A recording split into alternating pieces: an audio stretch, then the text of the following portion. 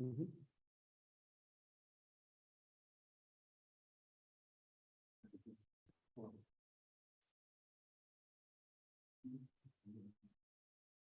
But nobody here.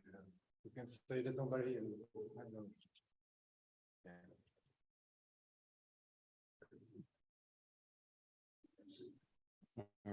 Hey, can you hear me, Alex?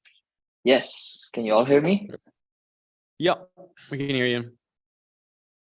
So we do have just two of us right now, but we are live streaming for others to see online.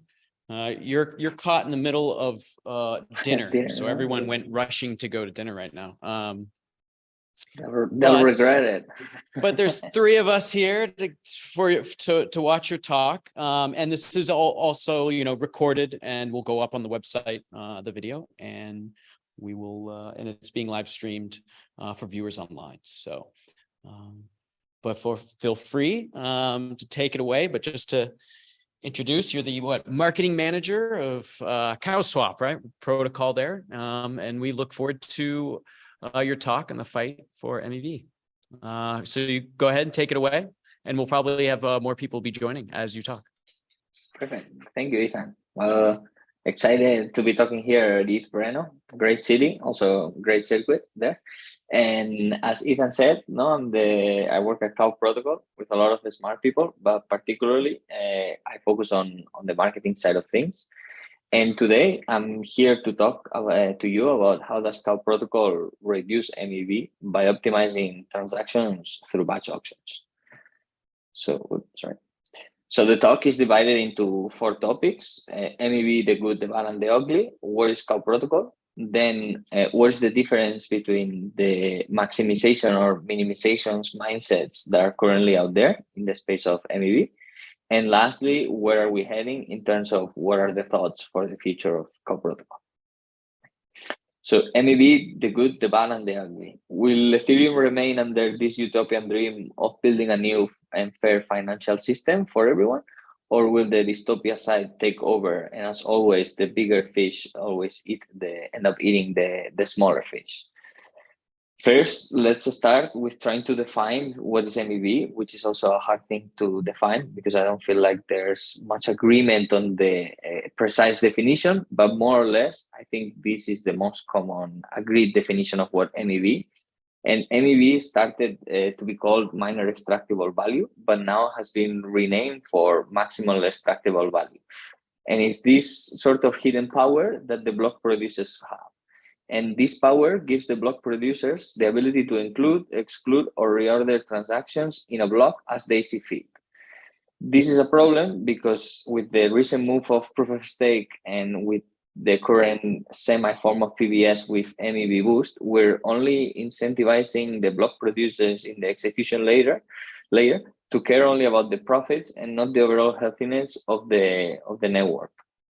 Before, the block producers only main source of revenue was gas fees, but with 2020 kind of like boom of all the different DeFi applications and overall Ethereum, and as well with the DeFi summer boom, suddenly MEV became a thing and there was a lot of money to be made through it.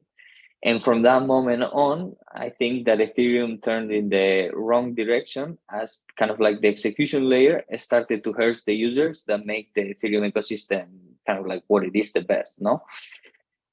But where does MEV come from? Well, MEV realistically comes from 2 sides. As we've said before, it comes from the execution layer, from these powers that the block producer have to insert transactions in their own will. And as data shows, they're constantly doing so. So this is not something kind of like an outlier, but rather something that's happening like very, very, very frequently. And then it also comes in the application layer, no? More precisely on how these different applications when it comes to trading are designed. Because when you're performing trading on Ethereum, depending on the different mechanism that you use for trading, you're exposing yourself to less or more MEV.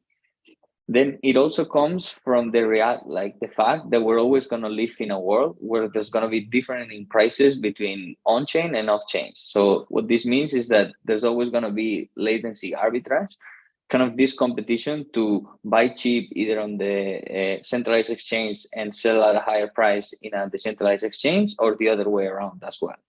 So there's no way that unless we fully get rid of centralized exchange, that we're going to be able to kind of get that problem away.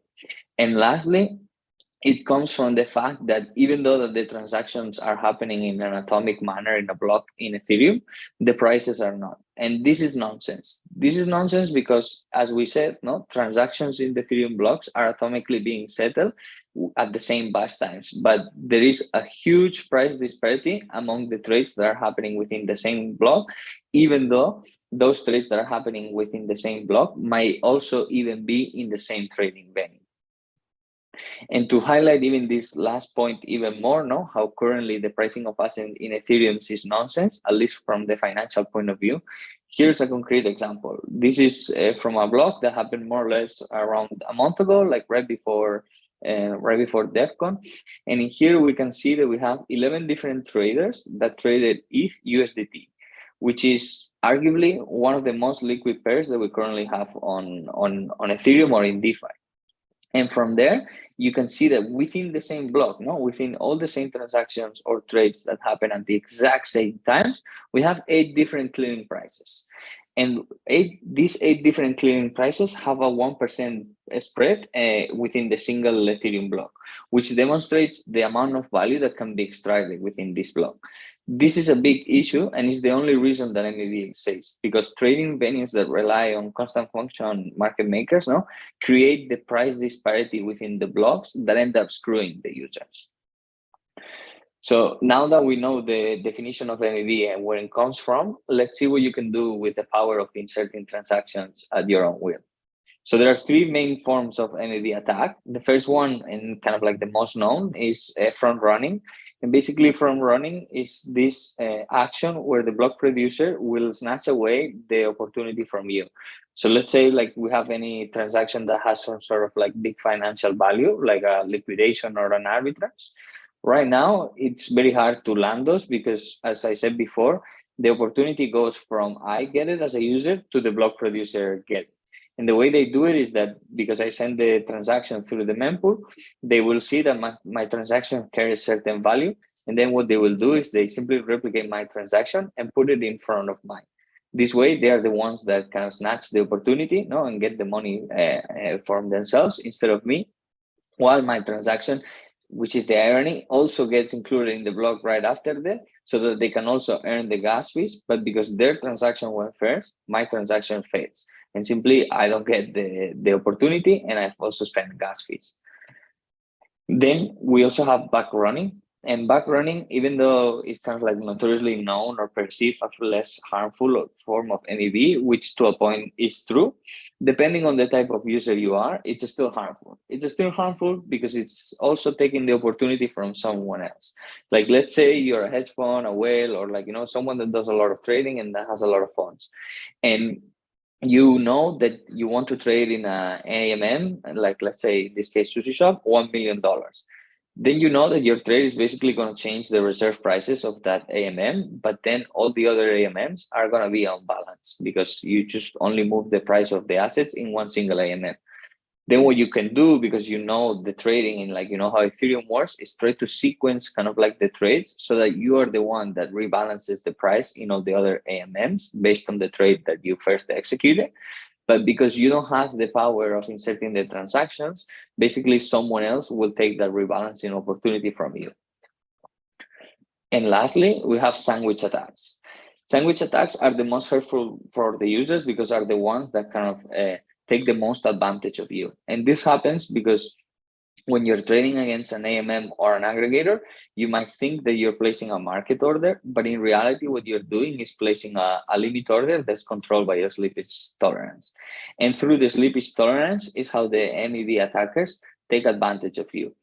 And basically, they take advantage of you by placing a transaction in front of you and right after you. And the way this works is that they'll see your transaction.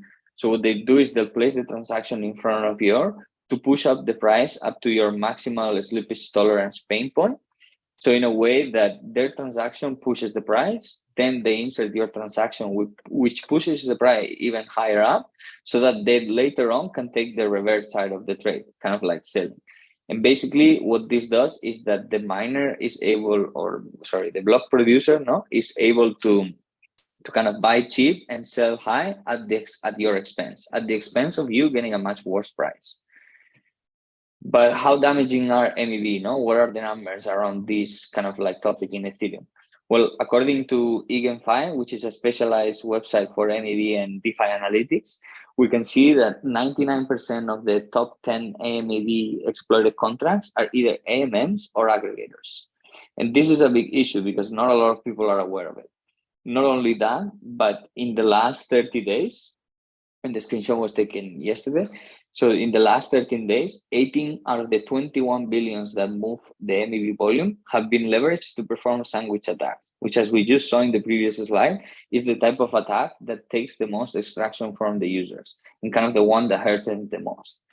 And lastly, we have Chainside Analytics that, while using the Flashbot data, they have calculated that around $1.3 billion have been extracted from users since 2020. Which is a very large number that not a lot of people are aware.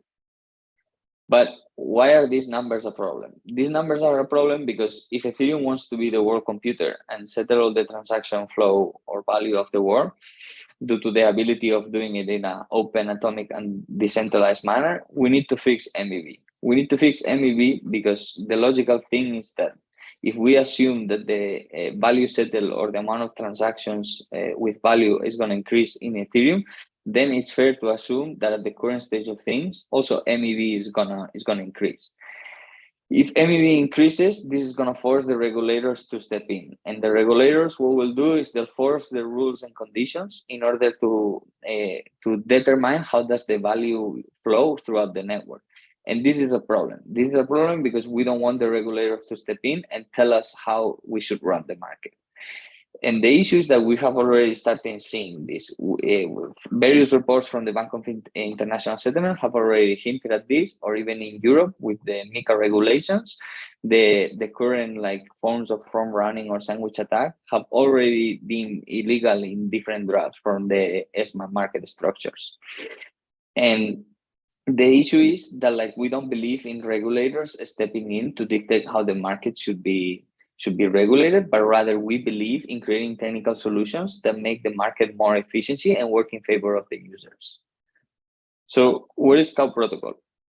Well, COW protocol is the trading mechanism that underpins the now famous UI, CowSwap.exchange, which is similar to an AMM or aggregator, but with the small yet fundamental difference that we add a thin batching layer on top of the AMMs and aggregators that allow us to aggregate multiple trades together and execute them in a single Ethereum transaction through the power of batch options.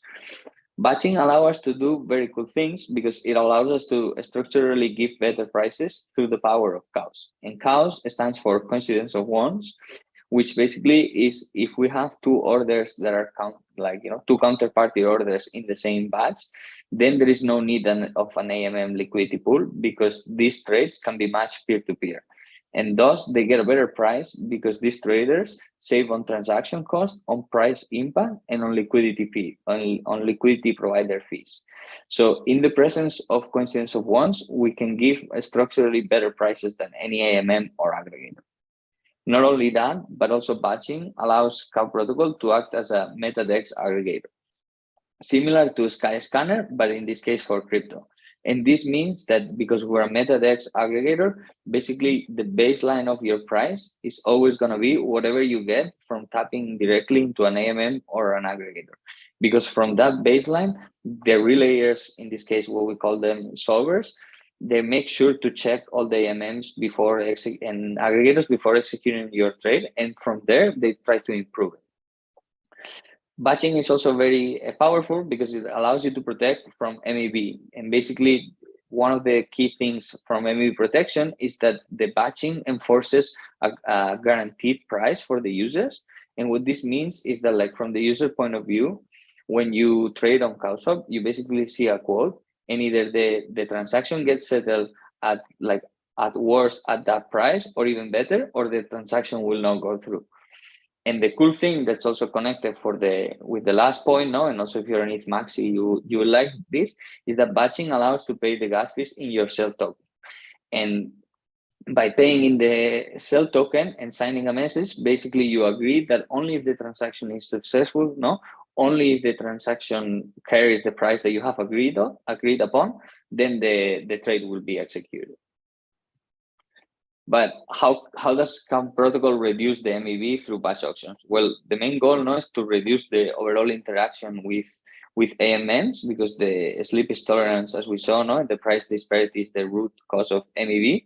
But if we have to trade against the AMMs, then what we're going to try to do is diminish the exposure to MEV by applying certain rules to the batch auctions that are happening within our trading mechanism.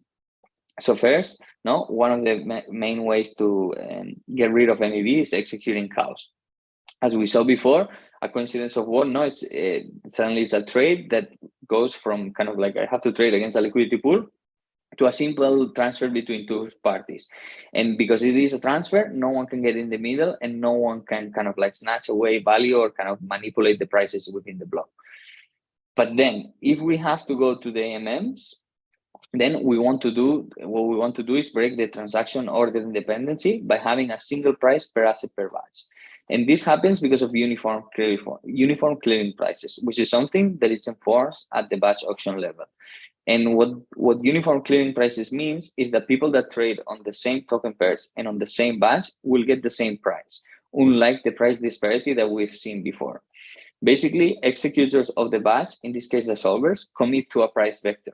And by committing to the price vector, they guarantee that regardless of the order of the trades, everyone is still gonna get the same price. In other words, no, the order of the factor does not alter the product. And lastly, batch auction allows us to aggregate fragmented liquidity via ring trace. This means that we're able to match different users without the need to jump into many different liquidity pools to make the trade successful. In other words, bringing the true bartering economy back to life. So for example, this is a batch settlement that happened in CowSwap kind of like a month and a half ago. And what we can see here is the example of structurally giving better prices through a coincidence of ones that also happens to be a ring trade. And here we have 4 users now, each one of them trading different asset pairs. The first one is trading DAI Aura, the second one is DAI against USDT, the other one USDC against USDT, and the last one Aura against USDC. And here we can see that, hey, the users at the top are going to get the same clearing price because they're going to trading the same token, no, Aura in this case. So they're both going to be buying or selling at the same exact price. And the same thing applies for the ones in the bottom that are trading USDT, no, that's the common token that they're trading. They will get the same price because they're executing in the same batch. But what's also cool is that what we can see is that each user is providing the liquidity of the other users without the need to go to the liquidity pools. No, in the case of the first one, the liquidity of the DAI is provided for the second one, then the liquidity of the UST is provided to the third one, and then the liquidity of the USC is provided to the fourth one. And then lastly, the fourth one is the one that provides the liquidity of ARA for the first one. So how do we actually compete for MEV minimization? Well, CAP protocol outsources the settlement of each batch auction to a competition of third-party algorithms. Whatever algorithm is the one that gives the most or the biggest price improvement for the user and thus minimizes MEV the most is the one that wins the right to settle the batch. Not only they win the right to settle the batch, but they also get rewarded from doing so. The protocol rewards for each batch settlement. Currently, there are 12 solvers competing against each other for minimizing MEV extracted from the user, or in other words, for maximizing the value for them. And these 12 solvers can be grouped into 4 main categories. We have the single order solver, which specializes in settling only one order per batch to whatever AMM or on-chain gives the best price. Then we have the batch CalDex aggregator, which specializes in finding this sort of peer-to-peer trades that we've been mentioning before. Then we have the mixed integer programming or MIP solvers. These are the solvers that specialize on settling on AMMs or aggregators more than 2 trades within a batch. And lastly, we have the quasi-linear solver or quasi-model, which is a solver that is specializing in settling the trades in more fancy pools, kind of like balancer pools or other pools that that require more complexity than your typical AMM Uniswap pool. So what are the difference between the maximization and minimization mindsets? No, it's all MEV protection out there, the same thing. Well, of course not. At least this is my opinion or our opinion. No, one can argue that for in the case of Flashbots technology and Cow Protocol technology, they're two sides of the same coin. And there are two sides of the same coin because if you think about it, both technologies kind of outsource the transactions to a competition of third parties. In each competition, the winner is the one that optimizes the transaction in the best possible way for the users. No, it's the one that creates the most value for the users. The slightly small yet important difference is that who are these users? No, who are these things optimizing for? And in the case for Flashbots, the technology is optimizing to give the benefits for the validators or the stakers, but kind of like the same parties. But in the case of Cow Protocol, no, this technology is optimizing to give the value for the traders, the ones that are actually creating the opportunities themselves. So what is Flashbots? Flashbots is a collective team or group of individuals who have done tremendous work on making sure that we understand the problems of MEV and kind of see the consequences of developing systems or applications that are prone to MEV. From their website, we can see that their mission is broken up into three parts. No, first, illuminate the dark forest. They have helped to bring the problem mainstream. Basically, through MEV Explorer of MEV Inspect, they've been able to shed light on the issue. And this has been tremendous in helping educating people because they were able to kind of put a number of dollars on the amount of damage that's currently being done in Ethereum. Secondly, they want to democratize the extraction. And this is something that, while from the first thought, it is very good because more people can kind of like, extract the value, and overall the healthiness of the network in the case of spam has been reduced a lot. We have to be careful because it's kind of like dangerous war in the sense that, like, sure, it's cool that we're democratizing the extraction to make it available for anyone, but it's also important to realize that we're democratizing a weapon that currently is focused only on harming the users of Ethereum. So it's still kind of like a 50-50 situation, or where the morality line is. And lastly, distribute the benefits. While their intentions are good, this is something that is not very clear how it's going to be achieved, at least yet. Maybe in the future, like, they'll have more clarity around it. But also, the distribution as of now is going to the wrong people. It's going to the wrong people because right now, no, the MEV rewards are only going for the validators, and the validators are not the one that create the opportunities. They're just sitting there attesting information in the blockchain, and the true people that kind of create these opportunities are the traders. It's also tricky because in the end, like, if you're a staker and a user of DeFi, it's a little bit like foolish to think that, like, hey, you're not paying yourself your extra rewards that your that your staker is giving you, because in the end, those rewards are coming to you at the expense of you getting a worse price when you're using the DeFi trading mechanisms. So what is Cow Protocol goals and mission? No, the Cow Protocol goal is to achieve one single price per token per batch, and we want to achieve that by trying to execute one batch settlement per block. Currently, this is not the case, but we're working very hard to get to that level. And if we have to break, our goals also into three parts. We have that the first goal is protection from the dark forest. And basically what we want to do is try to match as many users as possible via coincidence of ones, because this way we avoid having to hit liquidity pools and therefore interact with AMMs, which are a very harmful tools for MEV. And then also another way that we're protecting the users from the dark forest is by using a delegated trading model execution, where the users do not send directly the transactions to the mempool, but rather send them to these off-chain relayers that will be the parties in charge of sending it for them. Then avoid extraction. If we have to use the AMMs, yes or yes, because we are not able to find coincidence of ones, then let's apply certain rules to the batch auctions. And the most important rule for these batch auctions is the enforcement of uniform clearing prices. Because by enforcing uniform clearing prices, we can reduce the MEV created by breaking the order dependency of the trades within a batch. No, as we mentioned before, if suddenly 10 trades don't matter in which order they're executed, then people will get a much fairer price than if there's a game to play in the ordering of those trades. And lastly, if you trade on CowSwap today already, you already know this. If not, I recommend so. But we're already distributing the benefit, no? Already today, any profit that rises from settling a trade through the batch auctions is giving back to the user a sort of cashback, but we call it surplus. And this is because of the price improvements that we're able to find through the batch auction trading model. In this case, for example, I mean, you can't really see it, but it's kind of like the proof of the batch that we have in the middle, where we have 18 different traders, and on average each trader got a 2.5% surplus on their orders, which might sound small, but depending on the sizes that you're trading, you know, each percentage point that goes up for back to you, it's quite important. So to sum up, no, what is the key metric that we can compare these kind of technologies? In the case of Cow Protocol, no, the success of the technology is based on the amount of MEV that we're able to reduce. But in the case of Flashbot technology, kind of like the success metric as of now is the amount of MEV that can be extracted.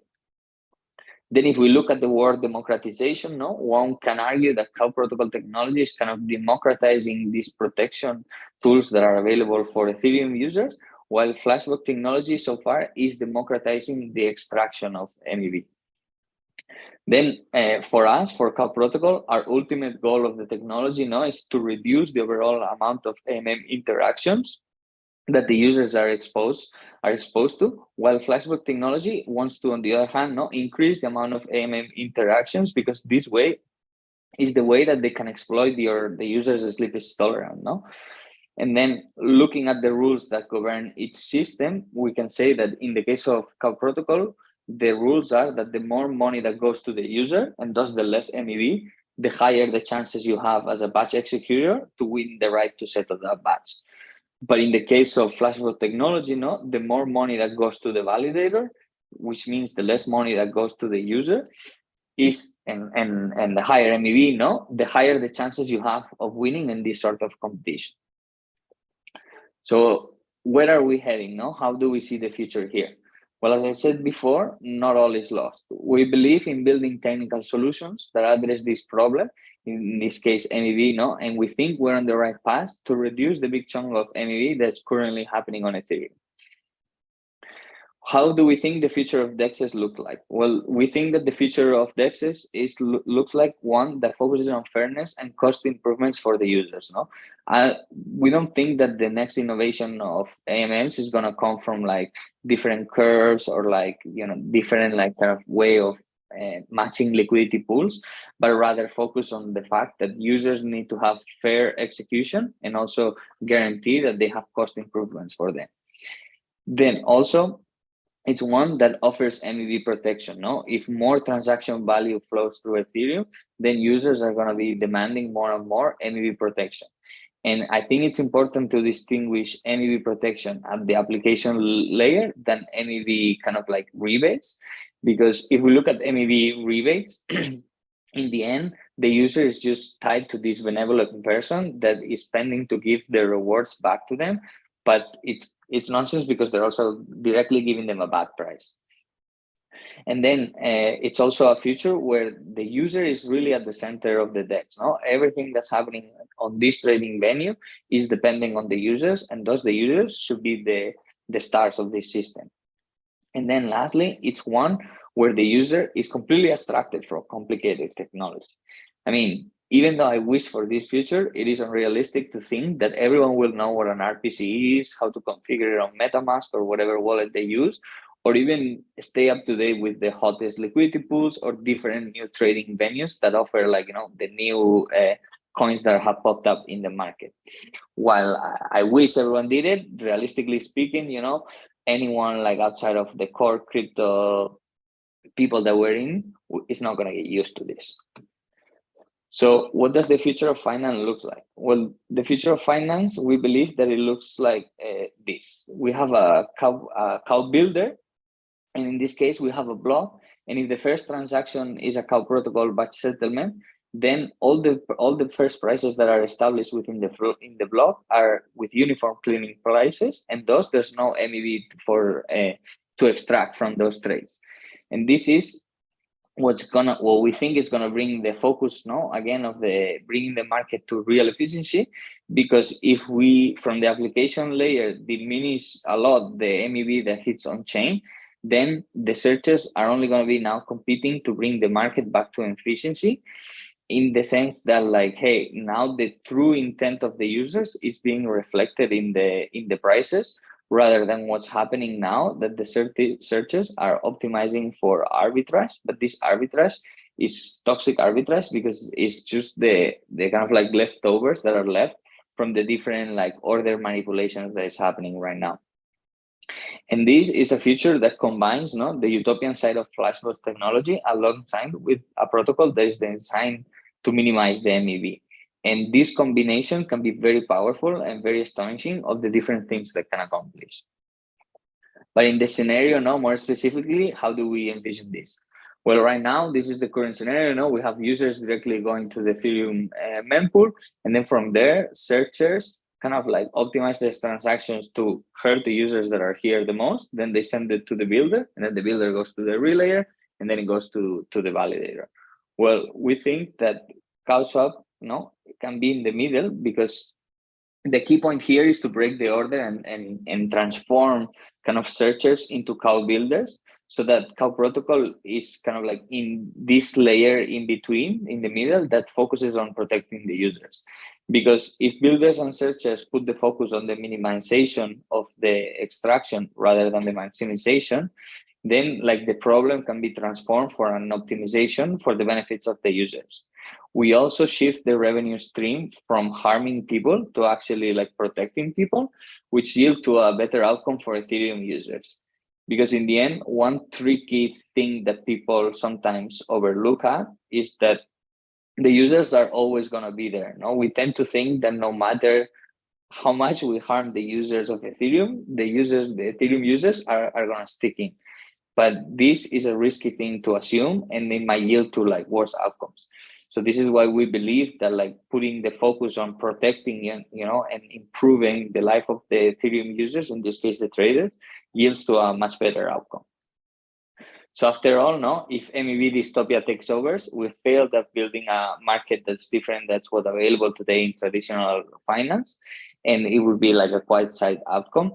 This is why we need you. We're hiring, and we would love for you to help us with build the future of decentralized finance. And hopefully the market fixes MEV. And yeah. Thank you very much, Alex. Appreciate it. No problem. So we are a little bit over time, so we won't have time for FAQ because we have the next talk to come on, but appreciate it. Definitely looks like you're onto something here with the Cow protocol. Yeah, again, thanks a lot for showcasing, and we wish you the best. Thank you. And thank you for the invite. Yeah. All right. Bye. Bye. Bye.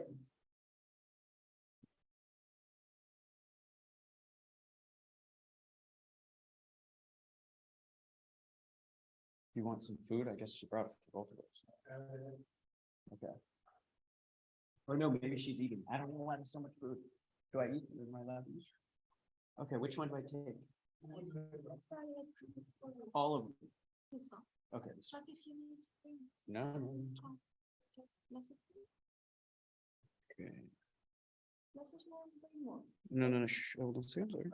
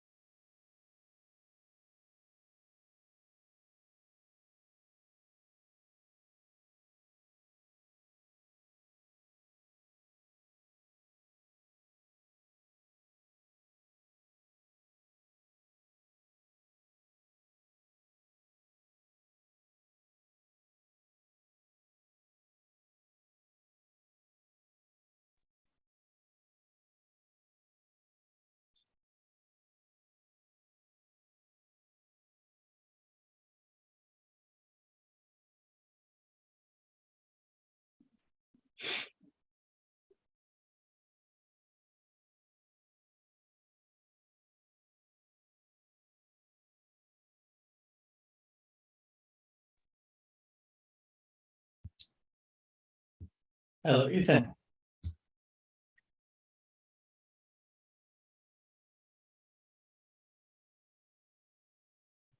Hey, do you hear me?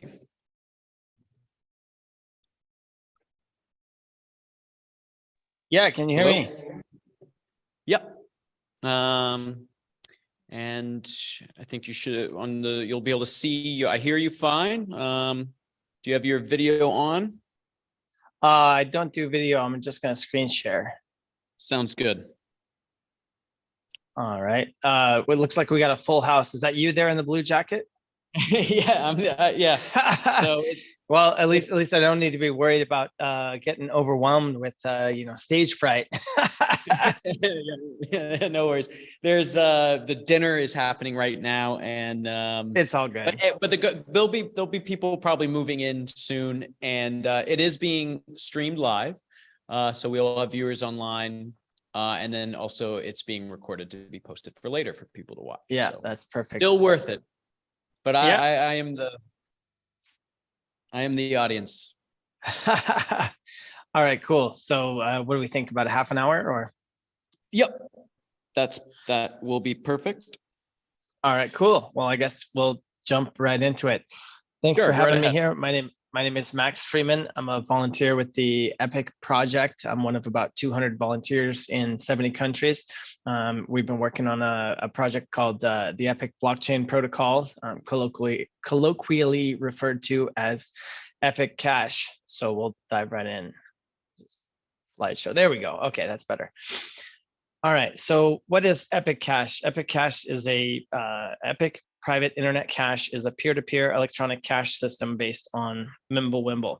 I'm writing a book called The DNA of Bitcoin to really dig into what Satoshi was trying to do with his original creation. And our effort in 2019 was aimed at getting back to the source of what the intention was behind the original Bitcoin design. And we believe that's a peer-to-peer electronic version, or a peer-to-peer version of electronic cash that allows online payments to be sent directly from one party to another without going through a financial institution. So the fundamental basis of the design is scarcity, 21 million supply, exactly like BTC. We launched 10 years later, so we have to compress the first 19 years of Bitcoin Core's experience into the first 9 years of EPIC. So it's got a graceful, almost fractal nesting in. We will reach what we call the singularity, where the supply curves intersect in June of 2028. There will be 20.3 million EPIC coins at that point. And 20.3 million BTC coins. This is a little old. Today, there's about 15.2 million EPIC coins and 19 point something BTC coins. EPIC is a permissionless protocol that allows you to make payments. You can pay anyone, anywhere, any amount, anytime, for any reason. It's private. Nobody can see amounts or addresses, and nobody can stop you. So with EPIC, the privacy is baked in at the protocol level.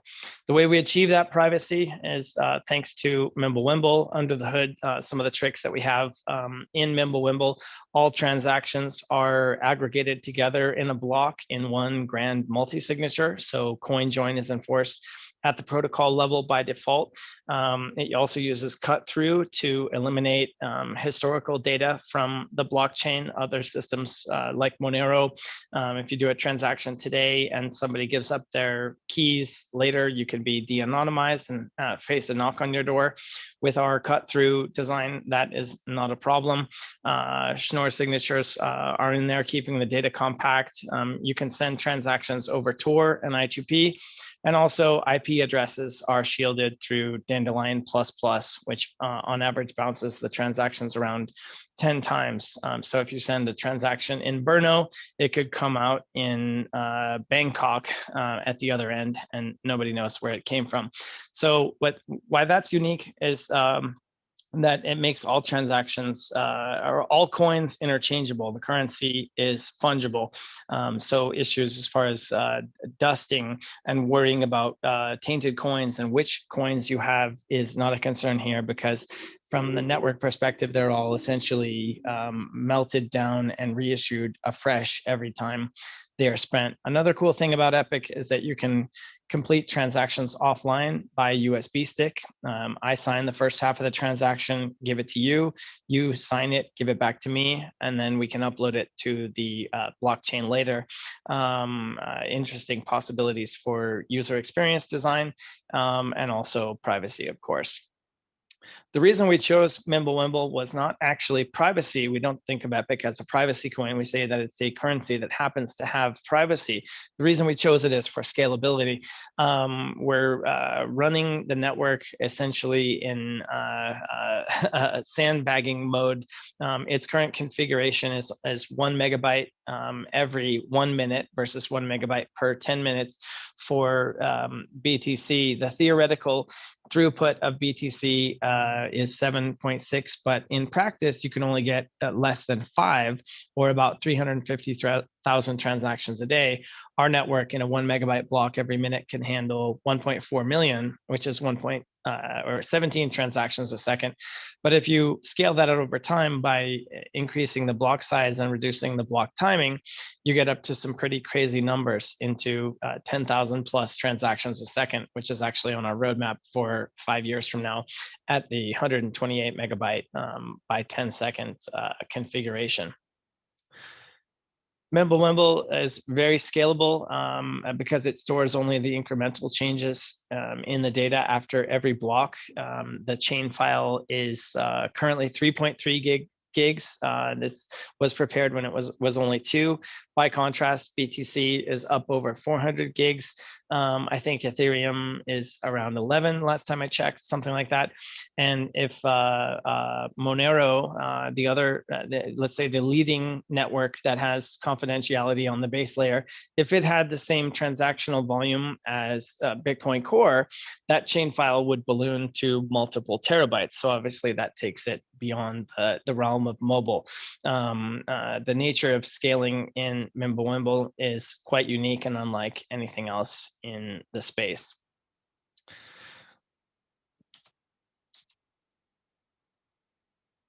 We are not just tech geeks, we're fundamentally multidisciplinary business guys, people from a very diverse range of backgrounds. Regulatory compatibility was very important to us. We fair launched the protocol with no ICO, no pre-mine. It's free software. There is no corporation. There were no VCs involved. We didn't even take any team tokens. I myself and all of the other contributors had to buy our coins on the open market from a miner or mine them ourselves to obtain them just like everyone else. So we've eliminated a lot of the potential regulatory problems that come when you do things like a 70% pre-mine in the case of Ethereum, which is now increasingly being used as justification to by regulators to say that everything on the system is a security. So we're safe under the Howey test. We're not afraid of the Competes Act, the Infrastructure Bill, or broker definition, or Stable Act. Interestingly enough, the Crypto Rating Council framework gives you positive points for things that make you more like a security, and negative points if you're less like a security.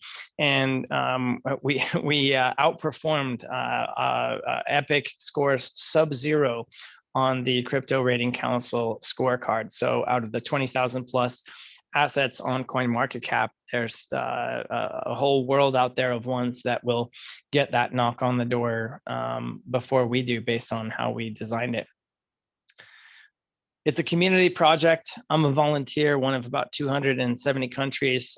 We dedicate our labor to make the project better and the coin become more valuable, because that helps us gain in purchasing power. The best compliment anyone ever paid me in this industry was when they said, "I really respect you guys because you have the patience to get rich slow in an industry full of fast buck chasing huckster charlatans. So we've thought a lot about governance. We thought a lot about structure. Epic is a governance-free protocol. There is no governance.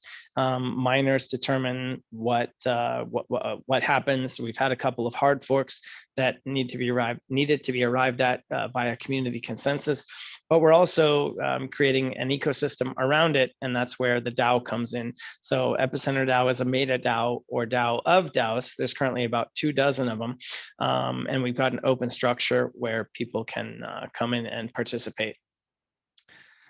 The design is future-proofed. Right now, in our polyphasic multi-algorithm proof of work structure, we've got 3 algorithms running. Currently, RandomX is 48% of blocks. That is CPU targeted, so laptop, desktop, and server. You can also run it on mobile today. It's just not very convenient, so not many do, though technically you can. 48% of the 1,440 blocks a day go to GPU on an algorithm called ProgPow, which Ethereum was considering using if it stayed on proof of work. As we know, it didn't, but you may have heard of ProgPow back from 2018. A few other chains use it. And then 4% is an ASIC-friendly algorithm called Cuckoo31. And the beautiful part about our design is that we can hot swap more algorithms in on the fly. For example, quantum resistance is a concern, and we've got an algorithm called dilithium crystals that is working in the lab. Break glass in case of quantum emergency, we can roll that out at any time. And we do intend to, even though quantum computers aren't really there yet, just to stay ahead of the curve. So if you ask me how many algorithms will we be running in 10 years, probably half a dozen or maybe even more. There's really no limit. Difficulty adjustments in Bitcoin Core occur every 2 weeks. So when you have a situation like China banning proof of work mining and 54% of the network hash rate goes offline overnight, it takes a long time for the network to adjust. By contrast, in our design, it resets approximately every 2 hours.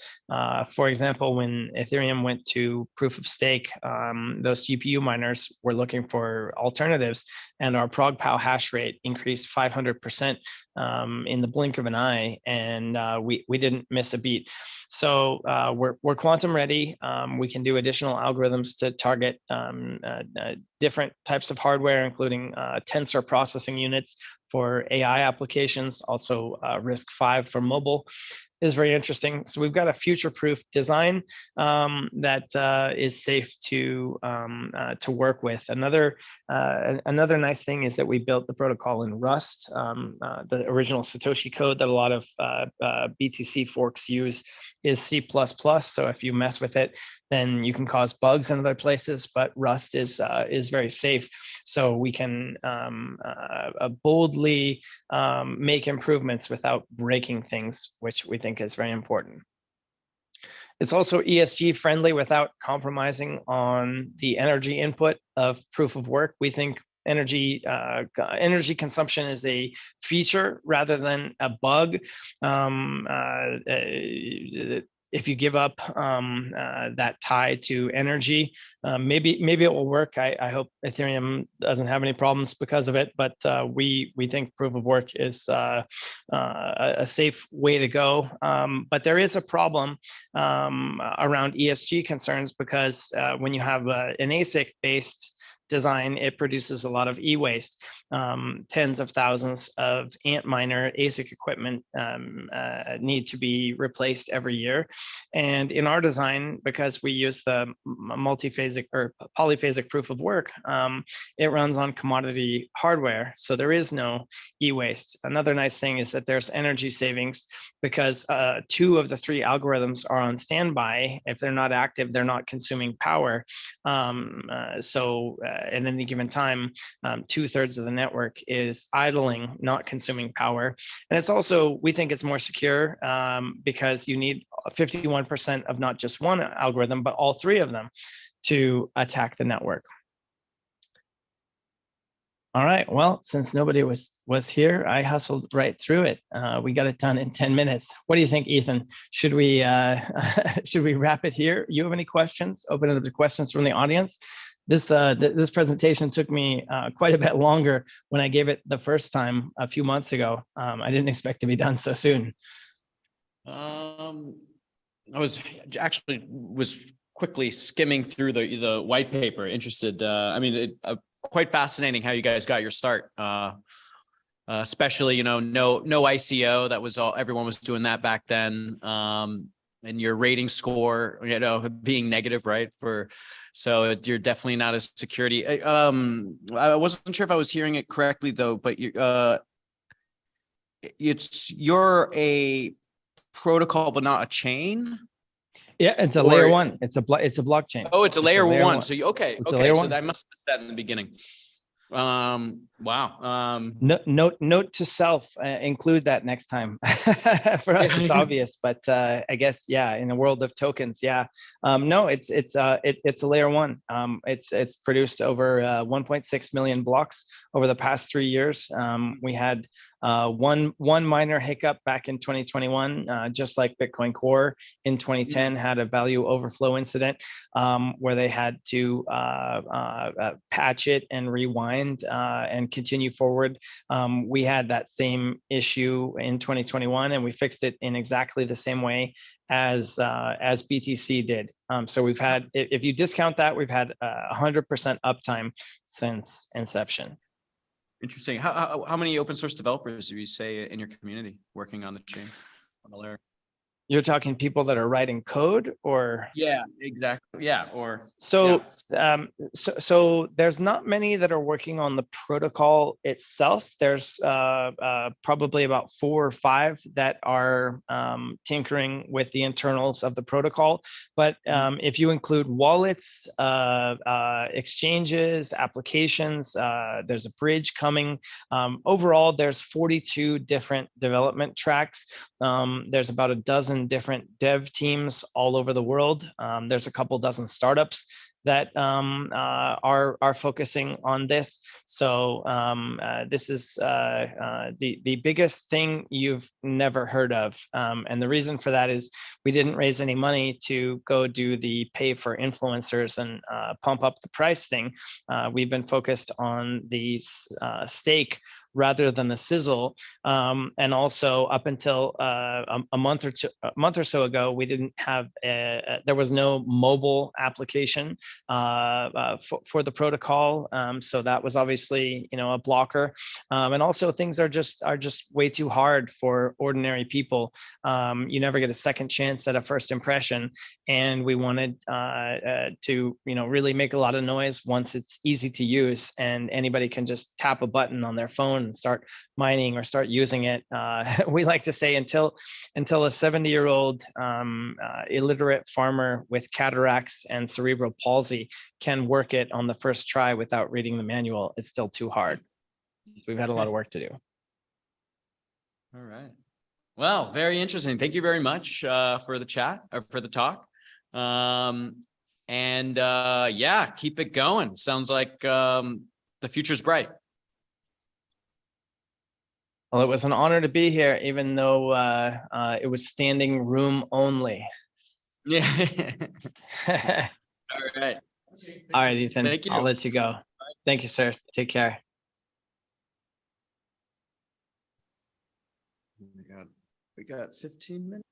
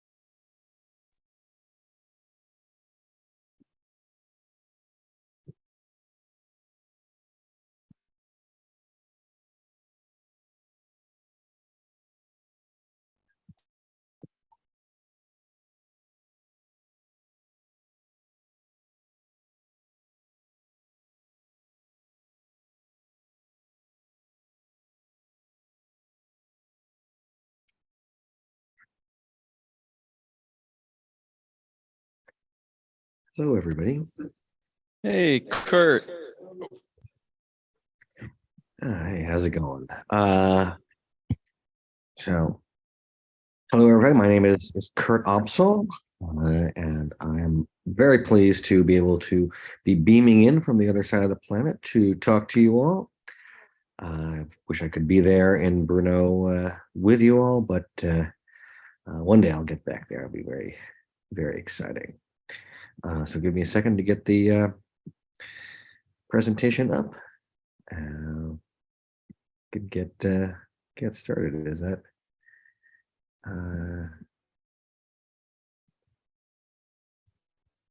how's that looking?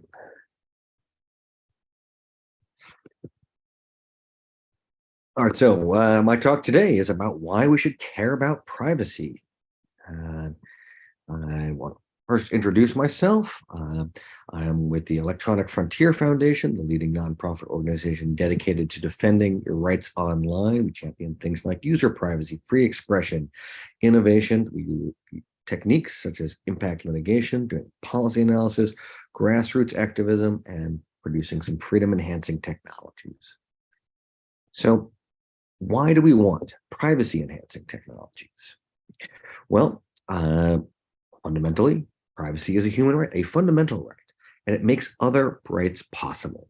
It is necessary for having some personal autonomy. It's necessary for freedom of expression.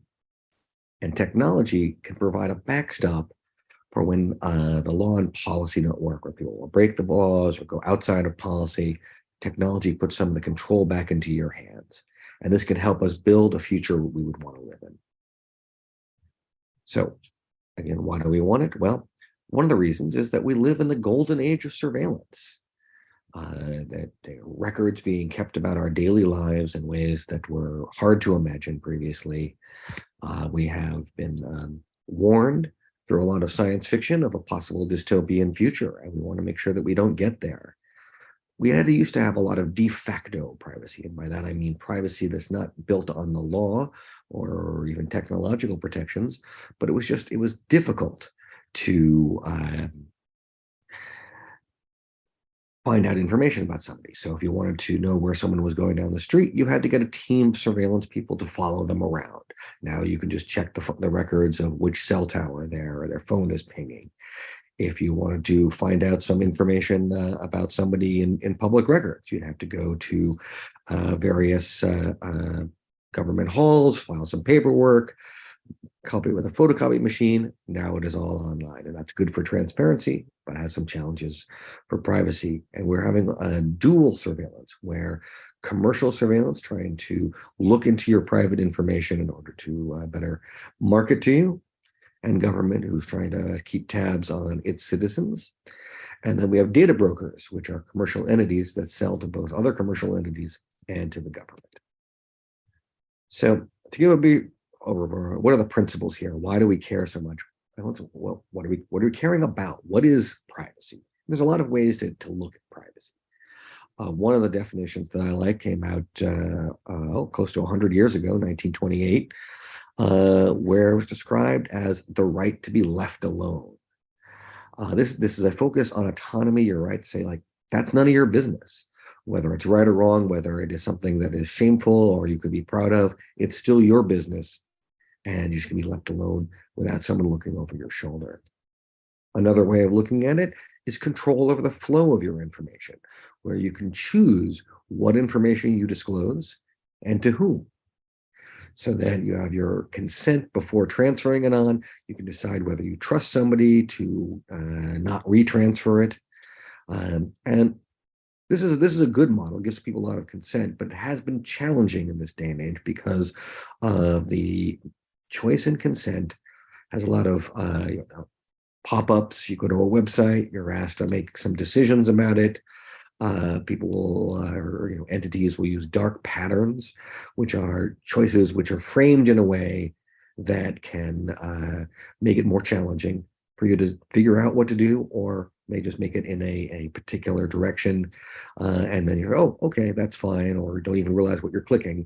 So choice and consent is a good one, but it does have some problems. Another reason for privacy today is protection against a dystopian future of tomorrow. So that data is very cheap. You can store tons of information, artificial intelligence, machine learning, they can be reviewing that, analyzing it, making inferences. And so even if something you're doing today is totally fine, you may come to a future day in which it's not popular, it is not lawful, not culturally acceptable anymore, and people can look to the past. So if you protect each day, you're protecting yourself against your tomorrow. And so we care about all of this because privacy gives you the ability to have and share your political and social ideas. It enables you to send and receive ideas, to have comfort in supporting or opposing political or social causes. And if someone's looking over your shoulder, it's intimidating. They're judging what you could do. And so this is critical for allowing room for unpopular opinions. Coming to the cryptocurrency space, one of this is financial transactions. And these can reveal deeply personal information. So if you purchase a membership or donate to a political or social organization, that can reveal your beliefs and your supports. The books you buy, the subscriptions that you sign up for can reveal your interests and what sort of information that you are gathering that helps you form those opinions. Your medical expenses, especially if you are doing something which is maybe a disfavored medical care, can be both very revealing and potentially subject you to liability or problems down the road. And of course, your shopping history very broadly is indicating what you're interested in, what you're trying to go for, and has often been used as part of prosecutions to infer people's intent. And then a subset of privacy is the value of anonymity. Anonymity or pseudonymity in some cases is as I thought was put very well in this court case, a shield from the tyranny of the majority that applies the purpose of the First Amendment to protect unpopular individuals from retaliation in the hand of an intolerant society. Now, the First Amendment is a US focused thing, but globally there are many treaties and human rights conventions that recognize freedom of expression, recognize the value of that.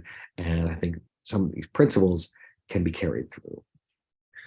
And this came up in a case in the United States where it was compelled disclosure of affiliations with engaged in advocacy. And this was in a dark time of US history where there were not civil rights for all. There were a lot of laws keeping down the Black population of the American South. And there was an attempt to find out who was the member of the organization that was advocating for that group. It was designed to chill free expression activities. Also comes up in the context of who is purchasing books. And that comes again where we're talking about the specter of a government agent looking over the reader's shoulder. And so tying this together with financial records, this is where it has come up in the past where people have tried to look at records from bookstores reflecting their purchases to indicate what sort of free expression activities they were doing. So to turn to how you can protect privacy, well, there's a number of different ways: speaking tech to power, taking on the responsibility that comes as a developer in this space, making sure that your programs are kept secret, keep people safe, and fighting for the users. So let's go through these. So speaking tech to power is a way that as a technologist, you can help influence policy debates and come to talk to the government officials or policymakers to help them understand the technologies that they are going to be regulating about. One of the great challenges is that many people in positions of power to create policy and regulation are not familiar with modern technologies. They come from often a generation or two before the most recent, and they have some misunderstandings. And the misunderstandings of these things can lead to bad policies just as easily as a principal disagreement on what the policy should be. So to help policymakers help you and create the space for for a good regulatory environment that can allow for privacy and innovation, telling them how the system works, will make it so that even if they disagree on the ultimate principle thing, at least they're not making decisions which are based on a misunderstanding. So with great power comes great responsibility. As if you are a developer of on the blockchain, you're making the code, express your values in that code. When you're writing a program, when you're making a smart contract, when you're developing in this space, ask yourself, is this going to help and preserve civil liberties? Is this going to provide the users with privacy? And another important point is that one of the ways we hope to protect privacy is through decentralization, to protect civil liberties overall.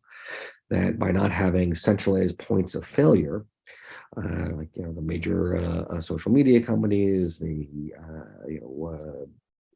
AWS controlling all cloud storage, by having a single point where the government can go look for information, it makes it easy for them. It helps they develop relationships that make it even easier for that information to be gathered.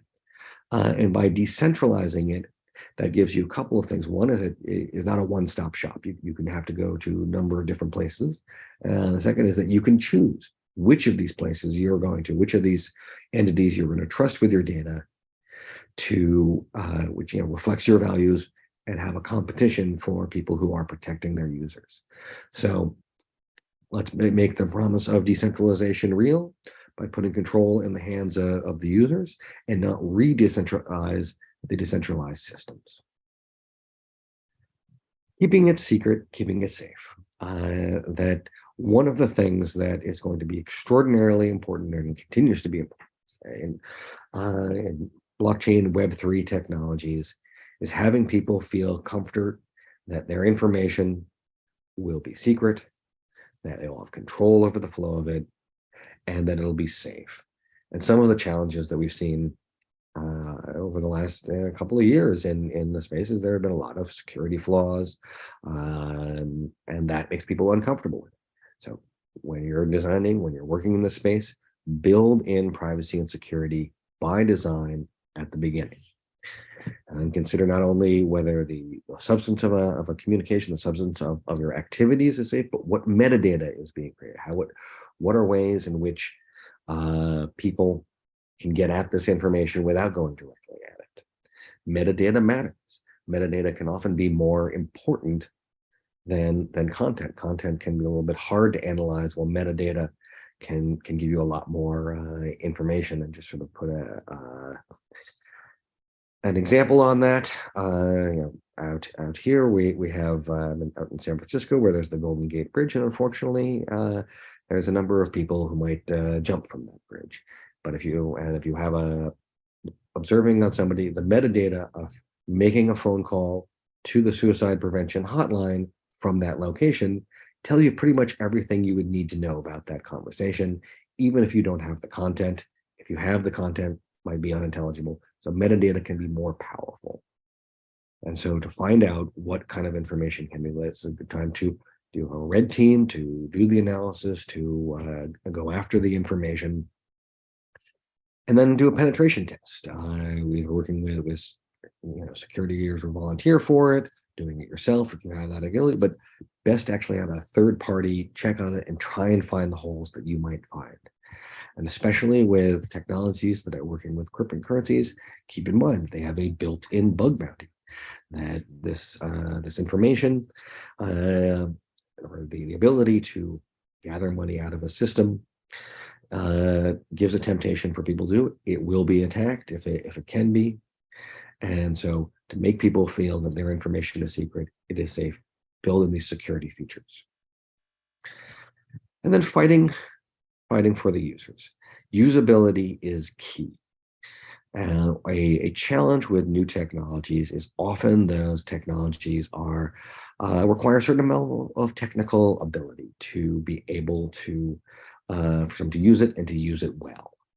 That one technology that has long been able to protect people's communications, pretty good privacy, or PGP, is a very strong program for encryption.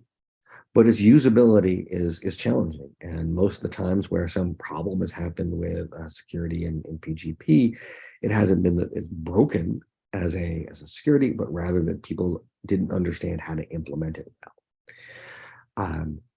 So you want to make sure you're developing in this space to be able to use systems that the average user can use systems securely and understand how to protect themselves, understands what controls are available, what choices that they are being made, and that they don't have to have a degree in computer science in order to, and especially if we're trying to use privacy to enhance not just the fundamental right to privacy itself, but the other fundamental rights that privacy can protect.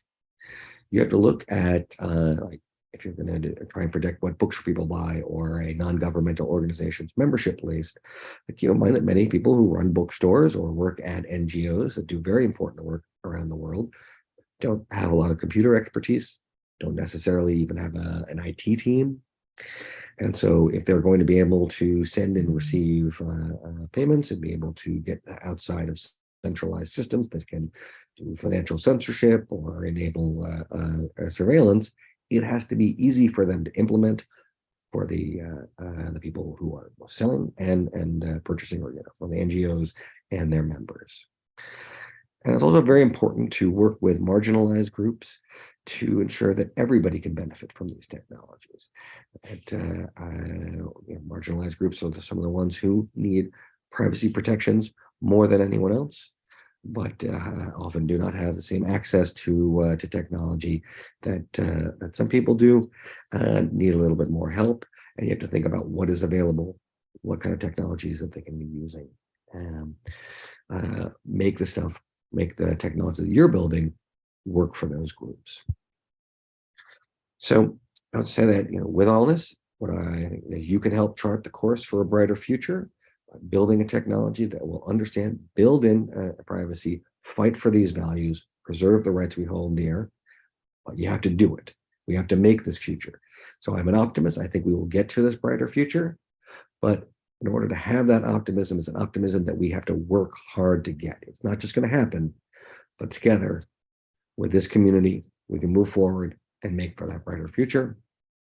And finally, I will give you a plug. You can join the Electronic Frontier Foundation at supporters.eff.org. And if you want to join with cryptocurrency, we're glad to have that. So with that, I'll ask you if there are any questions.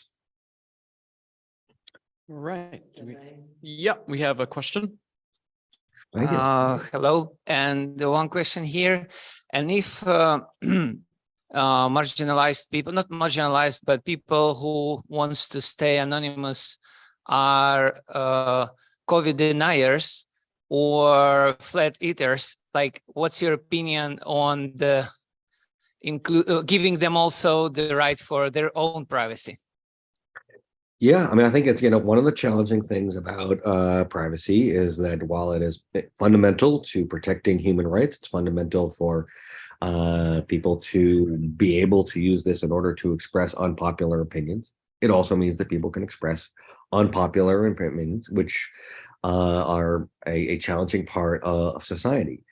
Now, I think that, at this point, anonymity is so hard to achieve that the problem we have is that there's not sort of too much of it. Most of the people who are expressing the sorts of opinions that you're talking about are not successfully being anonymous about it. They have some shields, but if they're on, say Twitter to express these opinions, Twitter has all of their information. Recently, I guess, even more verified information, or at least they have a $8 credit card record that they can find them. So it is true anonymity is hard to do, but that is a challenge, and I think that has to be dealt with through other content moderation forms, and to make sure that we are countering dangerous speech with good speech and doing a good job at monitoring. One of the aspects of freedom of expression, it's important to have the ability to have speech, but also means that a forum is able to make choices about what speech is acceptable on that forum and enforce those choices. And that's one of the values of a decentralized system as well, is that you can have a place which will have good content moderations, and that's where you can go for your online conversations.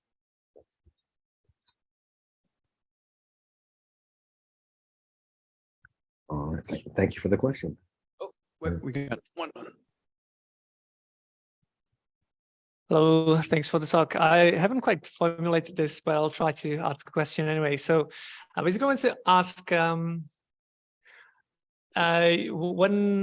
I see this sort of privacy issue as one of like the wicked problems that it's kind of like everyone's problem, but nobody's problem really. And so the people who usually care about it the most are sort of like niche groups that sort of have strong feelings about their own privacy for like various reasons.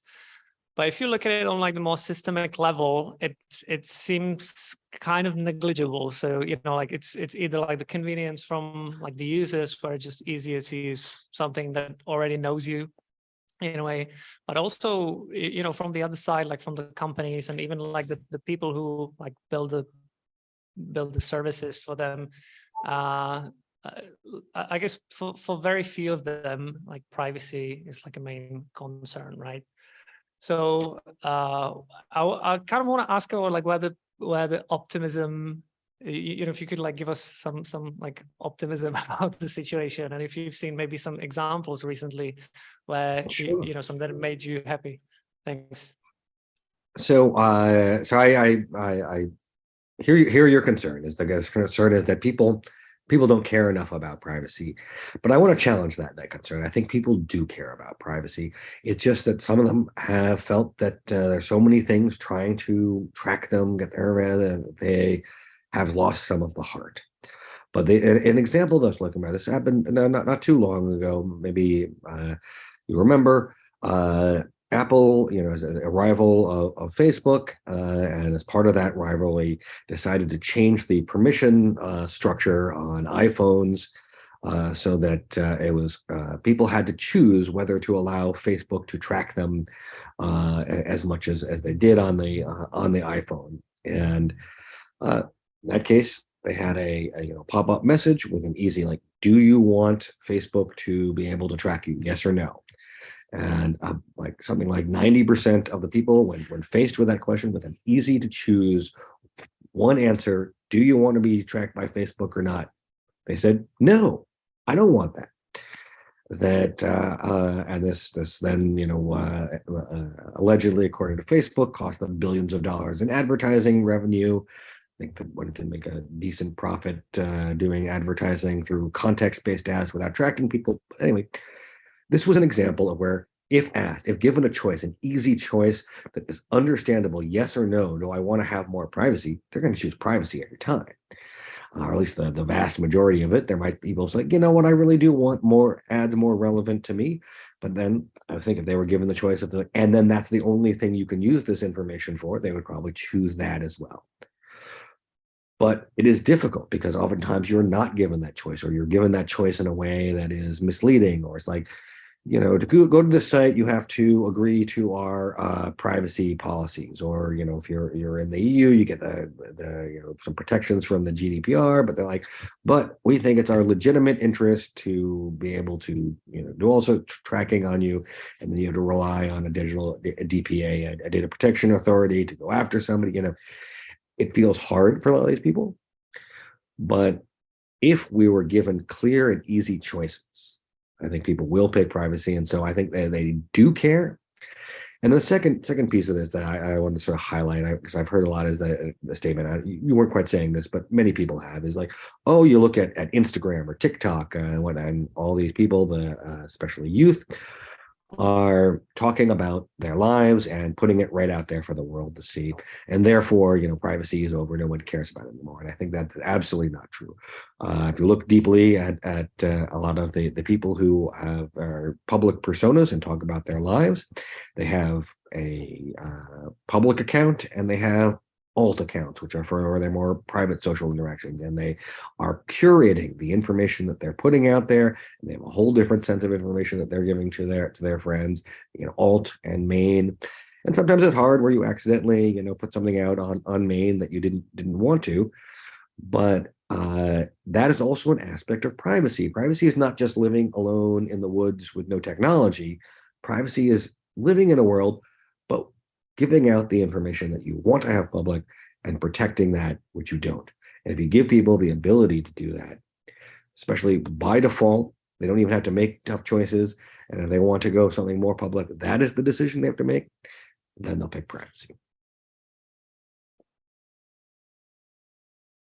Thanks. Thank you. Really quick question. I'm fascinated by the keys behind you. What is the source? What are they? These keys are some artwork from a EFF shirt that we made many years ago. That was our shirt for the DEF CON conference in Las Vegas, the hacker conference. And the one on this side is the glow in the dark version of it, and this side was what you saw on the shirt. So you had, and it was a puzzle. So people got the shirt and they had to, well, one, figure out that it was a puzzle. And if you shined a black light on this, or the glowing parts would glow, and then that gave a code for someone to decrypt and figure out our puzzle.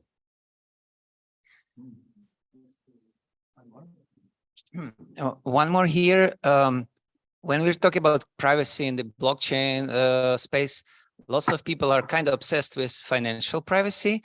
And maybe now that I'm thinking about the question, maybe it's related with this kind of parallel economy without taxation, and people were happy for avoiding taxes and stuff, being accountable for many years. So now they're kind of a bit afraid of what will happen if everything will be exposed and stuff.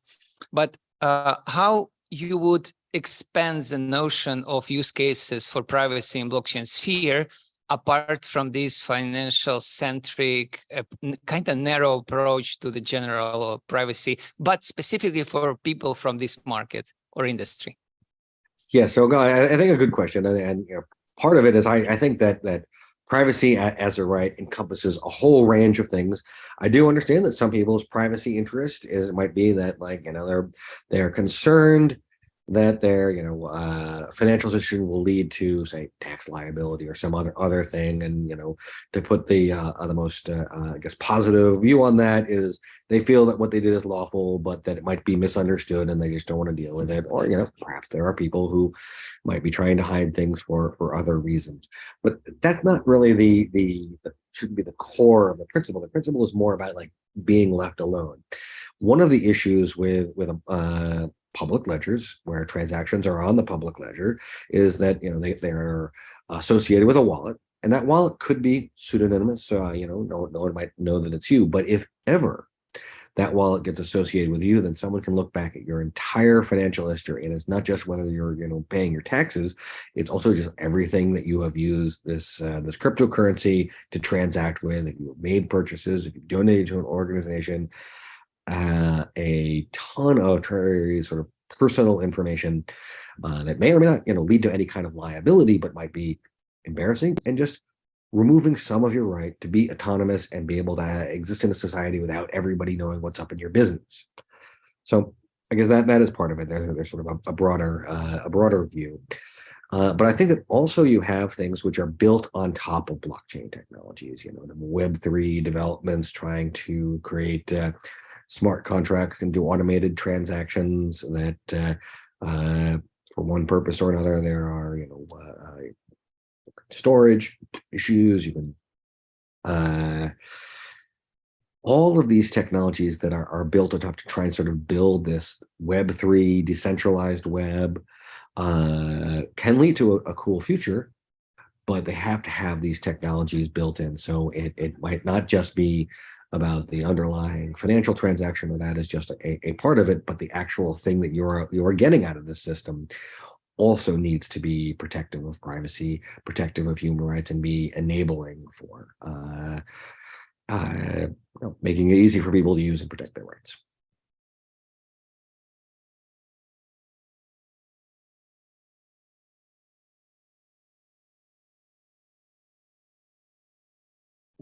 Here in Czech Republic, in Europe, we live in a relative liberty. So I guess people don't care about privacy that much. And there are people living in other ends of the world where they care more because they are not so not so free, or not free at all. Are there any markers or any factors that that influence when people actually start caring about privacy because they don't feel they are free enough? Thank you. Well, I mean, I think that there are a lot of regimes in the world which are more authoritarian, where having privacy about your life is not just a fundamental human right, but actually could be life-saving. Like could be whether or not you get arrested for your political views, or if you are able to hold your job if you're a dissident whistleblower.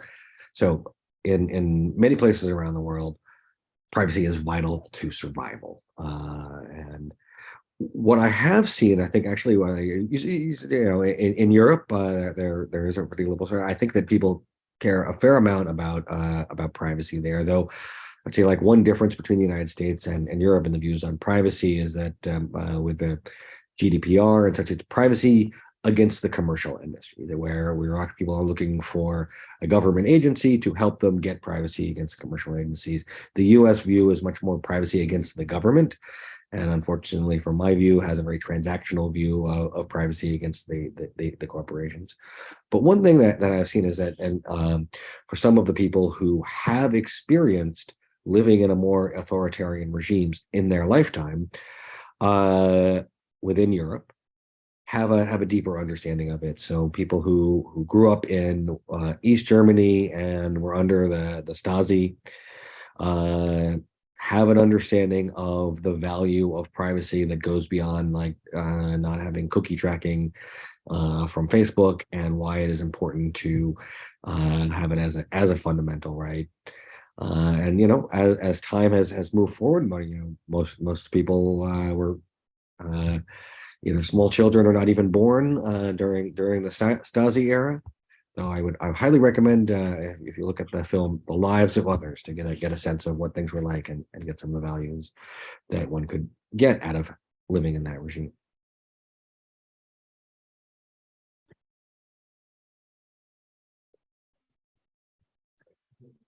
Sorry for monopolizing the bit questionnaire.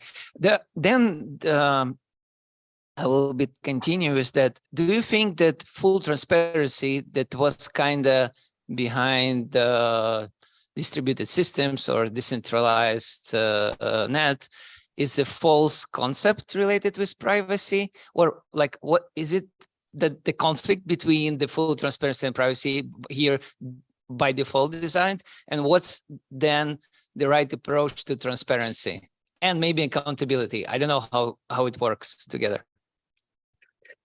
Yeah, I think transparency and privacy certainly can have a point of conflict. There are places where transparency is important for trust. It has some value, like getting transparency about government activities, something like that, or corporate transparency about their practices. But I also think that individuals should have stronger protections about when they choose to join and not have an enforced transparency. Now, I have heard from some folks who are very pro-transparency, who feel that actually the transparent society is the answer to the ills of that have come these days. That if everybody was transparent about everything they do, then people would realize that other people were doing these sorts of things, and it would be very understanding because everyone was living out in the open. I'm not really a big believer in that. I don't know if we're going to get to a point where there's a transparent society and everyone is so open that they are become understanding of other people. But getting to that, where people start to be open about all their private information while others do not, that gives power and knowledge to those who want to go after those who have become transparent, to be able to name and shame and say there's a problem with that. So it's hard to get there.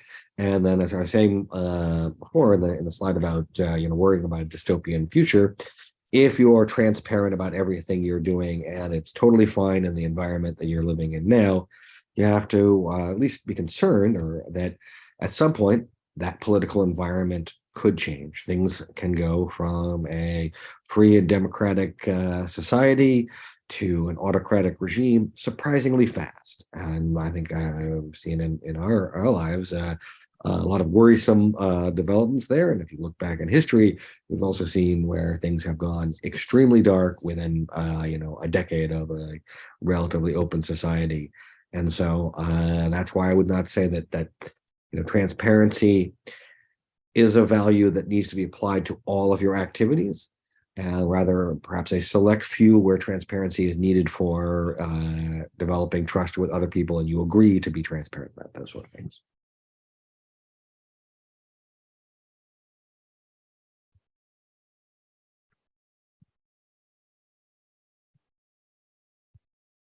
Hi, thanks for the great presentation.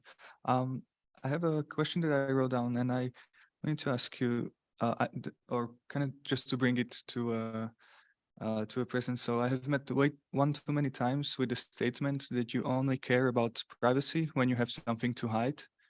To me, this feels like quite a privileged statement due to geographical location and the policies in a given place. Have you met with such statements? And if so, could you explore some arguments for this case? How do you react to such statements? Absolutely. It's a very good question. You have nothing to fear if you have nothing to hide is a common refrain. Some people say it seriously. Some people are more saying it just to advocate for a more surveillance-oriented society for their own reasons. But I find it that it's first of all an oversimplification, as you pointed out, that it is a privileged statement. It's coming from a point of I have nothing to fear because I'm a point privileged in society where if some private information came out about me, it would be no big deal because nothing is going to happen to me. And for marginalized communities, even within privileged societies, this is not necessarily the case. And then throughout the world, in authoritarian regimes and in different societies, there are plenty of reasons why, even if you've done nothing wrong, what you say can be used against you. So Cardinal Richelieu, who was an advisor to Louis XIV in France, had a quote that resonated me with this. As he said, "If you give me 6 lines written by any man, I can find a reason to have him hanged." And he put this into practice. And what I draw from that is that so many things can be taken out of context without the information surrounding them to make somebody look bad. And so even if you think that you have nothing to hide, that's more of a statement of I don't have any enemies who will try and use my personal information against me.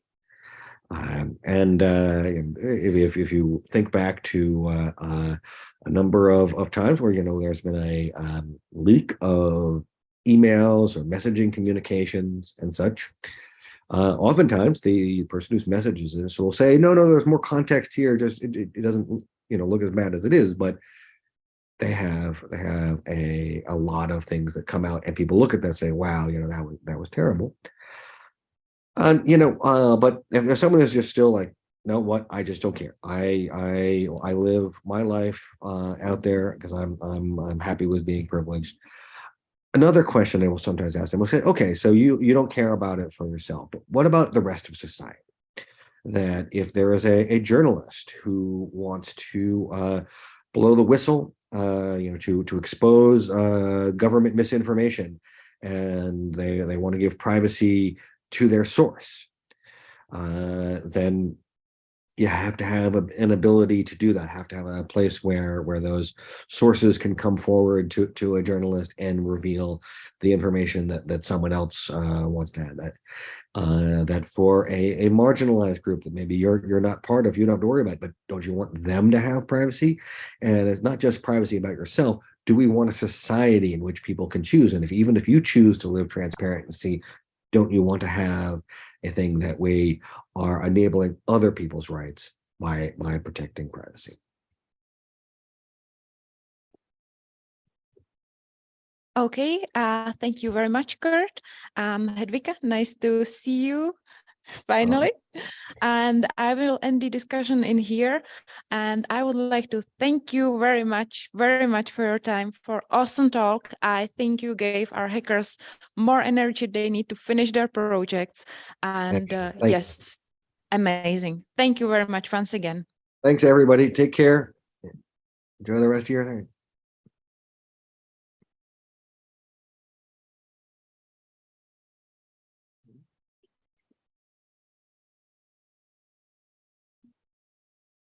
Okay, so if you guys want to stick around, it will be about all the updates on the whole Tornado Cash saga. So you'll get to learn exactly like what's the up-to-date issue on it.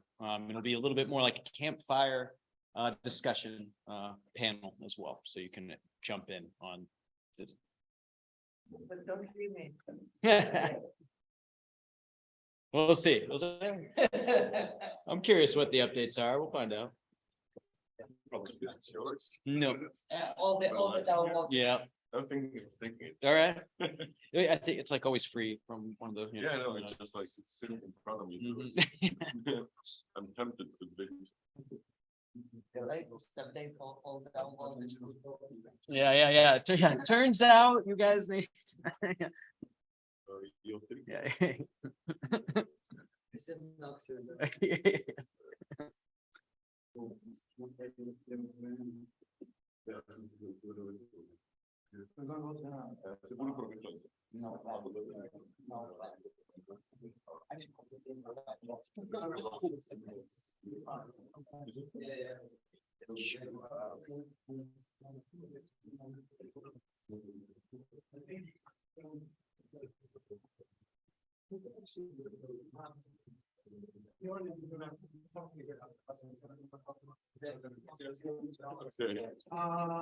Isn't down.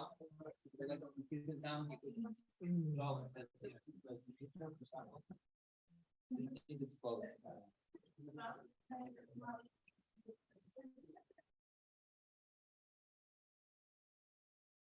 So I was and six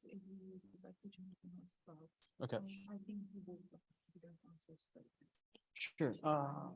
Next here, so we'll see how Robert will want to lead it. It's a bit messy. I just thought that he has everything.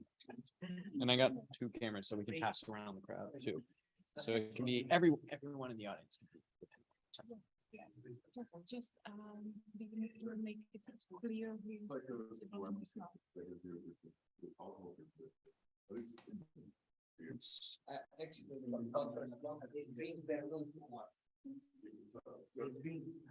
What's happened? Sound check 1, 2. Nobody speaking. Oh, hello. Can you hear me? Yes. Loud and clear, Max. All right. Who am I speaking with? This is Ethan, but I'm just checking. Oh, yes, you were joining Robert, correct? Right. Yes, I see two Maxes right now. Yeah, I'm piping in from my computer as well as my phone. All right. Nice.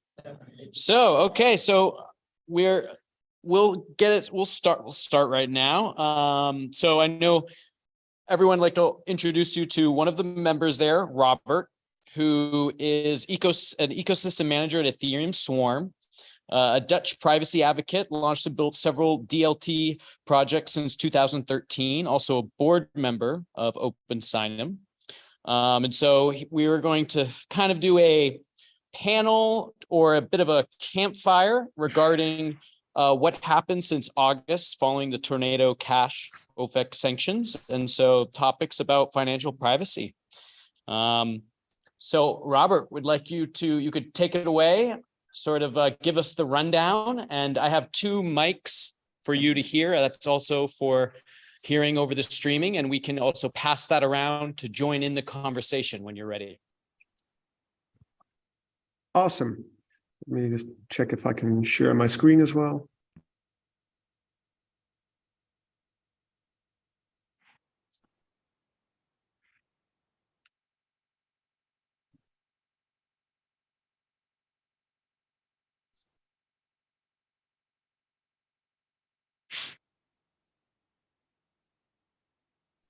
Apparently, yes. Okay. Great. Go.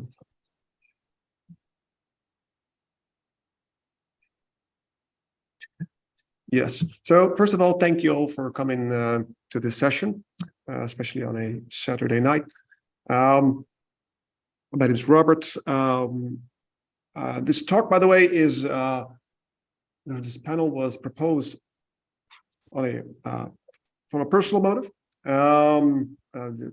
My employers are not involved in this in any way further. Just this the disclaimer, of course.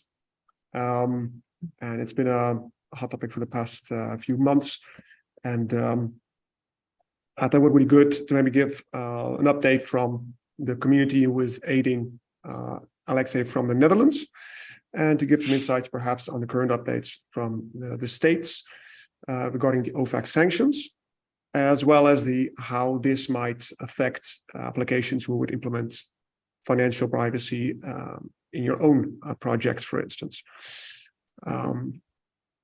That's about me. Max, maybe you can introduce yourself as well. Yeah, thank you. My name is Max Freeman. I'm a volunteer with the Epicenter DAO. We fair launched the Epic blockchain protocol in 2019. Epic has fully confidential transactions. It's a layer 1. So we're obviously quite concerned about what has happened to Alexei and the precedent that it sets. And I'm great to be here.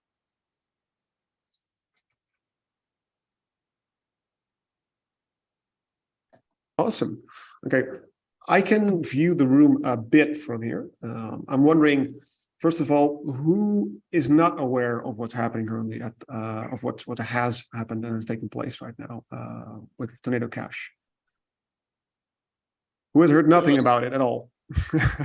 We would we for sure like an update. Okay. No, just because just to see who would start at the beginning or not. Okay. Please open up.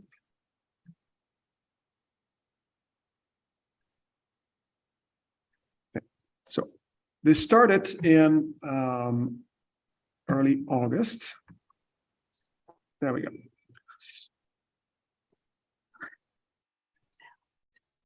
When the OFAC, a government organization in the States, focused on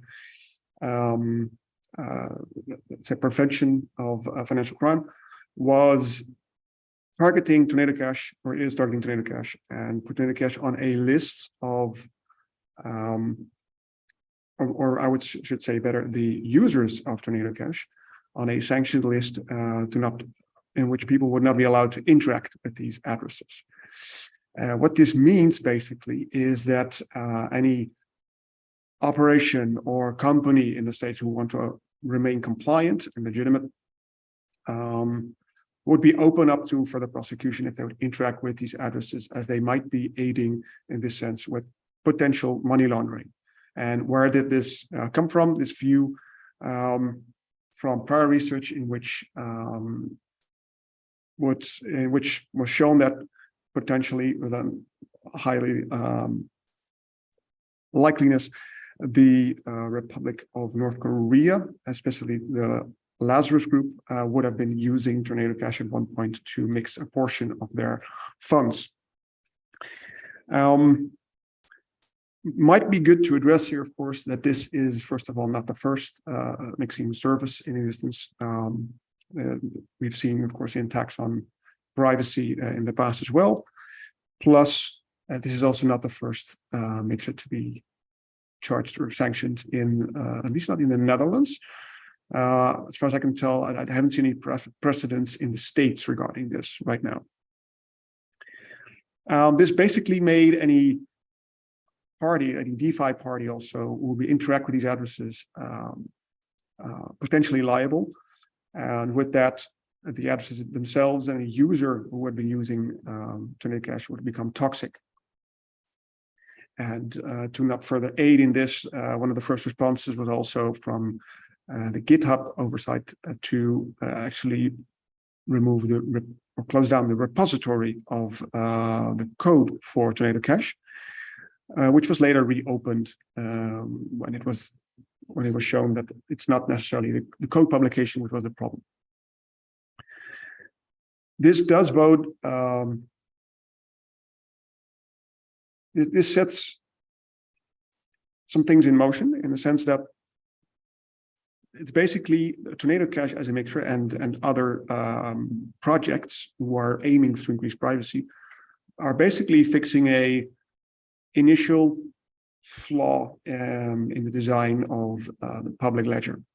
You could argue that it may not have been the goal to provide private transactions, and of course, because the public ledger is pseudonymous, as it was with Bitcoin and it is with Ethereum. But in comparison with the privacy offered by, for instance, in, well, let's say Western stable countries where you would transfer funding via a bank, then only the bank should know whom you're dealing with, and by law requests they could of course give that to the government. And a first service like Tornado Cash alleviates the forced public transparency about your financial history, and is basically creating a new paradigm with this. Besides physical cash, any other transactions would be recorded anyway. And in the case of these services, you would have the opportunity to actually increase your privacy above beyond the levels that regular financial transactions would offer in fiat. There's been a backlash on this, on the setting for privacy, privacy-friendly financial transactions before. We've seen it in the past with sanctions and boycotts against privacy coins from different jurisdictions. At one point, France, for instance, did this, India as well, because of potential money laundering risks. That's usually the argument. Or in this case, also terrorism financing. What does this mean? Well, as a follow-up, and I would highly recommend the publications by CoinDesk and Coin Center about these current prosecutions. Any party which would facilitate financial transfers coming from these addresses would be liable, which also meant that participants in the network who would aid in validating the blocks for these transactions, also out of a, well, preventive measure, has started to block these, starting to refuse these blocks, which also brings up the question: how censorable is the chain, and is it still as uncensorable as we would like it to be, for instance?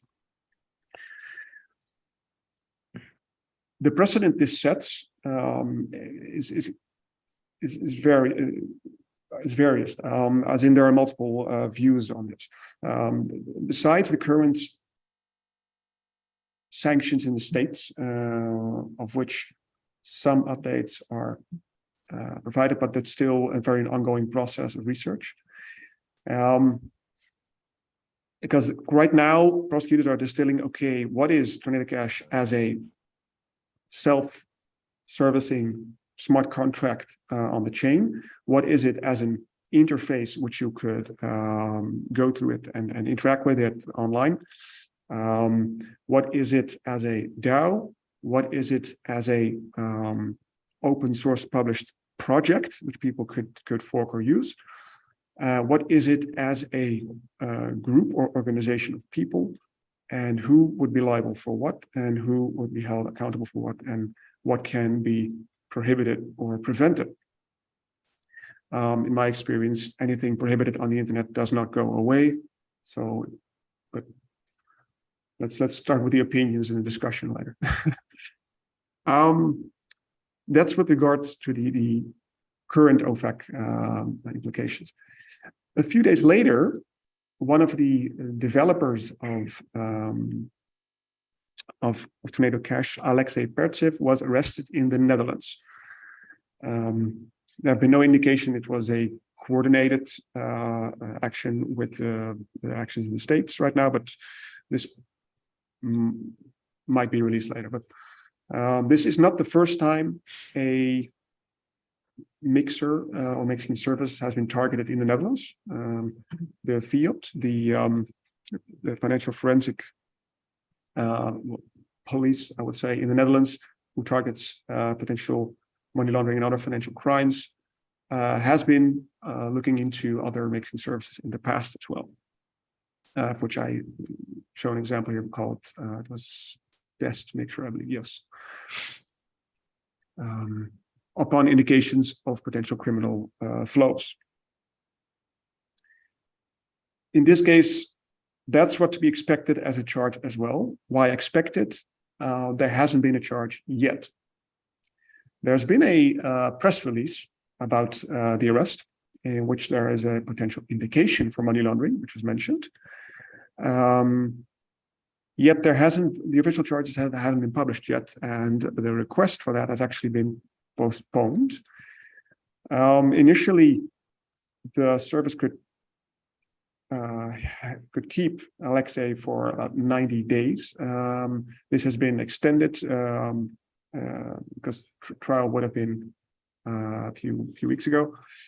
This has been extended till the 22nd of November, in which the trial will be held, and say formal charges would be published, which also gives an opportunity then for his defense to start working on a more targeted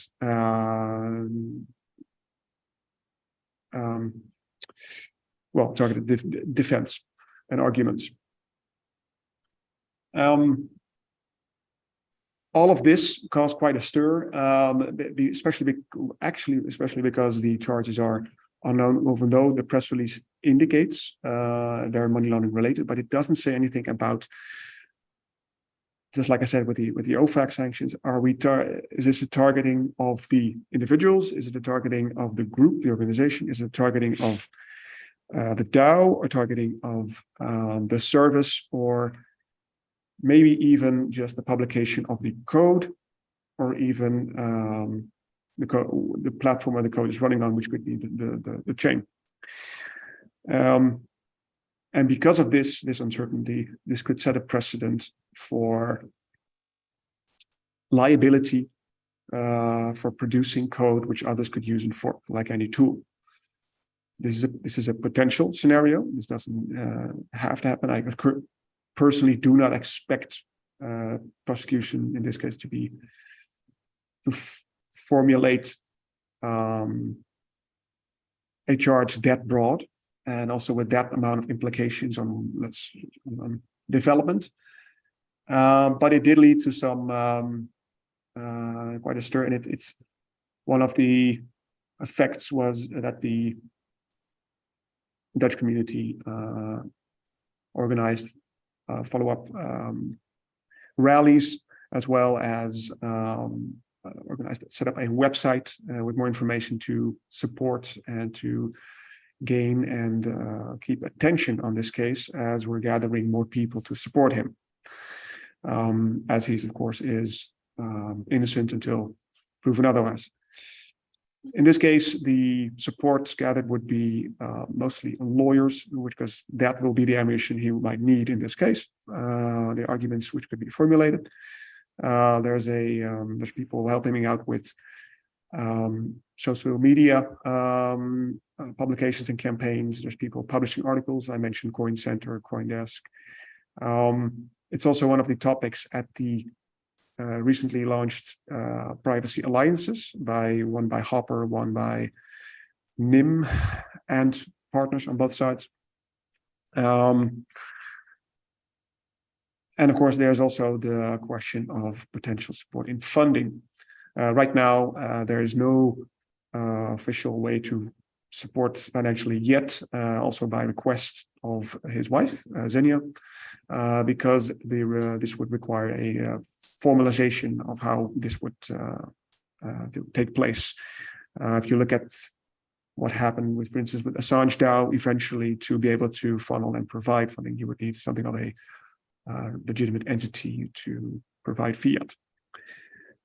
Until then, we're currently just gathering people and making sure this case is not forgotten about at basically every event, just like today. that is basically the main introduction. And like I said, this could set a precedent for anyone also setting up a service and potentially running a service. I've spoken, for instance, with developers of other projects like a mixing service for IOTA, which is being built by a Dutch developer. Myself, I built a self-hosted wallet, which also serves as a peer-to-peer network to swap, running over Tor. All these kinds of tools could then be perceived from a view of aiding in privacy, which would also mean aiding in potential money laundering from the perspective of the legislator. That's one of the worries of the community, and was one of the worries that I would say anyone building a product, including financial or value transfer in the Web3, should be aware of, which is also the reason I offered to join for this panel. Yeah, that's basically the update at what has been happening for now. Max, well, what would you add? Yeah, wow, where to even begin? So I think for me, this just highlights how important it is to have privacy baked in at the protocol layer rather than an optional service, because I can imagine the meetings that happened within the enforcement authorities where they were saying, hey, the only reason that you would use this tool is if you're a criminal. I mean, if you opt into privacy, then you have something to hide, or so the theory goes. I happen to think that financial privacy should be automatic, but the technology just wasn't there with these earlier blockchains. So, you know, I'm not really sure how you get around perspective or perception issue, because the regulators and legislators think very, very differently about these things. Even armies at war, you remember during World War I, the Christmas tree where they stopped shooting at each other to play football on that day, and then went back to killing each other. We have to find ways to reach across the aisle and find common cause with people. Our answer with Epic was to make privacy integral to the protocol, and hopefully that reduces that perception, because you know, it's not the central reason for using it. It's just everyone has it. So I'm really interested to see how this will play out over time. I'm not sure how privacy can be added on as an option to systems like Ethereum, like IOTA, like Bitcoin Core, because simply by choosing to use privacy, you're saying I'm suspicious and I have something to hide. And we know from examples like Facebook and big tech that people don't really value their privacy too much. And I think for me, the bigger issue around this is not just let's say, quote, legitimate government surveillance and financial crime fighting and stuff like that, but it's also commercially very relevant, because Amazon has a patent, for example, to link your blockchain payment history to your purchasing profile. And if they know you're not going to shop around, they can charge you $22 instead of $20. Or let's say my health insurance company knows that I ate too many ice cream sundaes this month, so they're going to increase my premiums. Or off-chain retaliation, as we saw in Canada. I think there's a place where financial privacy is standard, and it's the future, and we just haven't gotten there yet. So I hope that we find a way to bake privacy at the fundamental level into the protocols themselves, rather than having to deal with the consequences of not having privacy.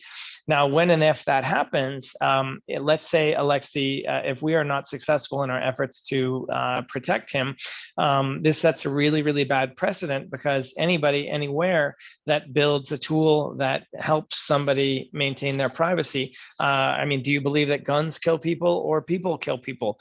Are you going to hold the makers of the tool responsible for the way that people use it? And that's an open question. So I'm glad to be here, and happy to be exploring this with you guys.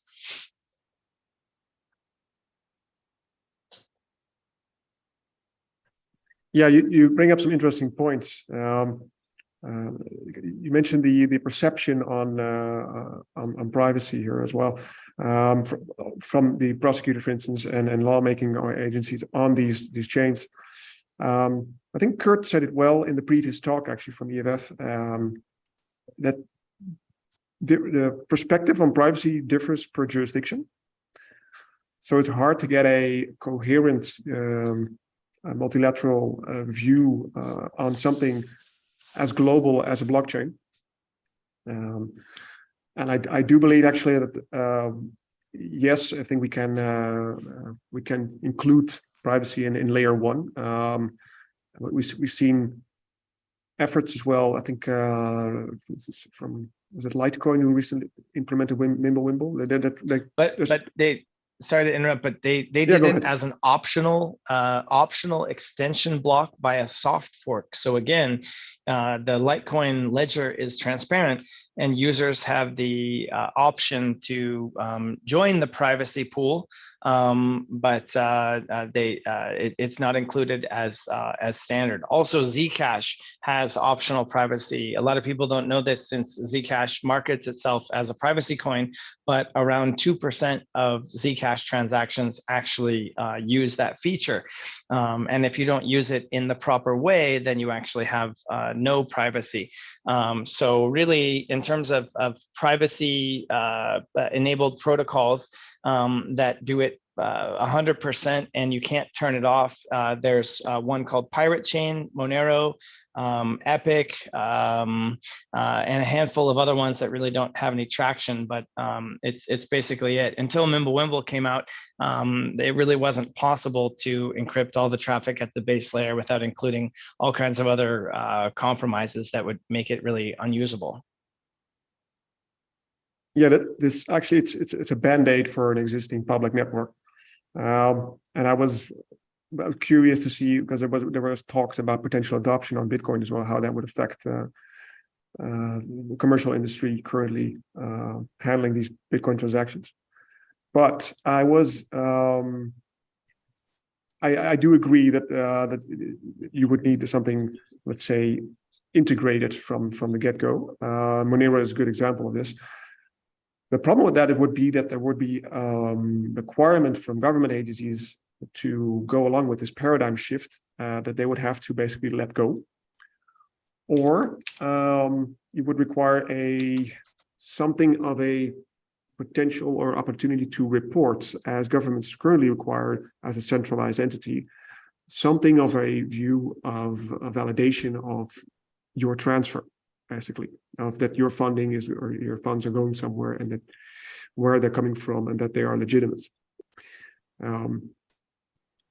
Hey, Robert, we invited two others to come and join in on this conversation. So I'm just going to hand them the mic, and they're going to introduce themselves. Awesome.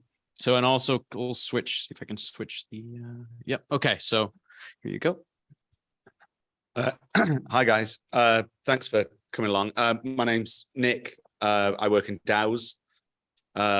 We're interested in private execution in DAOs. I know private trustless execution. I know people are interested in this from the privacy perspective. Yeah, so I'm keen to just open up a little bit of conversation about the implications of the things we're talking about here. And I'm kind of interested in a few areas around this. The safety of developers. I'm worried about the good people in this room and elsewhere becoming criminalized for doing this stuff. And what the vectors are for attack, if you like. What is the worst case scenario? What leads to that? And also some of the downstream implications of privacy technology and to what degree, what would make it safer for people to do this? Do we have to go anonymous completely? How can we facilitate anonymous or pseudo-anonymous collaboration on projects? So yeah, interested on your thoughts on any of those things, and I'll pass you over to you. Thank you very much. Thank you for the invitation as well. My name is Six, and I'm a security researcher focusing on cryptocurrencies and Web3 buzzword and everything around it, mostly focusing on Solidity and Rust substrate-based systems.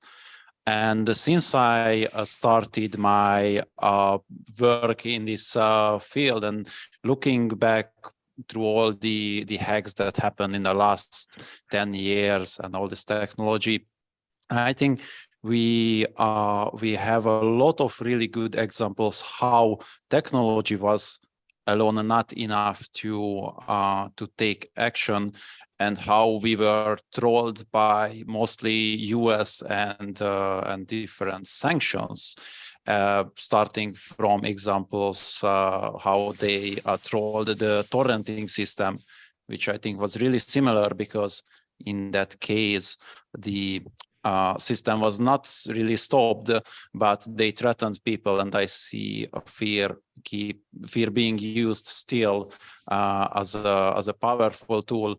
So how I transited to be even more interested in privacy is by understanding that technology alone is not enough, and there is way more things in this playground which needs to be utilized, and communication should be very different maybe from all the sides. And that was my introduction. I fully agree. It's the human component which could be the blocker or the initiator for further innovation. And from that perspective, I mentioned the paradigm shift. It's the way that, well, in this case, governments, or depending on who you're talking about, who could see your transactions, would have to relinquish a part of the control they would have to view your transactions in order for these chains to be, let's say, applicable in society.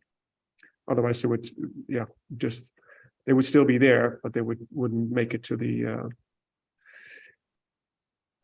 mainstream circuits. There is a way, though.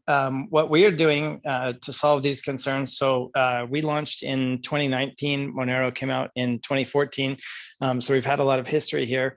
What we're doing for use cases that require transparency is to wrap the private coin inside a surveillable token. So there are definitely workarounds, but I think this really gets to the heart of some very fundamental issues that will take probably many years to be fully resolved, which is who should have access to your financial data. The problem with existing blockchains is not that legitimate surveillance authorities can see what you're doing, it's that everyone can see everything everyone is doing. And so if you have a private by default layer 1, then you can enable your auditor, your government, your exchange, anyone you want to opt into the surveillance. But that should ideally be a user choice. Just as you said that just because you ban something on the internet doesn't mean that it goes away. I think that's the case here too with proof of work and censorship resistant blockchains. You can't really kill them. So what are you going to do about it? You can kind of just ignore it and hope that it goes away, but that's not really really an answer. So this is a fascinating set of questions.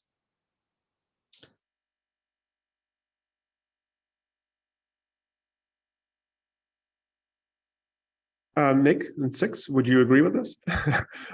Yeah, sure. What I would add to this whole topic, which I think is very interesting related to the story, is that how unclear it is what laws and what legal actions can be taken against developers, and there is such an unclear way what will happen in the future to our projects today. So also it's just not for the code, but also for documentation. And before the talk, I was thinking, what if we start talking about how to actually still use Tornado Cash, because it's still possible to use, right? So you could just do some very simple searching on how to do it. And what would be the impact of that? And would it, for example, impact any of us just by talking about it and telling people that, hey, yeah, you can use it, which is the truth. And if we tell how, then would it be a problem? And I think it's a bit scary, right?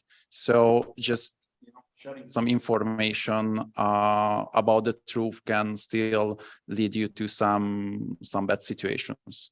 Well, personally, we are more protected maybe in the EU, but who knows what comes in the next couple of years. So I think that leads on to what I think one of the questions I threw out a minute ago. What's the worst thing that could happen? I think you might. Now, there was a period, and I'm not sure if this was confirmed, but even saying, like, all the anons that I talked to don't use the words tornado cash. We saw Gabe Lexnode's tweet up there talking about, and he's using the acronym TC because people got shadow banned on Twitter for even saying the words. So that is close to one of the worst things that can happen. One of the worst things that can happen is our developers for writing the code get locked up without being arrested properly, without being charged. What else is there that could be worse? I mean, we could start seeing prosecutions. I think we could see an expansion of this operation. But yeah, your thoughts, guys, on what are the worst things that can happen from now on? Well, yeah, my view would be if you would continue with that train of thought, the worst thing would be that not just the, let's say, forging of services, but also, like you said, even discussing them here and, of course, openly mentioning the fact that the service is, because it's on-chain, still available. You just need to use it on a front end, for instance, or you can fork it if you want to. That would lead to consequences because you would be seen as complicit. And like you mentioned on Twitter, you would be further demonized in society, perhaps just because you care, in this case, about privacy. But even though you may not be using it for the nefarious purposes that the charges may bring up. By the way, good to mention that for anyone also in the room but also watching, any links presented at during this broadcast will also be posted online afterwards, and I'll mention ETHBrno on Twitter for this. Another thing that's happening is that, at least here in the United States, the government is going after people that participate in DAO governance. So if you interact with the protocol and vote on a proposal, that can open you to sanctions as well. Another thing that is worrying, excuse me, is that organizations like GitHub are proactively censoring and cancel culturing people's ability to operate. If you'll permit me a brief digression, I'm reminded of a poem from Martin Niemöller from World War II. First, they came for the communists, and I did not speak out because I was not a communist. Then they came for the socialists, and I did not speak out because I was not a socialist. Then they came for the trade unionists, and I did not speak out because I was not a trade unionist. Then they came for the Jews, and I did not speak out because I was not a Jew. Then they came for me, and there was no one left to speak out for me. So I think this case of Alexei is really the first shot in potentially a very long war, unless we stop it here. Yeah, I agree with that. I think, and thank you for the poem. It's I've not heard that for a while, and it strikes home. The DAO. So I work in DAOs now. On the Uki DAO thing, I think I tweeted this yesterday, and I thought it is actually ridiculous when you think about it. $20 million market cap DAO. And on the day that was announced, I did a panel in London on DAOs and said the worst thing that could possibly happen is that the American government deems every DAO voter to be individually liable for the outcome of whatever the DAO's done, and they get prosecuted. And that is exactly what the CFTC have done. So that's another third one of the worst things that I was imagined to happen, of whole drops in the last, 5 or 6 months. So yeah, I think it's just that I think there's a degree of emergency about this. I'm an academic by background, and now I feel like I've got to look over my shoulder. And I'm not even working on the privacy tech stuff, and I'm scared to do it almost, right? So I think I'm just like wondering what is the what can we do to protect ourselves? I think there's people like the Lex Army who are challenging the CFTC's argument, and I didn't realize what had happened, that they'd reclassified the perimeter of which they're, and so I'm right in thinking that it's not the smart contract anymore. It's the developers and the DAO as an entity that's being charged or is sanctioned. Is that correct? Well, in the case of in the Netherlands, it's the person who's arrested. So that it's targeted at the person or the group. But as in the slide I'm currently showing, or the website, they personified the software in this case to be able to put it on the list. And any addresses related to this were then, of course, banned by Commerce. And that is a let's say change in law made possible through technology, because we didn't have, let's say, autonomously operating instances on a worldwide network, let's say 50 or more years ago, and which would also could make up their own mind if needed, or act in certain ways based on parameters or even on continuous learning. So there are no laws against that, besides laws perhaps prohibiting viruses, for instance. So it is new territory, but I also think that's why it's really important, referring to what Max mentioned with the poem, that we follow this every step of the way, but also make sure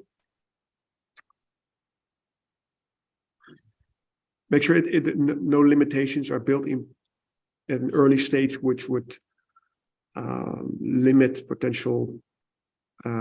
potential for privacy because of the wrong reasons, or even at all.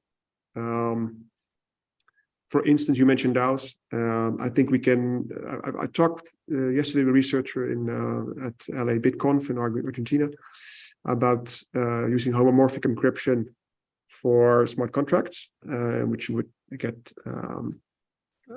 let's say, which you don't have to open up your internal reasoning and logic. Similar, I was looking into private DAO voting. That's why I built a voting application, Monero, with my team in the past. And making this a default would already help in making sure that no one is, let's say, directly personally to be targeted, but that of course could also again lead to potential liability of the DAO as a whole. And I have not seen ways around that. I've been thinking about opportunities for what would happen if we were to enable or offer decentralized KYC for these things, in which also for transactions, so you could make them accountable for governments if needed. I haven't seen options which are, let's say, not centralized yet for this. And also the point is, if it's opt-in, only the bad actors will opt out, most likely. As in, it would leave still an opportunity for bad actions. And from the view of a government who deems the society moldable, to be shaped at its own views and perception of a future, that wouldn't fit.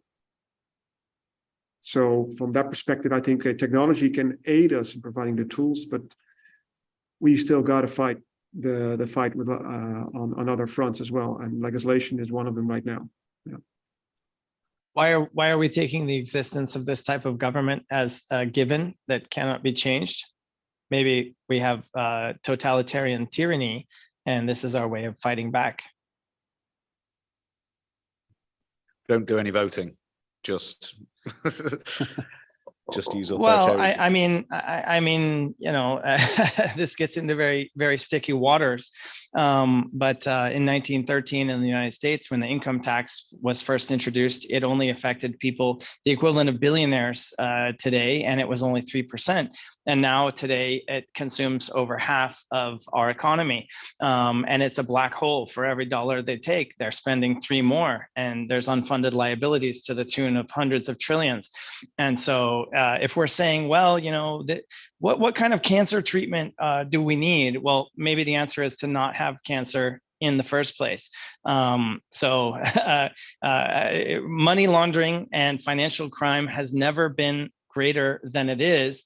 And that is not facilitated by blockchain. That's facilitated by bad actors in the traditional financial system. So we're taking tools that don't work in this context for which they were designed and trying to apply them to a situation where they have even less chance of succeeding. Why don't we use this opportunity for a fresh start and clear, you know, a clean slate for fresh thinking about what kind of society we want. I would not personally be happy living in a Chinese social credit style digital gulag. And that's rapidly where we're heading by inertia and sloth and apathy and people who don't care and think about these things are important. Yeah, a couple of minutes we mentioned DAO here, which I'm a big believer of DAOs and how this could be going in the future. It might be kind of philosophical right now to think about this, but as we see how country borders are changing, how these sanctions are happening, it gives me the impression with all these sanctions and not just Tornado Cash, but all the other sanctions coming from the US, they are playing for some positions where they're trying to say that, oh, okay, we are the country or whatever entity who can sanction anyone. And that was a really long discussion with my lawyer when I started business, when I was going around all these laws and how to create companies and what should I know about. And we were talking about specifically the laws between Europe and US and other countries I have affiliation with regarding business. And my lawyer was saying, yeah, US can actually do a lot. And I was like, but that's Europe and I'm a European citizen here. And what is the US doing with my company? And then she explained to me that there are so many ways like this one and many others. And I think we need to raise awareness in this, and especially if we are going to this DAO future, we need to make sure that the DAOs are actually working autonomously and not semi-autonomously with some sanctions and whatever other entities controlling them. Myself, I'm more familiar with those in the Polkadot ecosystem, where I think governance has a really well thought out systems, and we have a lot of things controlled over the substrate governance palettes. But still, this only work as long as it is inside the DAO system, which is not just, again, the technology, but also the people who are controlling it, and until they can stay independent. And I really hope that DAOs will keep this idea in the front, that being autonomous and being independent is super important. I completely agree with everything you just said. I think permissionlessness is one of the things that is first to crack. So we had Uniswap, which allows uncensorable markets. And I think an uncensorable DAO in that sense is, I think it's worth, there's the kind of solo punk perspective, right? Which is that we should stick our entire selves on the blockchain and be open to the world. And the conference we're at is the kind of antithesis to that idea. But I do think pseudo-anonymity is an interesting space where if you can create fresh new accounts and operate within a system without doxing yourself, that is functionally equivalent to privacy in many ways. And that's essentially what Tornado Cash users are trying to do. Simply just break the chain so they can begin a new identity. I would actually, sorry to interrupt, but I would actually push back on that, because on a surveillable transparent ledger where you have public addresses and your IP address, even with a VPN linked to that, there's really nowhere to hide. The chain surveillance companies have complete visibility into these things. So in many ways, yes, but also I would also take issue with your characterization of Uniswap as a censorship resistant service, because Uniswap Labs proactively took off tokens that they thought would be too much like securities. And if I know your address, I can put you on a blacklist and remove your ability to transact. And then even if you go create a new address. Right? That's just the front end. That's just the front end. Yeah, you know, but it gets into like, how many hoops do people have to jump through to get access to this? And again, you're making yourself suspicious. So these partial solutions, I think, give us a false sense of security, that you know, we get comfortable, and then the rug gets pulled later. I think we need to take a strong stance on fundamental first principles, and do so very early and very visibly, or else 5-10 years later, it's very predictable how it's going to go. Maybe you and I can share a meal in the gulag together. You want to be my cellmate? Oh, you're right. Yeah. No, it's the halo of data around you that make it's permissionlessness is a slightly separate thing for me. It's because at least if they've doxed, you've got to prosecute you in some way. Until we've got CBDCs, of course, then they can remotely cancel you. That's indeed what I wanted to bring up. Yeah, that's my main worry from my side, would be that where would this affect society? And so privacy coins will continue to exist, or services would also continue to exist, as Tornado Cash still does. But on a level where it would be implemented for the mainstream, this case could be used as an example case of the problems with privacy, which also means that implementation of features in CBDCs could be limited, even though there are strong voices right now to include privacy features in these things, also within the EU, but they might get drowned out by the arguments based on what Tornado Cash and others might have provided as a service. Can I ask you guys perhaps the last question? We might be coming down to the end. What do you think about so we mentioned the front end issue with Uniswap. Uniswap have a kind of history of this anyway. They kind of bricked the V2 when they wanted everyone to migrate to V3. So I think but we're now seeing, I think the dust attack sort of thing that happened. Anyone with moderately celebrity on Twitter got dust attacked if they had a public ENS, and now have to essentially report that they're not a terrorist every year. But that extends hops out right from the front end. So what do you think? I think it was TRM Labs. I call them snitchware, but these kind of front end sniffers that are like chain analysis, but what can we do about the whole front end stack, right? So is there anything that we can do? Obviously Aave and the likes have been compelled to do this, but actually ended up extended beyond the compliance remit of the sanctioned addresses and did 2 or even 3 hops out. 5 hops out, we're all robbed, right? So yeah, any thoughts on that whole issue? Well, Mimblewimble doesn't have addresses. So once you spend it, the chain is broken. So that's a solution.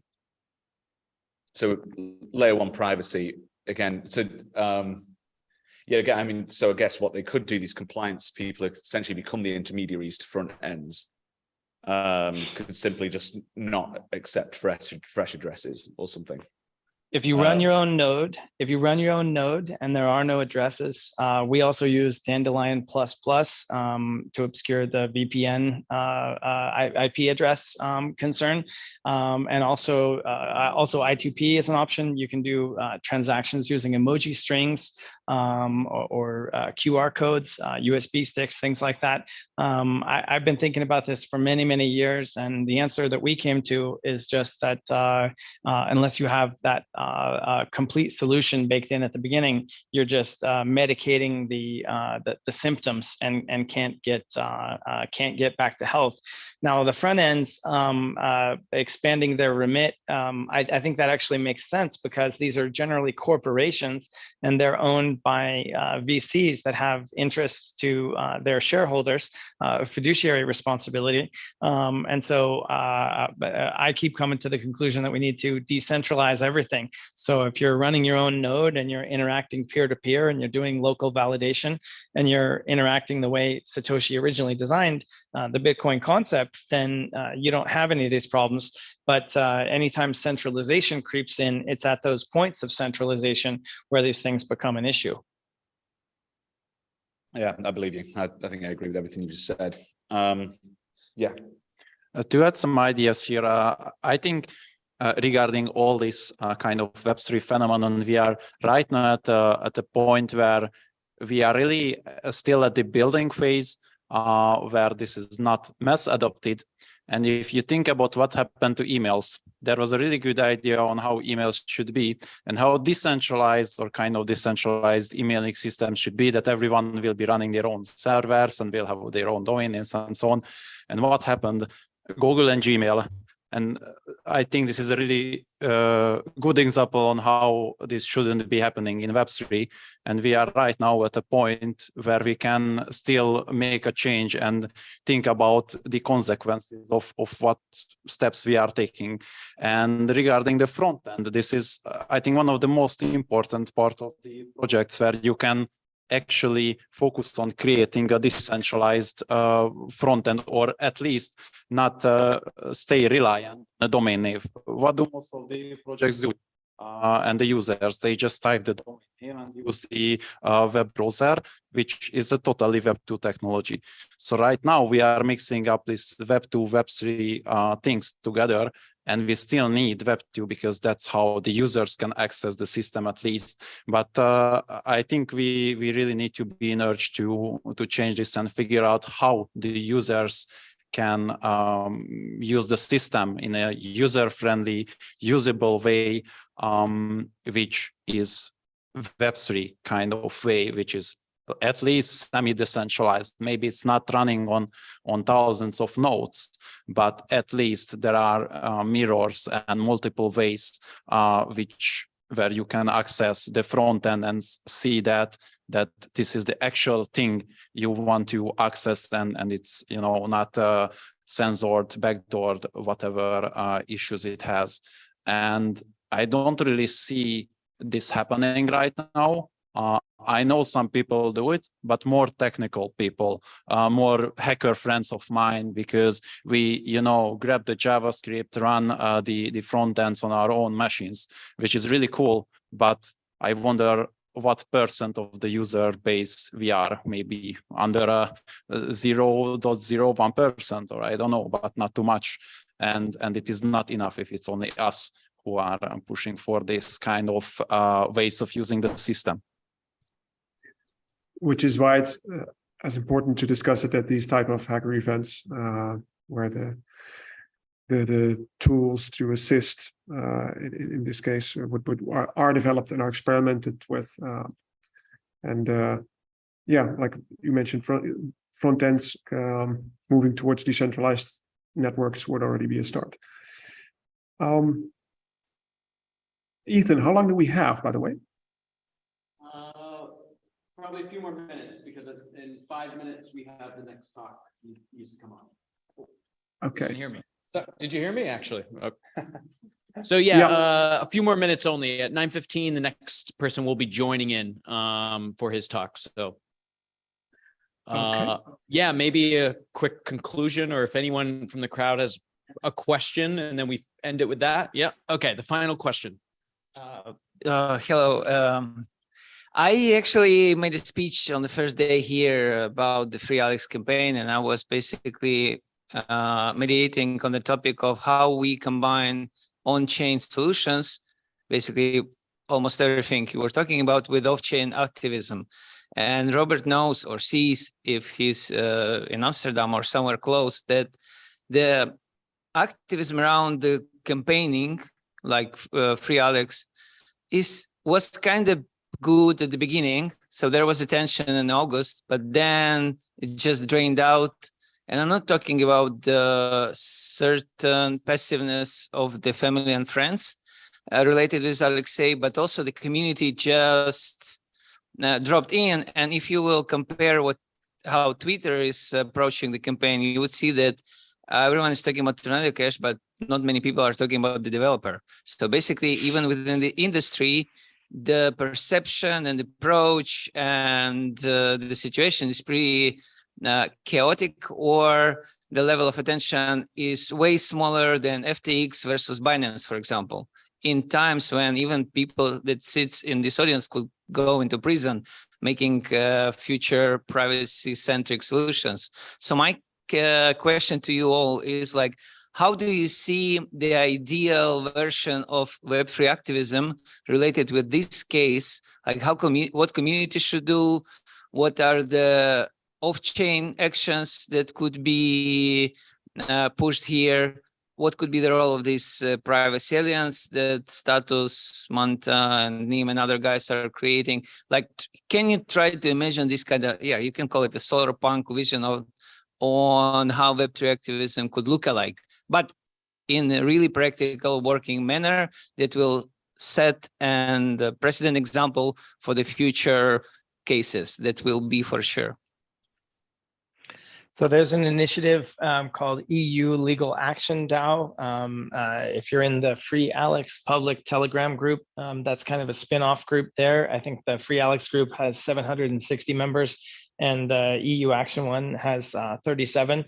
So we're looking at ways to set up a DAO to fund legal challenges for these things through the courts. That one's EU focused, but obviously I'm, as an American, very interested in preserving our freedoms here as well. So I think we can organize, I think we can raise awareness, I think we can raise resources, and really just not forget. I think the example of WikiLeaks and Julian Assange, I mean, how long has that poor guy been rotting in prison?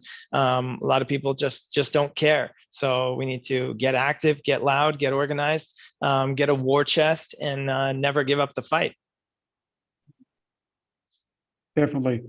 I pulled up the site related to his current case, Free Alex. It's I would recommend, if you're interested in the case and looking to help, what Max already mentioned, EU Action DAO is one specifically for the case regarding Tornado Cash and Alexei. You can find the links here to the petition for support, almost 5,000 signatures now. The initiative group, so the Telegram group Max mentioned, where we collaborate on potential follow-ups and actions. Of course, opportunity to share on Twitter. Right now, the support, so I think what you mentioned, Max, support comes in waves, energy comes in waves, motivation, and I think some people were at first, after the initial demonstration, might have been disillusioned by the fact that actual change will have to come through policy, and prior to the policy, actual change will have to be from the legal arguments, which will be in the hands of his lawyers. So from that point of view, a lot of people feel powerless besides the opportunity to promote the awareness of this. And that's actually what I'd like to request. I would say, okay, if you have the opportunity in your community to make people aware of how our potential financial privacy is threatened by this, by setting a precedent for future cases and for future developments. Also, to close off, at least from the community side, I spoke with Xenia, Alexei's wife, and he would like to thank all the participants and everyone in the audience and the viewers for taking an interest in this case and what's happening with Tornado Cash, and for your continued support for those who do seek out to support this. Thank you. Thank you. Thank you.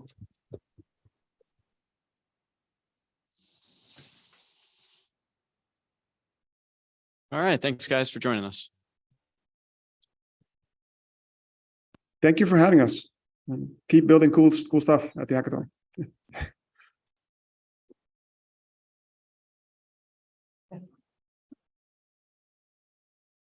We'll stay. What's next? Luca, who's talking about what's going on with Ethereum's MEV boost. He's previously worked at Polygon. He's now working at Kiln. He's one of the most active contributors to Flashbots. Yeah, one of the most active contributors.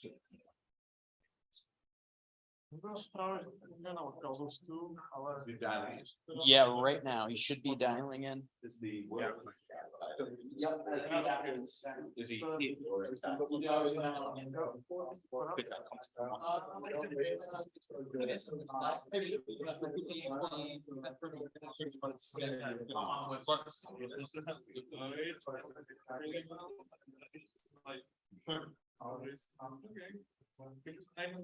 It should be like one, and now I'm slightly coming to it, but I've scanned it here, and so it's telegram here, and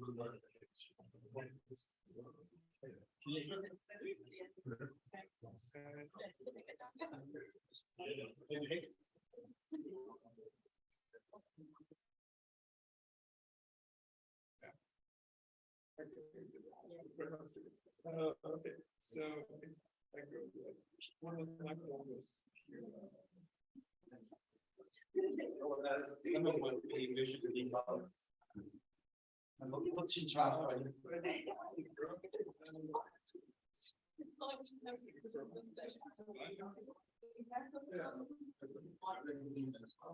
Yeah, we should. Let me check. Just gotta check.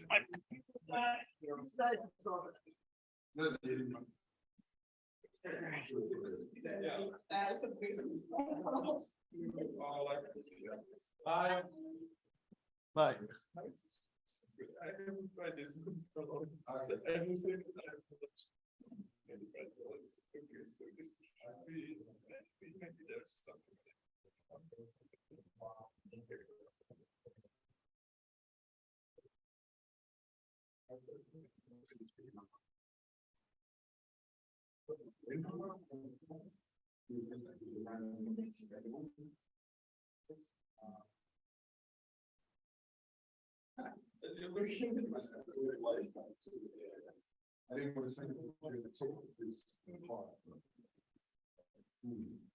Hey, can you hear me?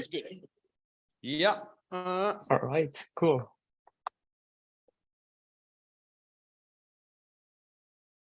Oops. Yes, okay. we hear you, Luca. All right, cool. Can I share my screen? Yep, go ahead and share your screen. All right, cool. Yeah, this one might be good.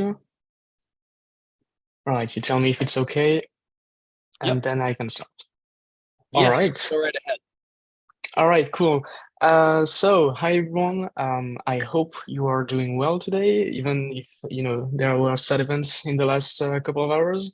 But yeah, my name is Luca, and today I will present MEVBoost from a technical perspective. And I assume that many of you have already heard about this software, but I think it's also worth knowing how it actually works under the hood. And yeah, that's what I want to do here, try to debunk the tech aspect of this solution. So yeah, just to briefly introduce myself, I'm a software engineer who has been working in the blockchain ecosystem for the last 3 years. And now I'm working at Kiln.fi, where we offer staking services on many protocols. And this is actually tied to the reason I wanted to focus on the technical aspect in this presentation. Well, it's because I was one of the guys responsible for integrating MEVBoost at Kiln. So yeah, it led to me contributing to MevBoost and help during the development of the software. So I worked closely with some Flashbots members, and it was really interesting. I learned a lot of stuff, and that's what I wanted to share with you today. So first of all, I wanted to kind of explain why we need MevBoost. I know that Stefan and Hazu, they have already made a blog post about this, but I wanted to make a quick introduction on why we need MevBoost. And I will expose some of the issues and impacts of Mev on today's Ethereum, which brings us to the current solutions provided by MevBoost. And because everything is not perfect, I also want to say a few words about what's next, in my opinion, when it comes to improving MevBoost and the ecosystem around it. And yeah, finally, I will also provide a list of resources for you, just in case you want to take more time to deep dive in these very complex topics. And here we go. So the first definition of Mev I've ever heard about was given in the Flashbots 2.0 paper, and was defined as the value extractable by the miners from smart contract as cryptocurrency profits. But today, miners have been replaced by validators, which can theoretically use their power and responsibility of validating and proposing blocks to extract value from transactions.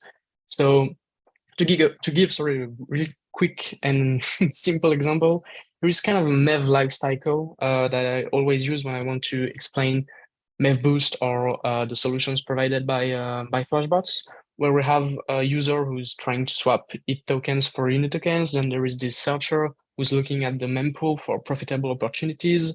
He finds the user original transaction and front runs it. Then we have the validator who's building a block with both transactions. The block is then published, and the result from all of this is that the searcher has made money, the user has been front run, and now he wants to use permission pools to avoid these kind of issues. And at the same time, the validator has made money from transaction fees. So that's how it works today. And I know it's a really simple example, but these are the two main players in this MEV scheme, where we have the searcher and validator. And yeah, I mean, if they become the same, we can assume that they could combine their power to cause more damage to the user in this life cycle. One has the knowledge of extracting value from transaction, while the other one has the power to kind of censor or prefer transactions because he's responsible for building blocks and proposing them to the network. So of course, we have common issues that result from Mev, so front running, back running, sandwiching, and others. But yeah, there are a lot of issues that we can discuss about and could go for a long time. But the main issues are that it impacts in a way the users in this story. So of course, it does not profit anyone. That's what I wanted to say. It only benefits like a few of the players in this ecosystem. So it's kind of bad. And yeah, a few criticisms that we can make about MEV is that in a way, it just produce more censorship, and it kind of re-centralized the networks. And it's bad because we are in this interest protocol, and yeah, it leads to censorship and re-centralization. So that's kind of bad. And we can agree, Mev causes damages, but today we have solutions. And Flashbots, who has been working on a few of them, they have already worked on batched auctions for the last few years, if I'm correct. And this prevents front running, but now we have MevBoost, which introduces a new way to mitigate negative effects of Mev. And this is possible thanks to a commitment scheme where the validators don't produce the block anymore, but instead they commit to use a block, and this block only, without ever modifying it. So what's cool about that is that the validator is not able anymore to perform MEV without being seen by the whole network. And I will explain that in a bit. So yeah, this is just how MevBoost works. And why it's created. It helps splitting the walls of one, building a block, and two, proposing it, while being sure that no hidden Mev made by the validator is possible, under certain assumptions that I will present later on. But it's kind of a big idea, and it's cool because we are evolving a bit step by small step by small step. Sorry, and the way it works is that we have this new architecture with all the players involved in the transaction lifecycle. From first, we have the searcher, which sends their bundle, to now the new players in this ecosystem, who are the block builders.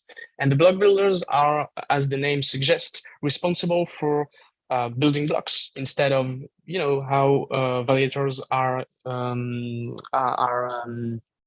they're used to right now. They must create a block and then propose it when they're selected for specific slots. But now the block builders have the responsibility of building blocks from transactions that they gathered from the searchers and the regular users.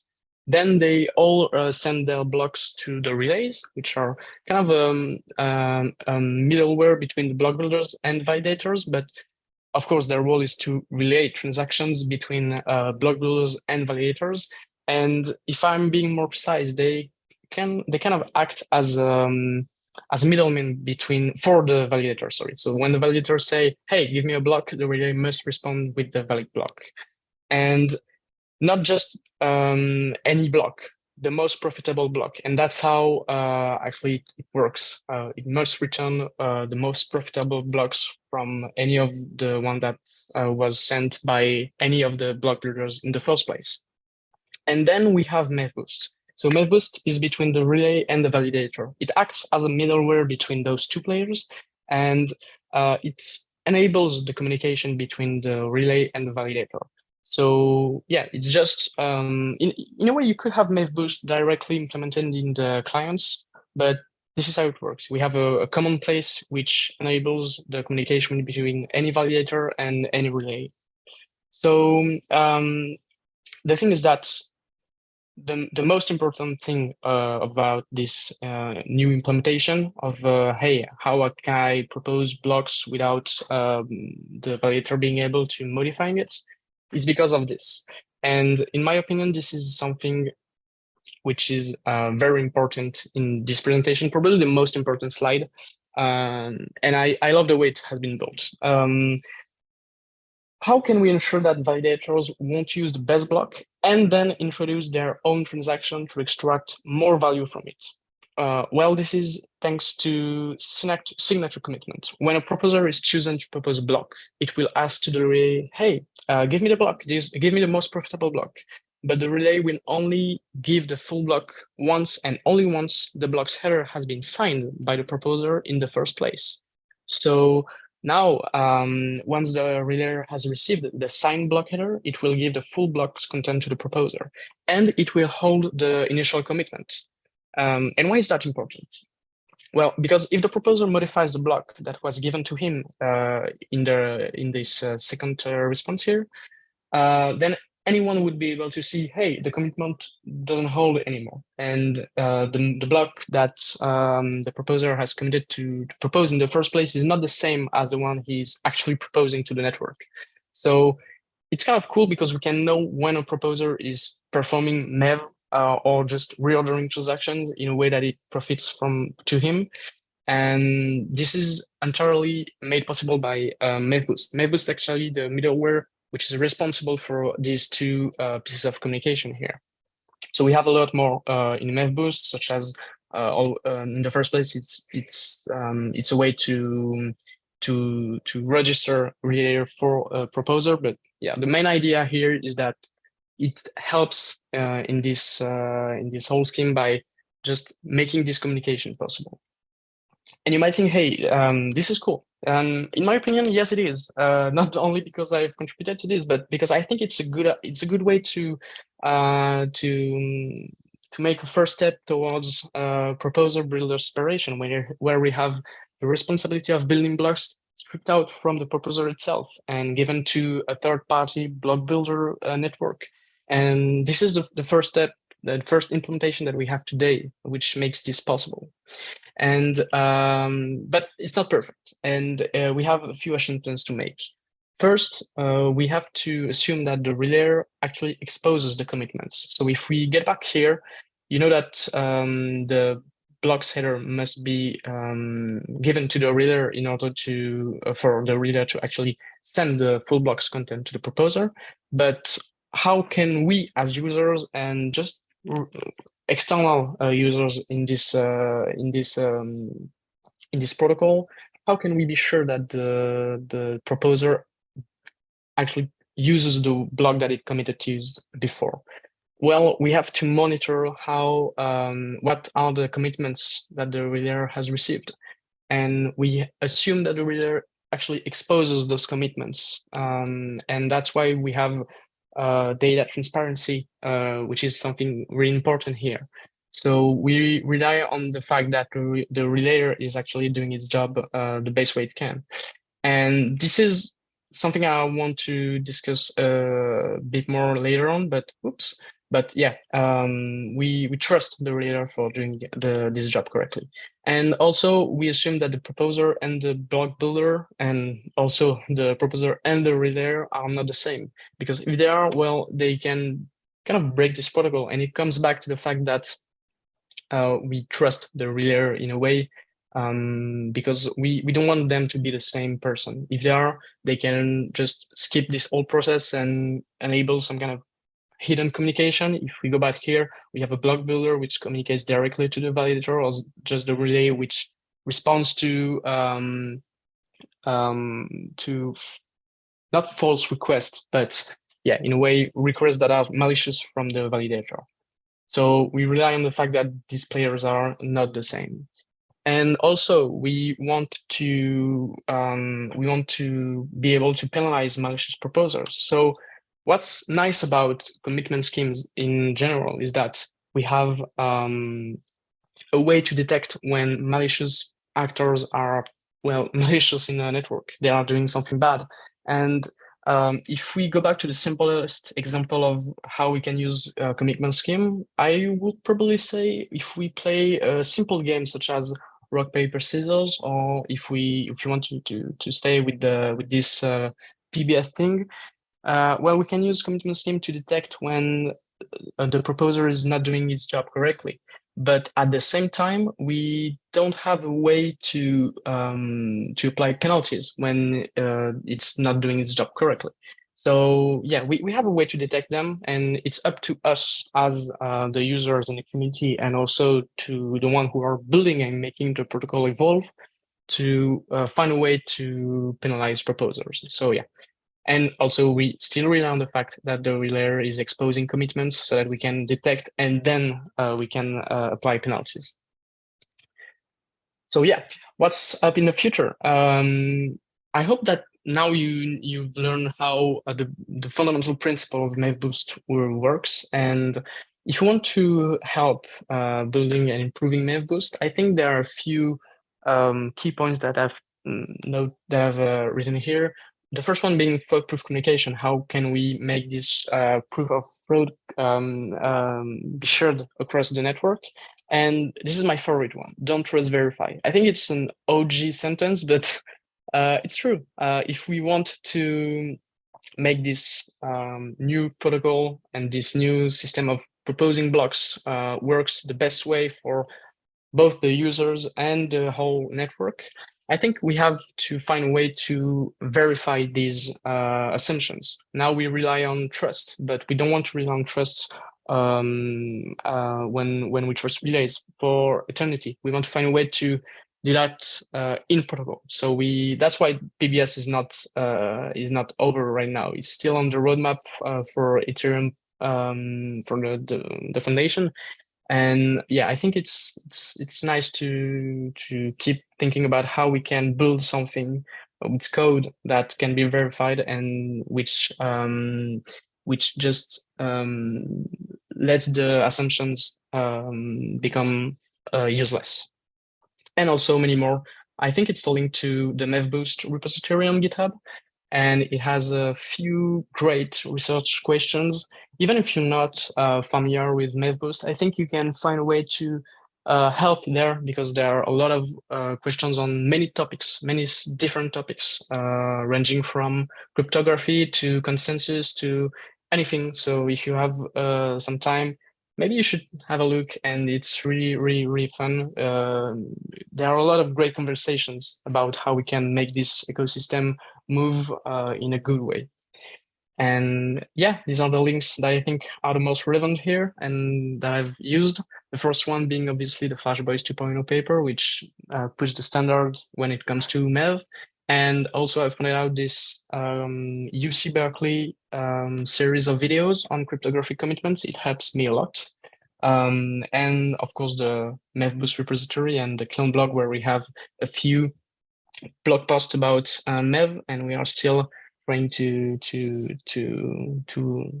write more articles for the community to learn more about how it works and how it impacts their life on the Ethereum ecosystem.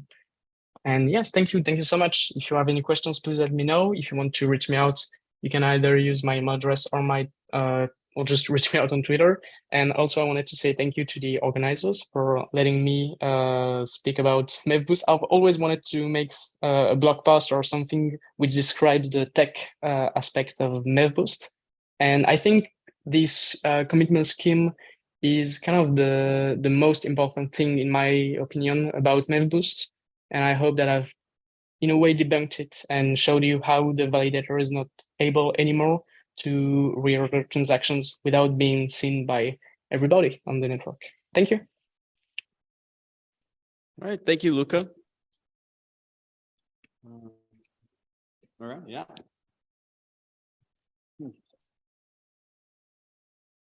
Just a few of us here, but we appreciate your yeah, that's okay. And it will be it's streaming live on YouTube, and we'll have the recording too on the Brno website. But thank you very much. All right, thank you. Have a great night and keep building cool stuff, guys. Yeah, you too. Bye. Bye.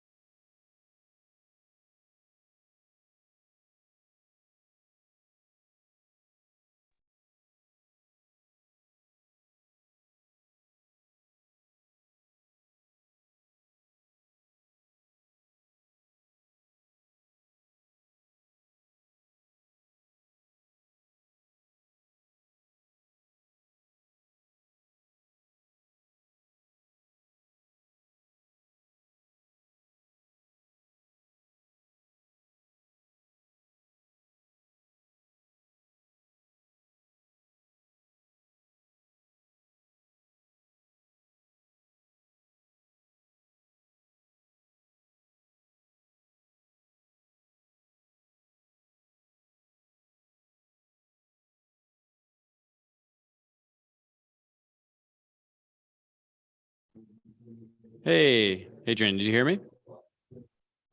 Hi, yeah, I hear you. Hey. All right. Nice to meet you. We have a few here that are actually very interested to so could be very interactive. And you're also being live streamed, and so people online will be able to watch it, including this will be recorded. So you'll people on the ETHBrno website will be able to see your video. Okay. So yeah, so feel free to take it away. We can begin. Yeah, we look forward to your talk. Okay, nice. Do you know if I have an interaction with the chat? Could be good for the workshop. I don't know if people Yes, can. we to interact with the people here. You mean? Or yeah. Sorry, say it again. Yeah. We have two microphones. I don't know if you see me through the video. Yeah. And this is how they'll hear you as well as how they'll hear us on the stream. So if someone will have a question, talk, or if you want to ask something, maybe one of us will try to respond. And I'll kind of leave this around the room to the people that are here. Okay. Perfect. I will share my screen. I'll leave one with you because I know you want questions.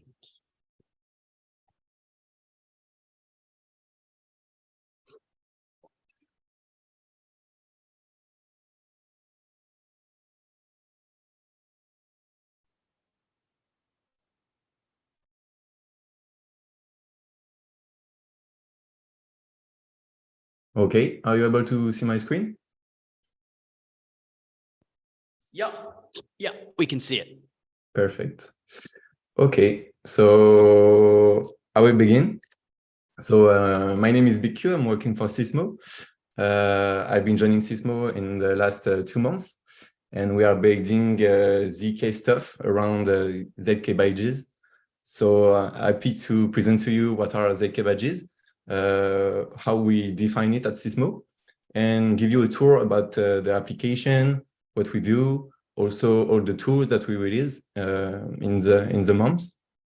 So yeah, I hope you will like it. So I will begin with the application and what is the ZK badge that we are building at Sysmo. So a ZK badge is a way for you to import your personal data on-chain on a wallet. So you can think of a ZK badge as a privacy-preserving timestamp attestation of a fact about yourself. So basically, you are tokenizing your reputation. Can be a Web2 or Web3 reputation. We have integrated Twitter and GitHub. So you can really tokenize Twitter or GitHub reputation on-chain. So here for the workshop, I will take the example of the Sysmo contributor ZK badge. So as you can see, if I click on it, you have some details, you have some specification about the badge, the title, obviously, the definition about it. And you can see here the around 19,000 eligible accounts. So what are eligible accounts? Basically, a ZK badge functions as this. You have people that share some characteristics, some they did some facts in the past, and so we are able to make a group of eligible accounts that share the same characteristics, and those accounts will be able to mint the badge. Okay, so if you click on it, you will see the list of the addresses that are eligible for the badge. Okay, there is a long list for this example, and all the people that are in this list can prove the ownership of one of the addresses with a signature on the Sysmo app. And then they will be able to mint the badge on the destination address. Okay, so we call all the addresses in the eligible accounts, in the group of eligible accounts, the source addresses. So the source addresses are really the addresses that have the characteristics needed for the badge. And the destination address is basically any address where you want to hold the badge. Can be the same as the source address if you want to put it on a public ENS, for example, or it can be a blank new address, an address that you just created. and no one will be able to make a link between the source and the destination address. So that's where the privacy preserving part takes place. You are basically doing no link between the destination and the source. So, for example, in this instance for the badge can be used for governance proposals on Snapshot for Sysmo. So you are basically able to vote privately by choosing a destination that is blank, and you can vote privately on all the proposal at Sysmo. So can be very interesting. Okay. So you have the really technical specification here. If you want, you have some advanced stuff. It's the group generators. You will see in the workshop what is really a group generator. So it's how you create the group of eligible accounts. You have the code on GitHub, obviously. You have the creator. So here it's Sysmo, and you have the links to OpenSea and Polyscan. Okay. So now you see that I'm not eligible. Okay, on the UI here, you are not eligible, but I know that I have an address, a core team address, my public ENS, that is eligible. So let's import it to mint the badge. I will show you. So here I import my public ENS. Okay. I import it in my vault. My vault is basically storing all my sources address and my destination address. Okay. And you see also here my GitHub and my Twitter. Okay. As I told you. So now I'm eligible. Okay, I sign a message and I prove the ownership of this address. Let's then choose a destination address. Okay, I'm free to choose whatever address I want. Here I will take also the public ENS because I want to vote as a core team member publicly. But you can choose totally a destination address that is completely private and nobody will know. Okay, that's the cool part. So we warn you about that you are taking the same address, so you won't be private. But in this case, I'm okay with it. And then you just click mint badge and you generate all the ZK proof. One ZK proof that will be sent on chain, and the ZK proof, if it's valid, you will have the badge on the destination address you chose. And the good part also is we are using relayers, so you don't pay any fees. You are just sending a message if you want to try it. Okay, perfect. So now I have my badge, and hopefully you think it's awesome. So now that you understand what our badge is, you will see that we have two environments. Okay, you have the main environments and the playground environment, two apps. And on the playground environments, you have basically all the badges that the community has created so far, and alongside the core team badges. And it's really a permissionless environment where anybody can create a badge easily and can be accepted in order to try some things for governance or I don't know. And the best badges, the coolest badges that are on the playground can submit a proposal on the governance thing. And can be displayed then on the main app. So the app that I showed you before, it's basically a voting proposal. Okay. So now maybe I will show you how to make a badge, how to create a badge. I will take this here. Okay.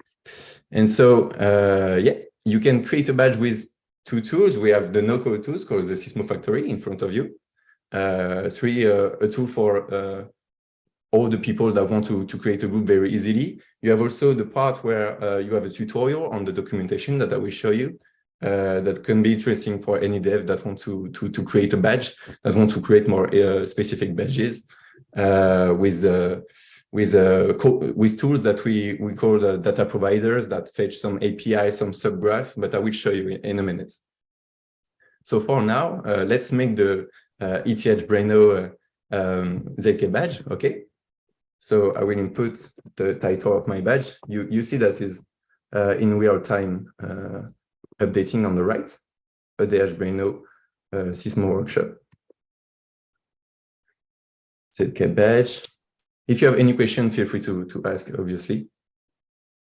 So it's a ZK badge owned by attendees of Sysmo workshop at ETHBrno. So if you have some, it can be interesting if you have some addresses, if you have some Twitter accounts or GitHub accounts and you want to try, you can send me on the chat on the Zoom. And I will put you in the eligible group of accounts. So at the end of the workshop, you will be able to mint the badge. It can be very good if you can submit some addresses or Twitter or GitHub. Or ENS or lens doors also are working.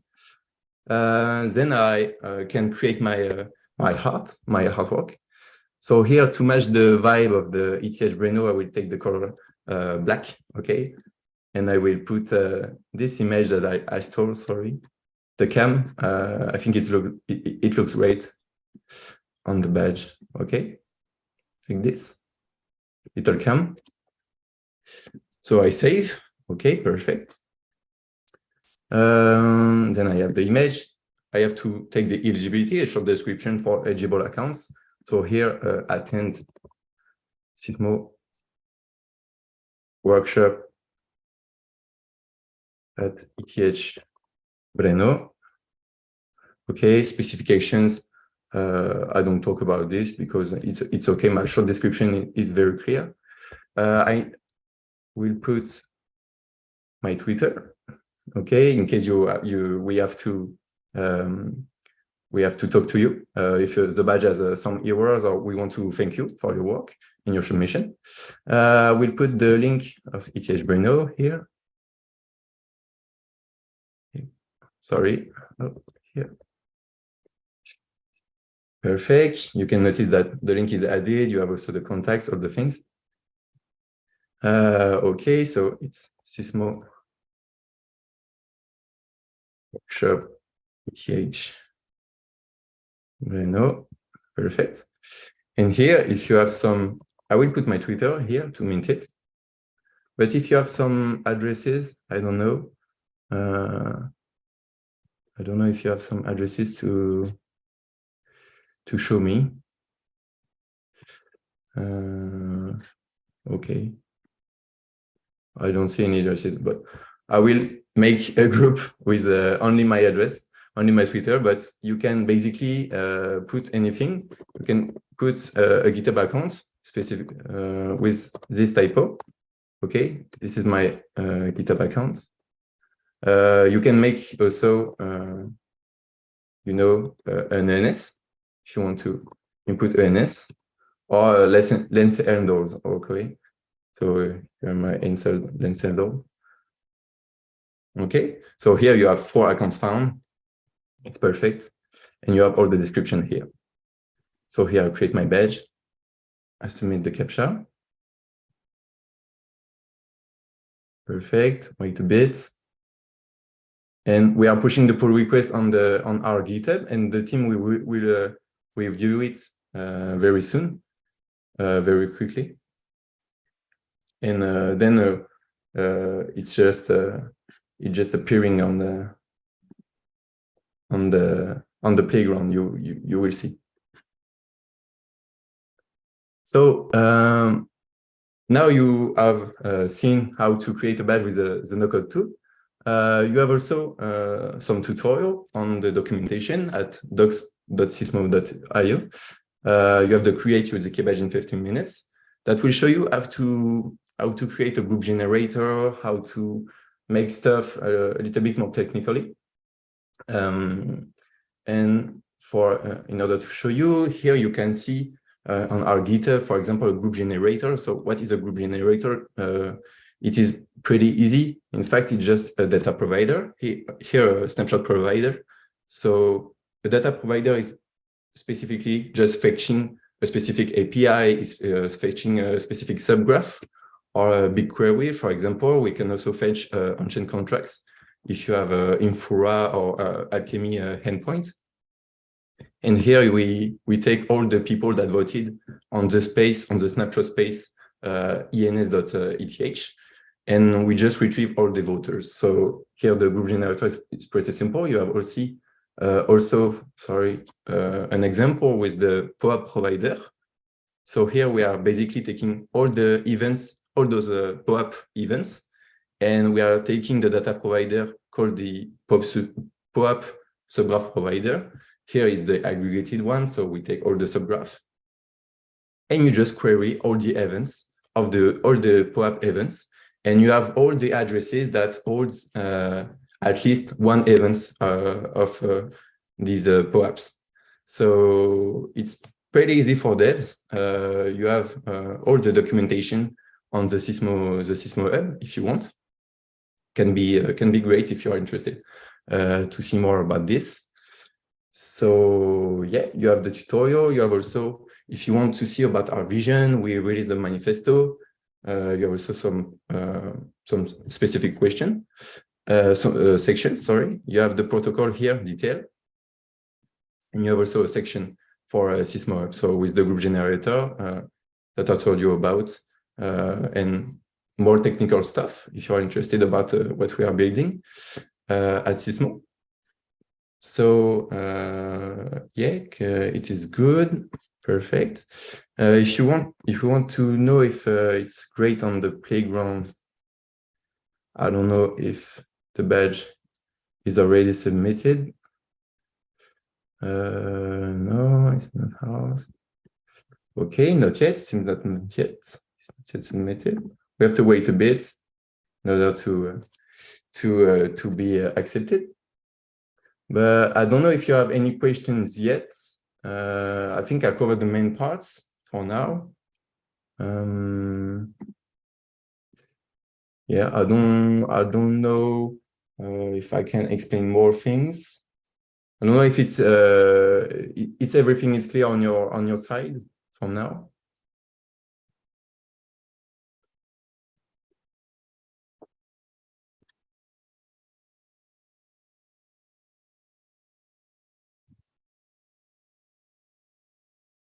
What can I show you?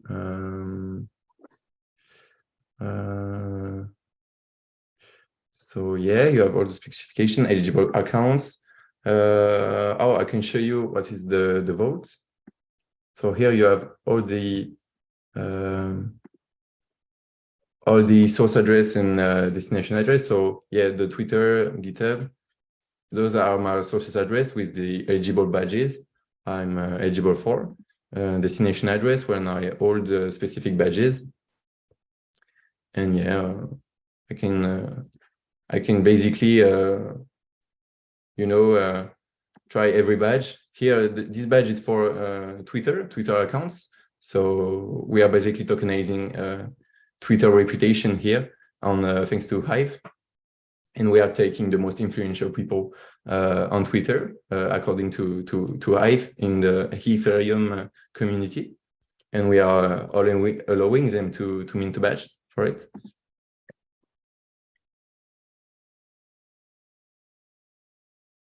Okay. And show you maybe the tutorial, because if you want some specific details about how we what's the next step after creating a group generation. For example, if you are fetching all the previous voters in a DAO on Snapshot, you are then going to send all the groups, the eligible group of accounts on chain to an attester. So it's basically a smart contract that will verify if that will have the group store in the Maker tree. So it's available to him, the root of the Maker tree, and then it will be used during the verification of the ZK proof.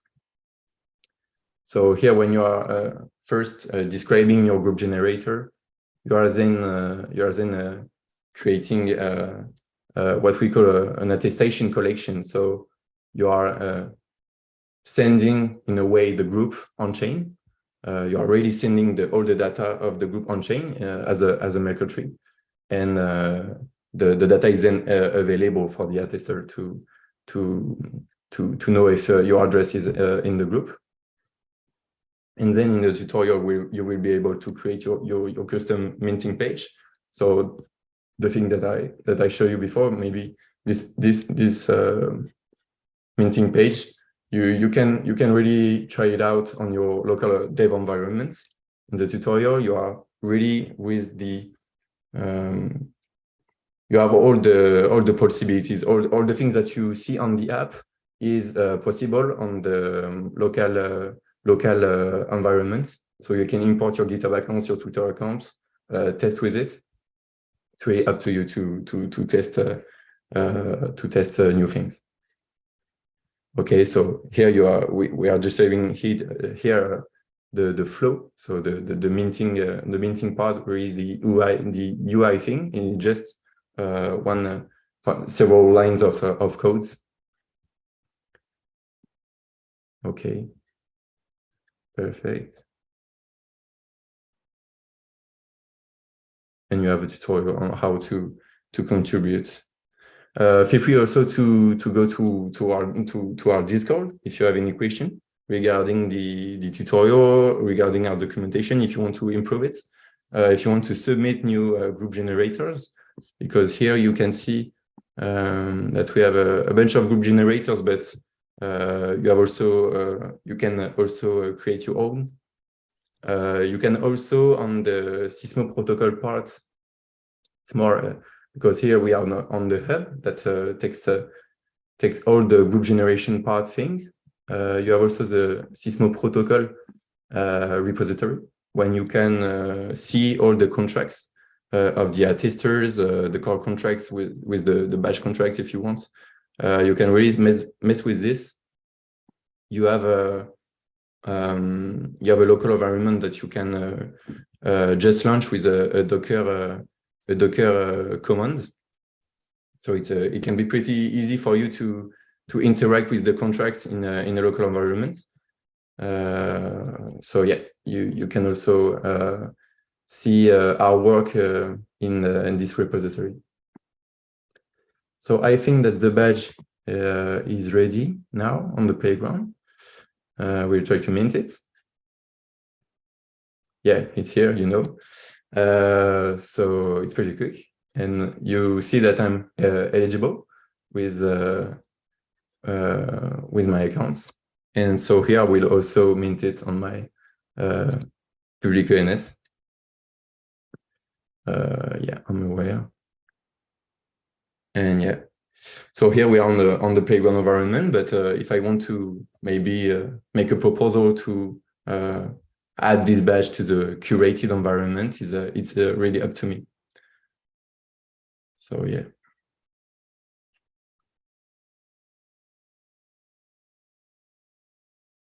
Oh, and I forgot to input a thing. But yeah, then you can see in your vaults the badges that you are holding. Yeah, as in the destination, I'm holding this. I'm holding also this badge that is all the people that start our repository on GitHub. So if you want to try it out, also it's possible for you.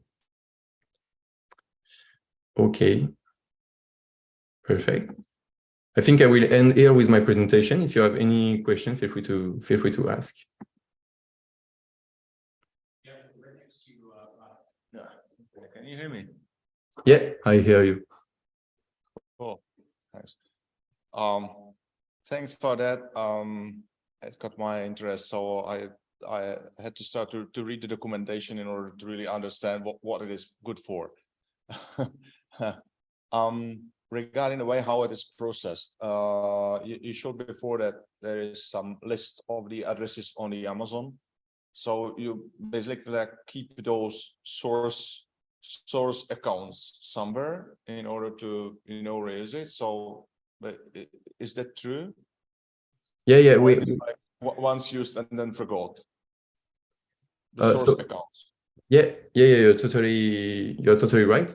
So we are exposing those source accounts, but the main part of Sysmo is really to let users mint badges on a destination address. So sorry, I don't hear you. I hear the guys over there. Can you repeat that? Sorry, I was just my ears were catching the other guys. Yeah, you are hearing me, right? Yeah. Okay. So basically, yeah, you are totally right. You have the source accounts that are displayed here on a public API. You can fetch it if you want, and then the really the vision of Sysmo is to enable any user to mint a badge on a destination account. And since no link is made between the destination and the source account, you are already staying private. And it's really the vision is that we let users choose if they want to mint the badge on the same source account. The source account can be the same as the destination account, and in that way, it's not private. But if they want maybe to mint it on a public ENS, for example, like me, it's okay. But if they want to be if they want to stay private completely in all their interaction, they can create a blank new address for each badge, and each time they will mint it to another destination address, and nobody will have the possibility to make a leak. So I don't know if I'm very clear, but the source, the list of source accounts, it's really a list of addresses that are already possible to fetch on chain. If it's a list of accounts, or for maybe Twitter, it can be a list of followers. So it is already accessible. We are really trying to let users choose how to mint the badge, and then they will reveal the address or no to any DApp or governance that needs the destination address, that needs to know if they hold the badge.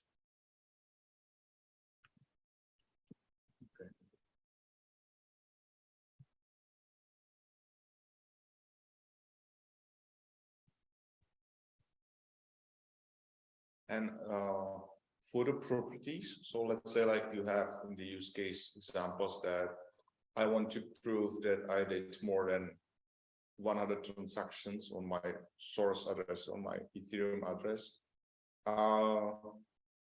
This property, is it like who is doing the validation of this property?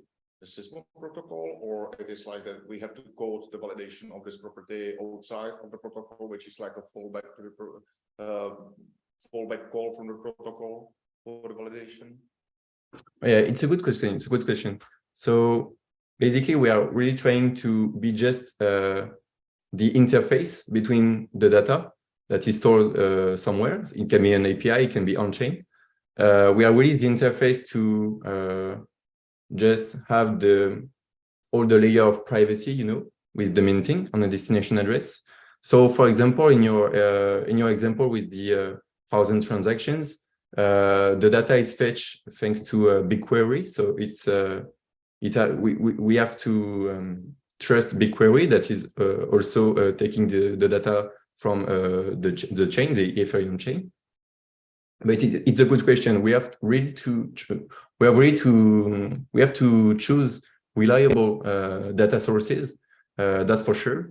And it's up to the community to, you know, vote for badges that are really reliable, that can be also Sybil resistant. We integrated proof of humanity, for example. We have a badge for proof of humanity people, and some people will say that proof of humanity is not reliable. Some others will say it's reliable. So it's really up to the community to have governance votes and then push the badge on the curated environment on app.sysmo, not on the playground that is just permissionless, you know.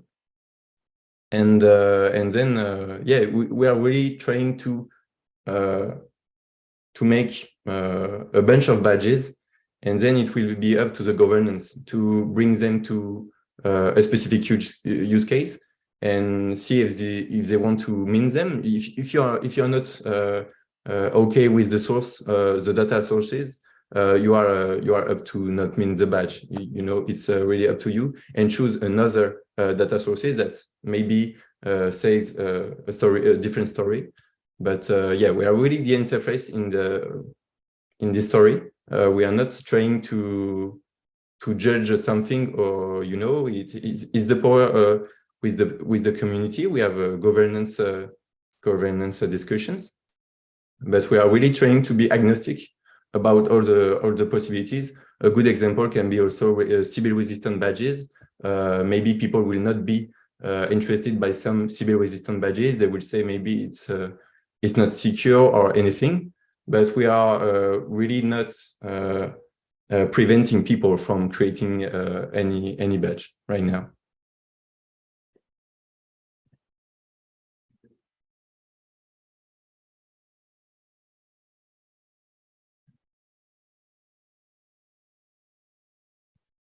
So do we have any other questions?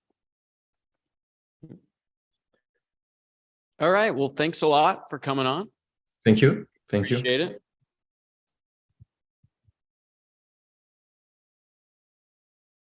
Thank you for the invitation. It was great. It was my first workshop, so I hope you liked it. Sweet. All right. Goodbye. Goodbye.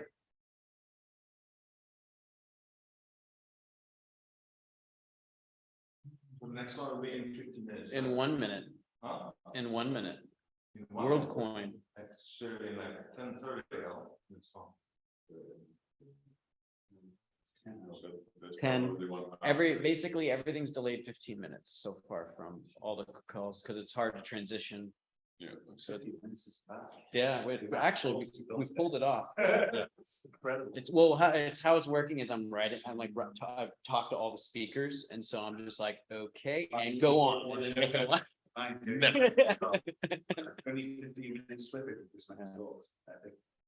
Yeah, only 15 minutes slippage, so not bad. I thought we were gonna be an hour. The word coin would be now. WorldCoin, yeah. Yeah.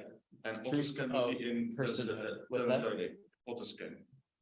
At 10, no, everything's delayed, so 10:45. 10:45. Yeah.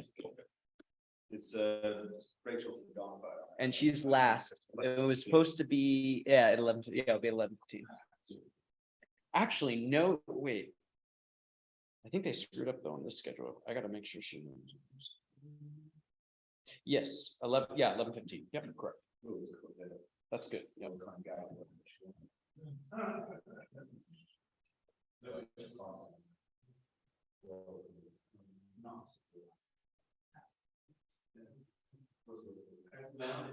Let's just say it's more.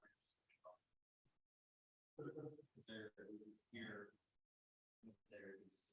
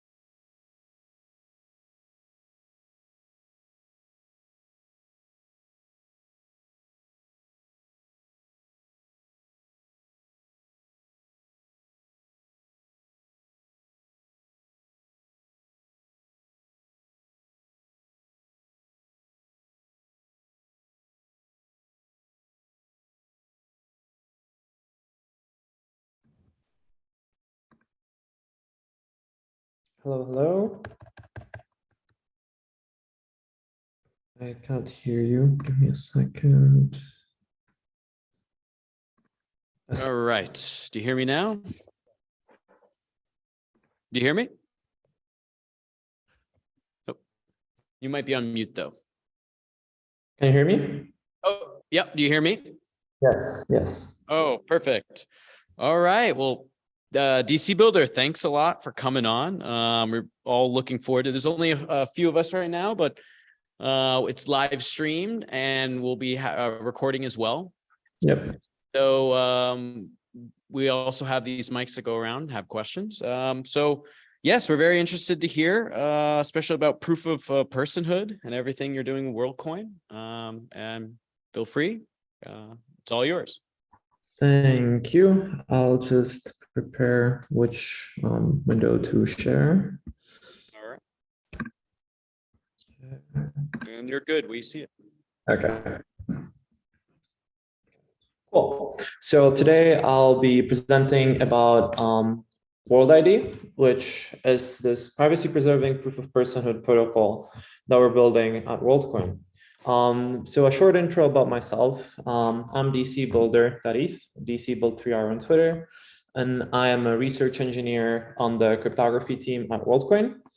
And essentially, my day-to-day job is like researching different cryptography primitives, working in zero-knowledge cryptography, and also helping with some Ethereum core stuff like EIP 444. So today I'll be speaking about the protocol that we're building, or the application we're building, which is called World ID. So crypto is awesome. However, nowadays, only less than 2% of people in the world have ever seen or used it in any meaningful way. And most of the value in crypto is being hoarded by a few financial entities that use it as a hedge or as an investment, not necessarily as a utility. So like for us, like early on, we thought like, what if Bitcoin started by giving one coin to each person? And so essentially we thought of creating this UBI experiment where we created 10 billion tokens, or we're creating 10 billion tokens. And we want to distribute these tokens to every single person on planet Earth until it runs out. So, however, you run into a lot of issues when you try to do experiments such as these, because you don't know how to ensure that every single person has claimed their claim only once, and that they have not created multiple identities and multiple wallets to essentially game the system. Right? These attacks are so-called Sybil attacks, where they like manufacture identities and are able to sort of game a system where uniqueness is sort of a factor for any activity that you're doing. Right? So what we've tried to develop is a private, inclusive, and scalable solution to the Sybil attack problem. This entire sort of problem space of Sybil attacks is called Sybil resistance. Right? Like, how do you build Sybil resistant systems? And people have done different types of approaches over the course of human history, even, right? You have things like email or phone plus password, right? Like that's the usual way that you're like sort of trying to like game against bots. Then you have official IDs, of course, like passports, IDs issued by a government. There is web of trust, where people attest to somebody being trustworthy, and then it's sort of like this like people that attest that other people are trusted. And if you sort of aggregate trust from different like very trusted individuals, then you can create like a metric for someone. Then people have also used fingerprints to determine uniqueness, and DNA, for example, right? Like DNA is like one of the ultimate identifiers, right? However, many of these are like badly scalable, they're easily attackable, or they're very centralized and privacy invasive, such as the official ID, right? So we came up with this essentially hardware device. This is just a nice doodle on top of it. It's essentially a sphere built with custom hardware, and it has an iris scanner inside of it. What this iris scanner does essentially is it takes an image of a human face, or of a user that is getting registered, and on its graphical card, it computes a unique identifier from the iris image using a machine learning model, a convolutional neural network. And this unique identifier then gets checked against all the previous user signups. If the previous if the identifier is found in the previous user signups, then it gets rejected. If not, it gets added. And subsequently, the image gets deleted. So we don't custody any of the images of users unless they voluntarily opt into our data collection program. So it's a privacy preserving data collect, or it's a privacy preserving sort of hardware pipeline that creates unique identifiers, which you can then later use to make attestations, which I'll go into in a little bit. So as I said, we don't collect images, we don't collect names, no contact information, no know your customer. So we have more privacy than other solutions. The other part of the product or the project is the use of zero knowledge proofs. Zero knowledge proofs have these almost magical properties where you're able to create a cryptographic proof that some computation happened, and you can also obscure or hide different parts of that computation. In our case, what we're doing using zero knowledge proofs is that I, as a user of WorldCoin that has signed up, I can create a zero knowledge proof that I am a unique individual because I create a proof that my iris code or my unique identifier is in the list of registered users without revealing which registered user I am. Therefore, there's no tie between who I am or my identifier and the actions I perform. And you're also doing a proof that you've never performed an action more than once, right? So in our case, it's that you haven't claimed WorldCoin more than once, or that you haven't voted in a poll, or that you haven't minted this NFT more than once, or that you haven't redeemed an airdrop, and many other use cases. Any use case in general, and any use case that might need Sybil resistance, right? Whether it's any of these like voting, minting, airdrops, joining a specific social platform, etc. Right? So this primitive is something that's really important and necessary to build various types of applications that require proof of uniqueness. We've seen a lot of things, for example, to give the best example recently, you've seen all the debacles with Twitter profiles, like Twitter profiles and the blue check marks and the paid check marks and bots, and just a multi-billion-dollar business that has many issues just because people are replicating accounts and making the user experience for like completely tragic and business models struggling because of that. Right. So how do you ensure that users using your platform are indeed unique and are not botting or spamming the platform? This is like one of the major use cases that we're thinking of. So the biggest primitive that we're building is this anonymous way to verify that you're a unique individual and that you've not performed an action more than once. World ID is privacy first. As I mentioned, we don't collect the iris code. We don't collect the iris image. We don't essentially your on-chain activity is not associated with any with your world ID essentially through the use of zero knowledge proofs. And it's also an open protocol and self-custodial, right? So you have a wallet in which you have a world ID, and in world ID, then you can like use it by scanning a QR code inside of an app. Here, for example, this is a demo app that we created. So you could essentially see that if you want to build an application using World ID, you'd have this pop-up where you can see I'm a unique person.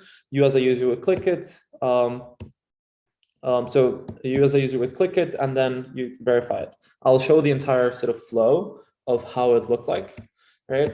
So first you go to an orb. The part of WorldCoin that's sort of interesting compared to other uniqueness solutions is that it deals with physical hardware and physical locations.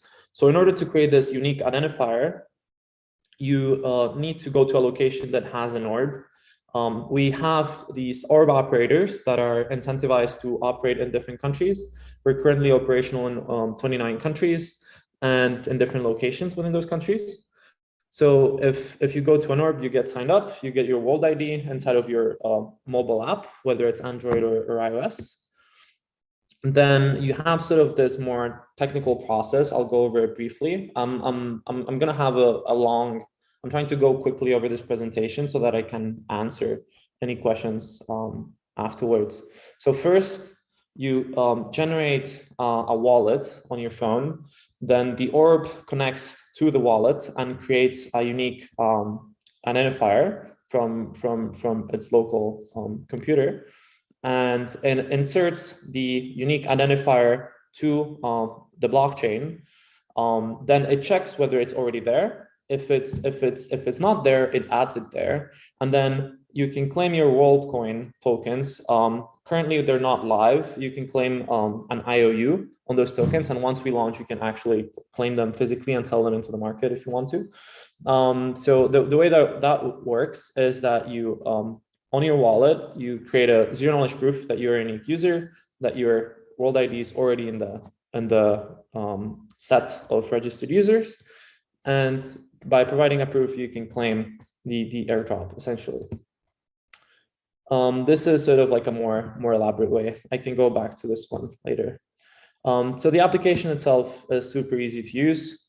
For developers, the way to integrate World ID is you go to documentation and you just integrate this simple JavaScript widget where you get this pop-up that you can see on the left. This pop-up then expands onto this claim process that I'll show in a little bit. And users can scan a QR code and just sign on their phone and verify that they're unique. Right, so it's a very CAPTCHA-like user experience where you have this like short action that you need to perform to verify uniqueness. However, you're not solving any puzzles. You're just signing something on your phone cryptographically. And it's a solution that solves Sybil resistance for good. So this is sort of how it looks within the app. Once you connect, you click on verify with World ID and you create a signature for it. This is more like programmatically how it would look. If you want to load the widget, you import the World ID widget from the WorldCoin ID package and NPM, and you just have a React component. You don't need to concern yourself with how it actually works if you're not technical, but essentially it's just a very short one-liner that creates you this widget so you can verify uniqueness. So World ID itself is very flexible. Once you have a Sybil resistance mechanism that's functional, you can use it for different types of applications, right? Uniqueness is something you can use, for example, for doing on-chain voting, right? You've seen, maybe you've seen applications such as Snapshot. If you've ever been interested in, for example, decentralized finance, let's say that one protocol wants to change some parameter inside of a smart contract. For example, Aave, the money market, has a proposal and people want to vote. Usually people vote through tokens, right? It's very plutocratic. But if you want to do something like one person, one vote, or one user, one vote, you could use something like World ID to actually ensure that your users are unique. If you want to do airdrops where people cannot farm them, right? They cannot just spin up thousands of wallets using some program and then claiming airdrops manually by creating some artificial activity.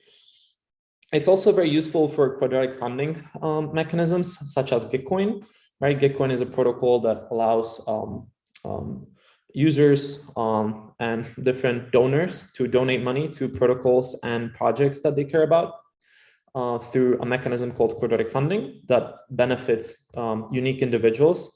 And the more unique individuals donate to a specific project, the more matching funds or the more funds that those grants get. You can do various different ones, right? Like account creation for a social media network. If you want to like have sort of spam prevention, many other different use cases. If you want to start building your World ID, you can, if you want to check out our documentation, it's id.worldcoin.org. And you have an overview of our protocol, of the JS widget, the documentation and the guides that we have for it. how to essentially simulate the application and orb if you don't have them on your hand, and examples of different applications you can build with it.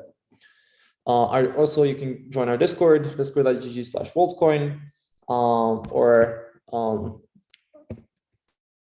do essentially, or follow us on Twitter at WorldCoin as well.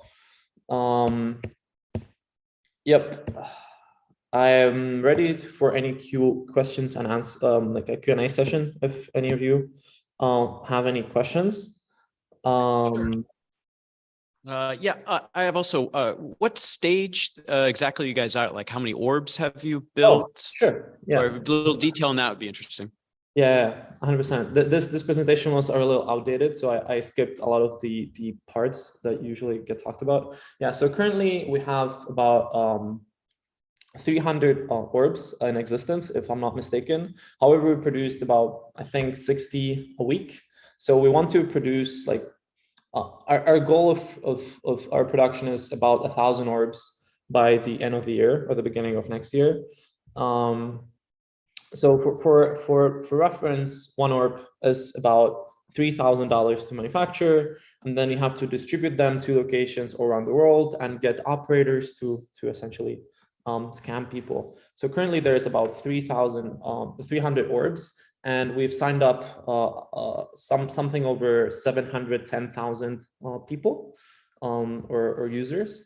So we have 700,000 signups about that. Yeah.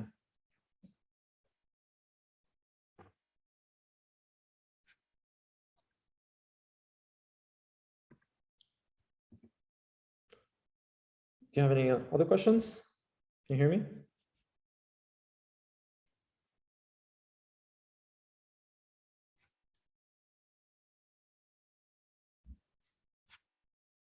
I cannot hear you for some reason. Hello?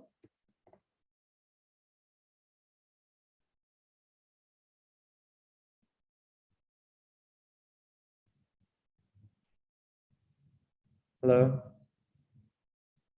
Sorry, the other mic battery died. No, I was asking because I was looking at your FAQ, and you're later going to launch your app. So I was wondering if like people are already scanning, getting the WorldCoin token. Oh yeah. It's currently going on, right? Yeah. So the what we have on our website that we're gonna launch later, that means the token being live. Our project, or like our product in general, is live. The World ID is live. You can make cryptographic proofs of uniqueness, and as a developer, you can integrate it in any apps. What we don't have live is our token, right? Our token currently, it's an ERC20 token on a testnet, which essentially represents an IOU for the token for when it launches, right? So WorldCoin currently is in a beta. By beta, I mean like our users that have claimed the WorldCoin airdrop, they have an IOU of it. So that the token has no value. It has no market value. It's not listed on exchanges. It's not listed in decentralized exchanges either, such as Uniswap. So that's what it's referring to. Other than that, like the World ID is live. Many applications are already using it, and developers can integrate it at any time. And our infrastructure is also live. Thank you. Hi, DC Builder. Thanks for the presentation. My question is, you mentioned that the identifier is put on chain. So is it possible to somehow link the identifier by time and place when the user is actually scanning through the orb? And if yes or no, is there any other potential security issues for the user you identified? Yeah, so the person, when you're scanning them, the identifier gets computed locally, right? So like the iris image never leaves the orb. The orb has many sort of security mechanisms inside of it, both in the hardware and the firmware, to ensure that it is a trusted environment, a security trusted environment. And this trusted environment has many prevention mechanisms from tampering, right? So like people cannot load their own firmware, they cannot load different attacks, they cannot emulate different sensors, right? There's also sensors to check that it's actually a human person scanning, right? There's infrared, there's lightning, There's a field of depth. There's infrared. There's various other miscellaneous sensors that check that the person getting scanned is indeed a human. After those checks get through, then the trusted hardware cryptographically signs the image on top of which the machine learning model is going to be computing. Once this image runs through the model, you have the iris code, you delete the image, and the iris code then gets uploaded on chain. This iris code theoretically does not have, like, you do not see from which IP address you're submitting this. You just call an RPC, you can call it from a proxy, you can call it from different places, but you essentially send this transaction on chain, and this transaction or this iris code, when you insert it, you do not have any trace associated on chain, right? Like, so if you go to the chain, to the Merkle tree in which this is held, by the way, this contract in which it is held is called Semaphore. We use a full fork of the project called Semaphore. Semaphore is this, without going too much into detail, is this smart contract that allows us to create a zero knowledge proof that a world ID of a user is inside of the list of registered users without revealing which user it is. And it's what helps us manage these sort of uniqueness attestations. Yeah, thanks. But I mean, like, if I can check when the identifier was put on chain, and I was, for example, in a physical space with somebody, and I saw that he's scanning with the orb, am I able to somehow like link that together? Not really. We don't do like unique batches, right? Like in order to do this, you'd have to have a lot of certainty about a lot of networking parts of the stack, right? So we have about 2,000 to 3,000 signups daily, and for you to be able to know which person it was at a specific moment, you'd have to see that we insert them one by one. However, we usually collect a bunch of these signups and insert them in bulk. So like you'd have to have a lot of, and like there's possibilities where you could like see that it's one of these, but like still like it's guessing. Yeah. Okay. Thanks. And a follow-up question: is it like a pseudo anonymous, like Bitcoin or Ethereum? So in the future, if I am able to link the identifier to some person, can I see like the whole history, what he did with the identifier?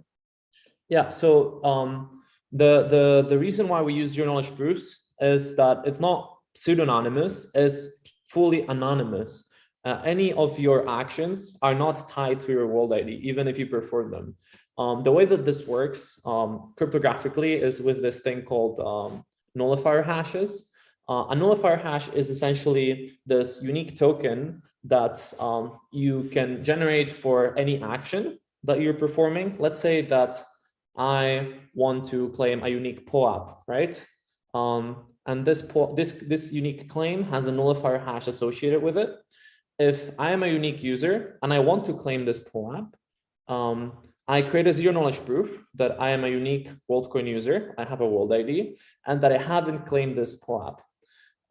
If I had claimed the POAP before, this nullifier hash would have already been created. Therefore, I would not be able to claim it again. But since I haven't done it yet, I'm able to sort of quote unquote consume this nullifier hash and then ensure that I've claimed it only once, both to the application and to everybody else. And this nullifier hash, the cool property of it is that it's not associated with my world ID, right? So if I'm using it to do any activity on chain, right? Like any application that integrates world ID, me as a user, none of my activity is linked to those actions that I'm doing on chain. Okay, thanks. Thanks, mate. Yeah, I have a few concerns about WorldCoin generally, I'll be honest. So I'm sure you've heard many of these before. But like, yeah, so there's you can break it into a few bits. And the way in which the data has been collected, which basically is like an MLM scheme of sorts, where people are paid in a token that isn't liquid. Are they paid any money for it, or is it just the token? Okay. They just get the tokens. Yeah, so sorry for not being clear. Yeah, so currently we don't have a token live, so we pay them in normal cash. Right. If you want to sort of know the range, it's in between $2.5 to $10 per sign up, depending on the median salary of the country that they're operating in. We just do some data analysis on like what a reasonable reward is. And then essentially you give a reward per sign up for the operator, and also the user currently not only gets rewarded in WorldCoin, but there's like some minor subsidies but previously it was like $18 worth of crypto when you signed up. I think now it's like $9 worth of crypto. So each user, when they get signed up, they receive, currently it's $3 worth of BTC or wrapped Bitcoin, $3 worth of ETH, and $3 worth of DAI on Polygon POS. Yes. Okay. So was there any point when WorldCoin was collecting the iris data, so the actual raw data from the machines? So we have a data collection program, but this data collection program is opt-in. So if you go through the sign up process, there's this page where you get to select whether you want to like opt in to give us your data anonymously, of course, just for us to be able to train this machine learning algorithm, right? Like we need to create an algorithm that is able to create these unique identifiers in a way that's not error prone or like has a very small error rate, right? This machine learning algorithms still have some false positive and false negative rate, although very small. But in order to improve this and improve on the state of the art, you still need more data, right? So the way that you do it in a privacy sort of focused way is that we allow users to opt in, but if they do not want to, they can completely sign up without giving either a phone, either an email, or giving any data of any sort. Do they get the same money? What? Do they get the same bounty, the Yes, same money? yes, of course. All right. My broader concern about it really is the implications of the technology. So what we've created here is something that denies permission access to an application for a reason. Like the reason could be, you know, you gave a list earlier, but you've claimed this airdrop already, or you've voted already. So essentially what it does is cancel you in that system, right? So you lose your rights of participation. My question to you is, what if that app is a nation state?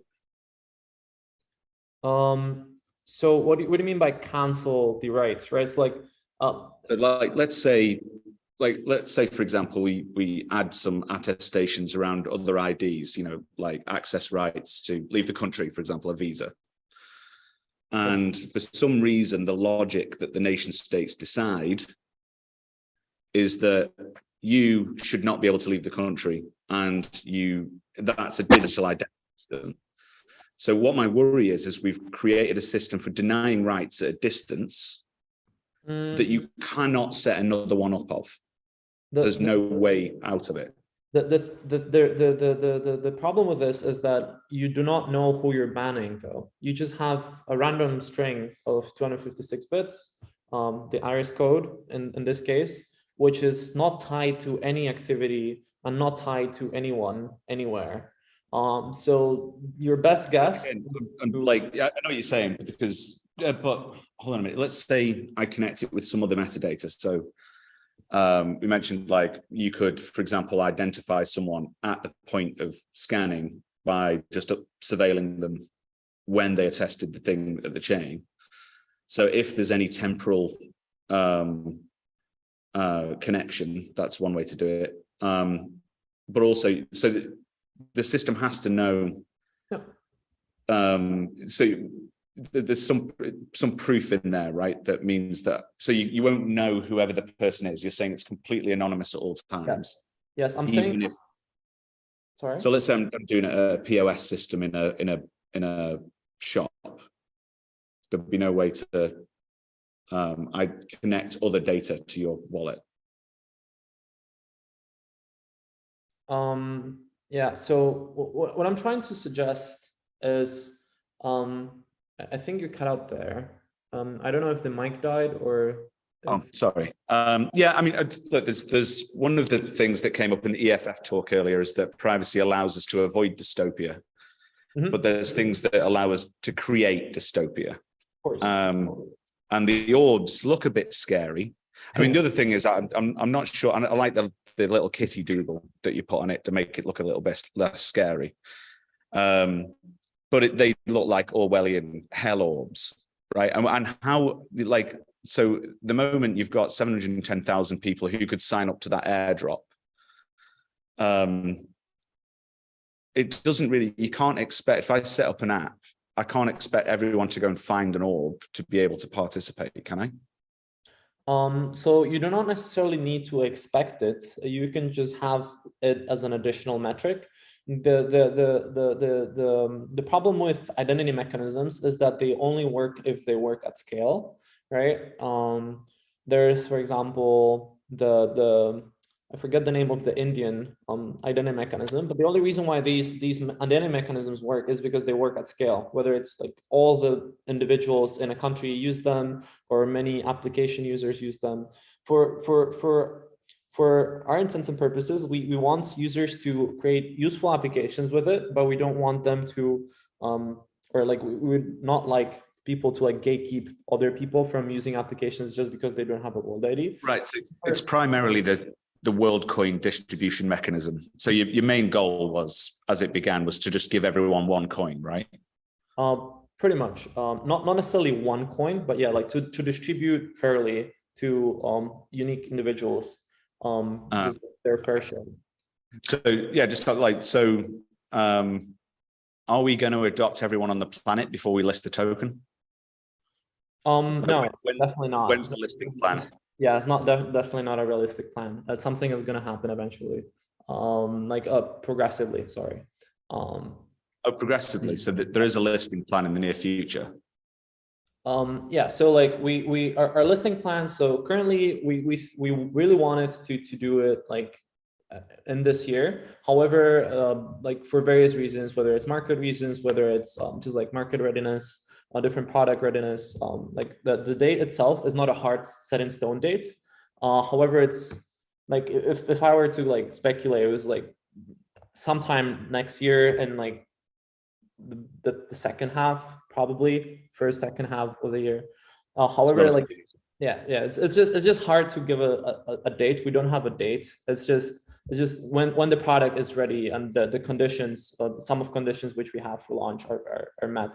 It's when you're able to launch without we just want to like if you visit our Q&A on like when we are going to launch, we specifically don't set launch dates because we want to ensure that it's secure, that it's open source by the time we launch. Another thing that I didn't mention is like we're working really hard to open source both the hardware and the firmware that's running so that you can physically verify that the orb itself does delete the image, the iris image, when you're signing up, right? Because we could also be lying. There's like different mechanisms that we're working on, even some of them even using zero knowledge cryptography to ensure that these pieces of software are actually running and like actually doing the things that they're doing, and so that users can verify those things. But yeah, launch sometimes hopefully next year if all things go well, and yeah, we'll keep distributing to users currently as an IOU, which is just a testnet token, which later, once we launch, people can redeem for the actual market token. Thanks, mate. I'm sorry for hassling you, by the way. I'm just not a massive fan of the kind of overall setup and stuff, but you've answered the questions wonderfully, and thanks for your time. Yes, thank you very much. All right, that will be it. We're over time, but thanks a lot for coming on. We greatly appreciate it. Yeah, it was really fun. If you have any other questions, just feel free to DM me on like Twitter, Telegram at ETHBrno². Happy to answer any questions. Cool. Awesome. Have fun, guys. Bye-bye. Yep. Bye.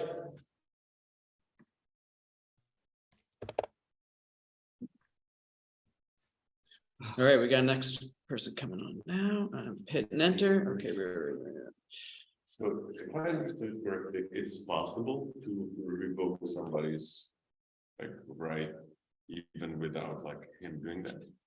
So this is what it comes down to. It's this so there's revocability of rights. It's a remote cancellation tool. yeah, but so the answer was that it's possible to do it, or only the person who is owning the identity. He said you wouldn't know who you were canceling. Yeah, so he doesn't say. But what you can can do, but it's any arbitrary logic. So you've claimed this mint before, or you've collected these tokens before, could be replaced by you've done anything. Yeah, I understand that. That's one. Like, yeah, it's not so much. It's like don't even need to know who they are. You just need to define the action that gets you cancelled. Yeah. So let's say you've interacted with Tornado Cash, and you're both from everything now. Like your wallet's been shut down. Okay. Or you've transacted with the wrong person that's been investigated for some reason. Or you've communicated with the wrong person, or you've logged into the wrong app. They don't understand the implications of what they've built. Well, and the proof of humanity has the same issues or not? It's just biometrics is the problem, because you can't replace your eyeballs. Hey, William, do you hear me? Change the address that like if you can say, if I can restart a new identity in the system, this is the problem. It's perfect civil resistance. All roads lead to 1984. I've just thought about it for a long time, and even hello. Hey, William, do you hear me? Yes. Hey, see my slides. Are you hearing me? All right. Yeah, we hear you loud and clear. Thanks for coming on. Okay. All right. So all right. May I begin? Okay, thanks. Well, hello everyone. I'm William and I'm here to present ETHBrno². So first, what is ETHBrno²? Simply put, it's a block explorer that you can run on your own machine. And that's how it looks like. But don't worry, because there will be a very quick demo at the end of the presentation where you can see more details about it. Well, what was the reason I did ETHBrno²? Well, we decided to take a different approach on how it's implemented. We didn't want to just implement another block explorer, but we wanted to make it like a real dApp, and in the process solve some of the issues that other block explorers have. And will talk about each of them quickly now. The first issue is the classic ETHBrno² down. We all want decentralization, but the truth is that currently we are very dependent on centralized and closed source systems. ETHBrno², for instance, we rely on Ergo, which is an archive node implementation that takes over 2 terabytes of disk spaces, and it is able to sync in less than 1 week, depending on how good is your hardware. And the required hardware is also not so expensive compared to other the one required by other implementations. So it is something that you can have at your home.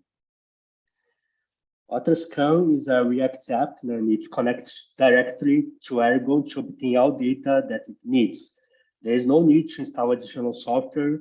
There is no need to configure external database like other block explorer implementations.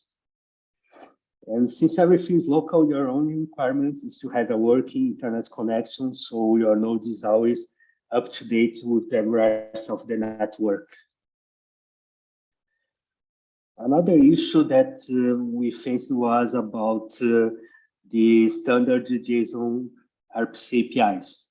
Now, I just said that everything that you need is an Ergo node, but that's not the entire truth, because the standard APIs, they lack a lot of features, and many of them we need in ETHBrno². For example, there is no easy way to get all transactions that were made by a given address. And we can see on Twitter that many people from community, they used to complain over and over about those limitations. So what we did was we implemented the custom APIs directly inside Aragon to enable these non-standard information to be extracted from your nodes. And these APIs can be used by any Aragon user, not only by ETHBrno². So not only we solved our problem, but we also contributed back to the community. And these APIs are built inside Aragon, starting from version 2.29, which was released 2 weeks ago. So there's no previously you had to install a custom Aragon binary, but from now on you just have this API out of box just by installing Aragon. Let's take a quick look at an example. Here's the OTS get contract creator method. It allows us to get the address who created a contract and also the transaction when it was created. It also works with the player contracts. Another example here is the OTS get transaction error, which is very self-explaining. It allows us to get the error message on failed transaction. And there are many other methods that support all the requirements we have in ETHBrno² and could be useful for you. So I recommend you all to check our documentation on GitHub. Another issue that other block explorers face is the high reliance on closed source data. A block explorer needs more than just the on-chain data, for example, for displaying token icons or for decoding 4 bytes data. We only use open data sources, like we take icons from Trust wallets and the open source 4 bytes database from a project called Ethereum lists. Even the price conversion comes from on-chain.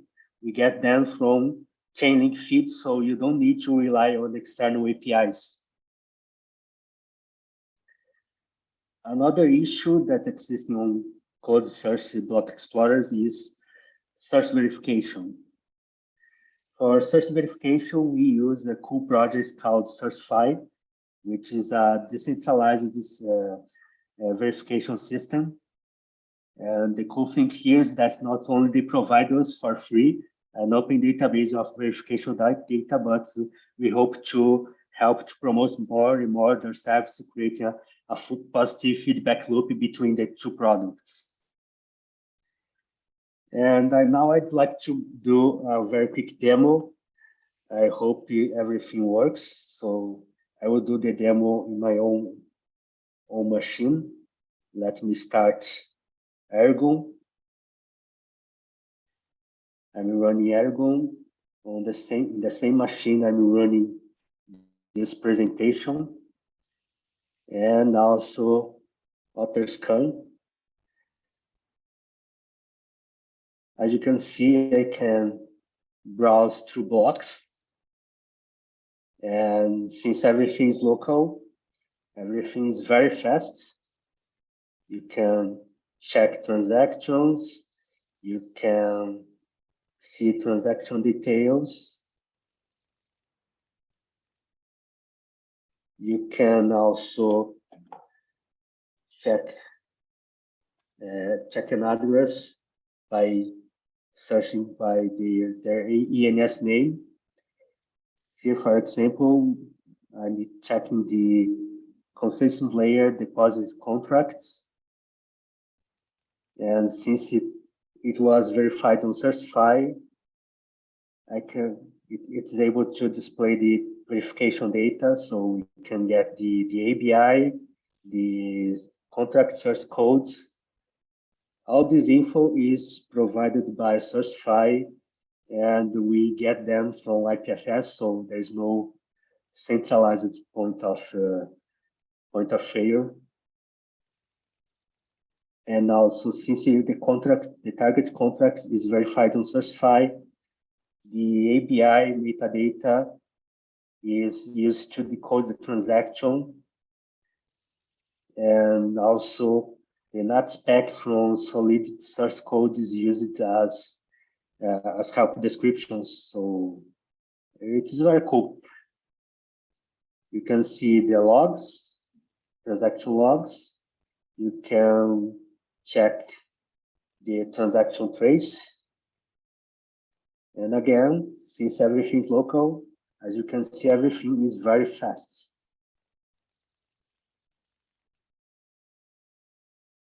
So that's it. I'm open for questions now.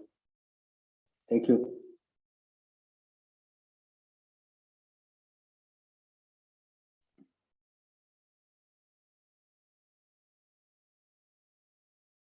All right. Thanks a lot. So I was also checking you guys out. I saw that you're active on Gitcoin with that community. I'm just curious. Great demo too. What current stage? What's your plan for the future with launching and yeah. Sure. Well, it's Otherscan is not feature complete, so it's an ongoing project. What we have now is the basic features that I think every block explorer should have, but there are many others on the roadmap, like showing token balances, showing more other information that more advanced information that other block explorers have. Another thing is take advantage of the contract metadata to display some interface for users to interact with the contracts. It's something that I've heard users asking a lot. And yes, we have a Gitcoin grant, so please help us contributing during the Gitcoin rounds. And that's what allows us to keep working on the project. Great. Do we have? Yep, we got another question over here. Hi, thanks for the talk. I have a question.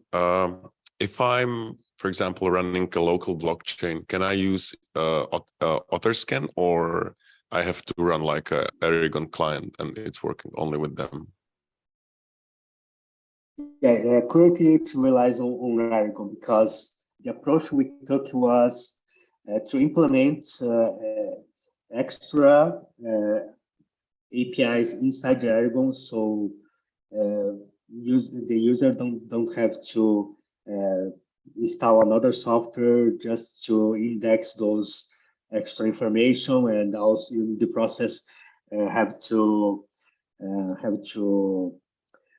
spend more disk space. So which I think is the approach that other open source block explorers take. So we decide to do something different. So instead of having an external indexer, we try to get all the information direct from Aragon nodes. So in that sense, we are very coupled with Aragon, but for now, I don't see this that as an issue, because Aragon is highly optimized. They've been working hard to make the hardware requirements more and more much lower. Thank you. All right. I think that's all the questions. Thanks a lot for your time. Really interesting. And we'll, yeah. Okay. All right, man. Yeah. Thanks for having me. Bye.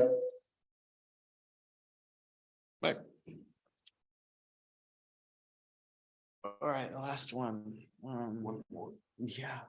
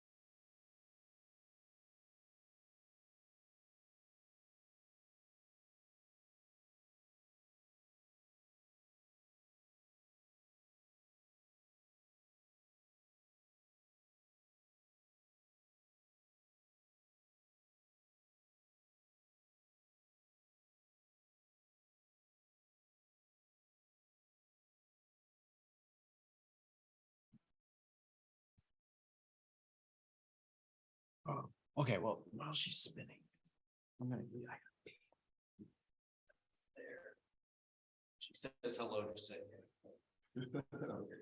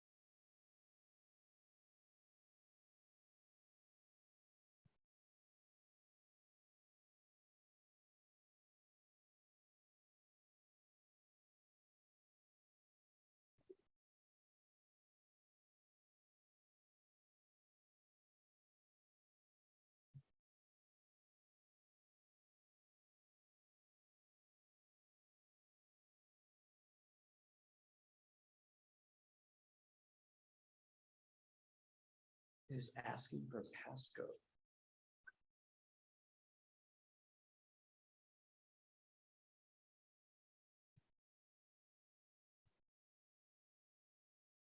You reached the free number of meeting hosts. Or...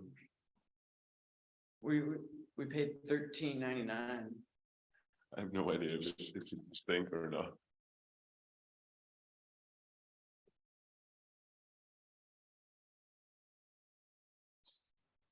No, everything went so smoothly. The last one. Oh, there she is.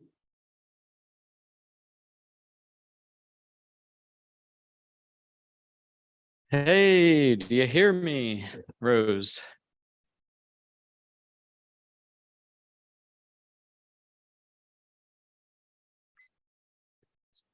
So you might be on mute.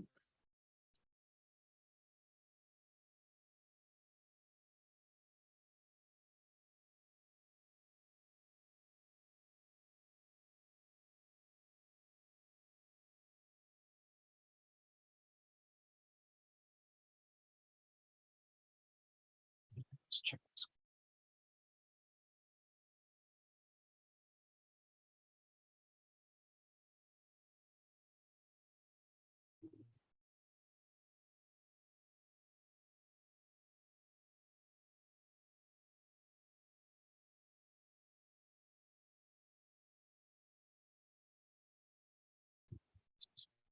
My computer.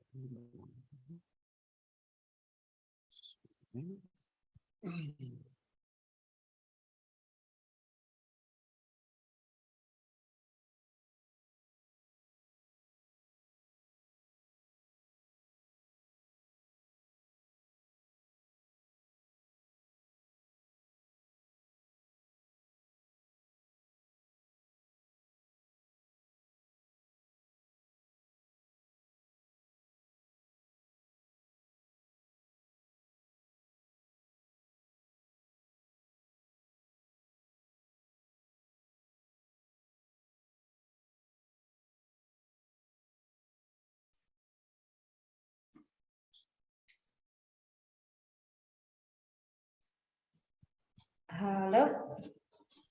Hello.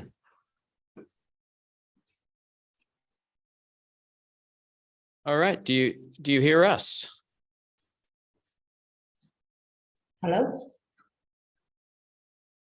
Hello?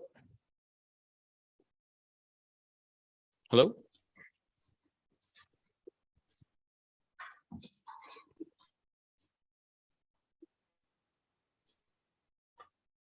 Do you hear me now?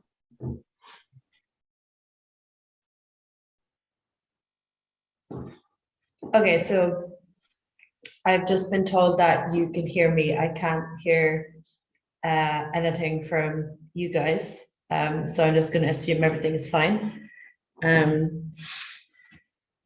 Yep. So I'll just see if I can adjust that and hear you guys. Testing, testing. No. Okay, so I'm just going to go ahead and start. Thank you all for coming. I'm very sorry that I can't be there in person today, but I'm really happy that those of you who are there came to see the talk anyway. So it's really exciting to see so many people congregating around this this relatively new memeplex of Lunarpunk. And when I was invited to do this presentation, I originally thought that I would spend the time trying to define Lunarpunk because, as you might know, I wrote an article back in December, which played a big part in introducing the term to the space. The article was later turned into a video by Rect, which inspired a lot of people, and so. But I felt that the shortcoming of this article and the video was that it didn't do enough to define Lunarpunk, and it presented it too much in opposition to Solarpunk. So I felt that Lunarpunk was lacking a positive definition. So when I was first invited to do this talk, I felt that I wanted to define Lunarpunk. But actually now that some time has passed, I've decided that I don't want to come and define and offer a definition, because really that definition should be provided by you and Lunarpunk hackers themselves. The Lunarpunk hacker should be defining the meaning of Lunarpunk through the code and the software that you produce. So I'm really hopeful that during this hackathon that you will try to materialize the concept of Lunarpunk into software. With that said, though, I will say that in brief that when it comes to Lunarpunk, I see it as a kind of science fiction, in the sense that it enables us to generate new possible futures. But it's a particular kind of science fiction in that it's a revolutionary science fiction. So it's a science fiction that proposes a radical break with the current order. So that's how I see Lunarpunk, and I see it as having the potential of compelling new futures into being, but as well as being a fictional, science fictional project, Lunarpunk is also a practice, and it is a practice of composing software that reflects and encodes our value systems. So, like, while I don't want to offer a strict definition of Lunarpunk, I will all the same offer some guidance when it comes to Lunarpunk practice. So, what are our principles when it comes to Lunarpunk practice, and how do we build software that reflects those principles? And I think this effort to reflect on what kinds of software we should build and how they should reflect our values is especially important at this present moment. So, you know, all of you, I'm sure in some way or another have been impacted by the overall kind of bear market that we're in the midst of inside of crypto. And obviously this week, the whole situation with FTX has been, you know, a very dark period in the midst of this bear cycle. And I think the bear market is a really important time because it's a time where crypto returns to its roots and it begins to reassert its values and to define a new narrative that will drive the next phase of the cycle.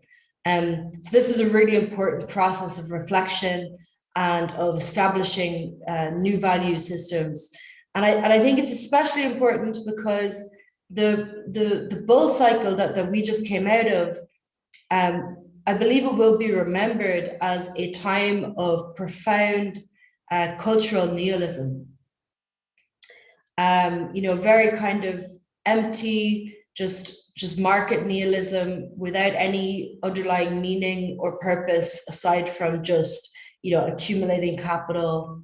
And the kind of inherent fragility of this market nihilism is being made apparent now that we've seen the kind of the house of cards collapsing in progressively intensifying cycles leading up to this week. So, you know, we've had this kind of this lack of a narrative. It's introduced a lot of systemic fragility into the space. We've handed over authority and soft power to bad actors with ill intentions, who are working in collusion with other bad actors and ill-intentioned regulators. And this is not something new. It hasn't just come out of this cycle, but it's something which has been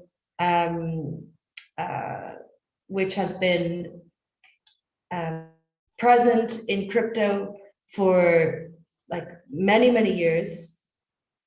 And, you know, it harkens back to the early days of cryptocurrency. And, you know, there's been various stages in cryptocurrency where we've overthrown our idols and our leaders. So the Bitcoin scaling debate is a really good example of this, where, you know, crypto abolished its overlords, but there's been a progressive failure to define a new direction. So there's just been a kind of a series of revolutions inside of crypto, but a failure to establish a new paradigm. But I think that now is fundamentally different, and I do think that we have an opportunity to define a new direction for crypto. And so this is where Lunarpunk is really important, because I think it can potentially offer a new kind of ethical or moral and political direction to the space. And I hope that this time people will listen. And, you know, everyone has the inherent desire to live purposefully, and to have work that feels meaningful to them. And that's some kind of inherent human desire. Not only that, but by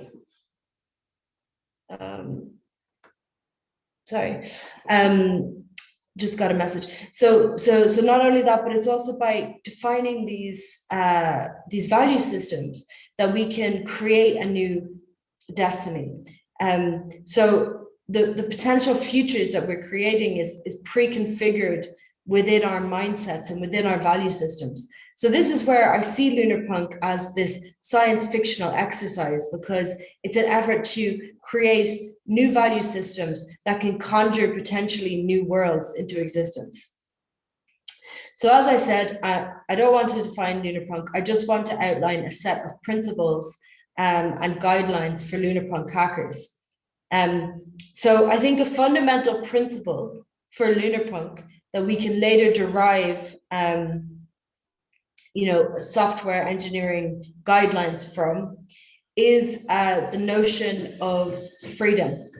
And this is freedom defined in a positive, affirmative sense. So when we look at the different kinds of punk, you know, we have solar punk. Before solar punk, we have cypherpunk and we have cyberpunk.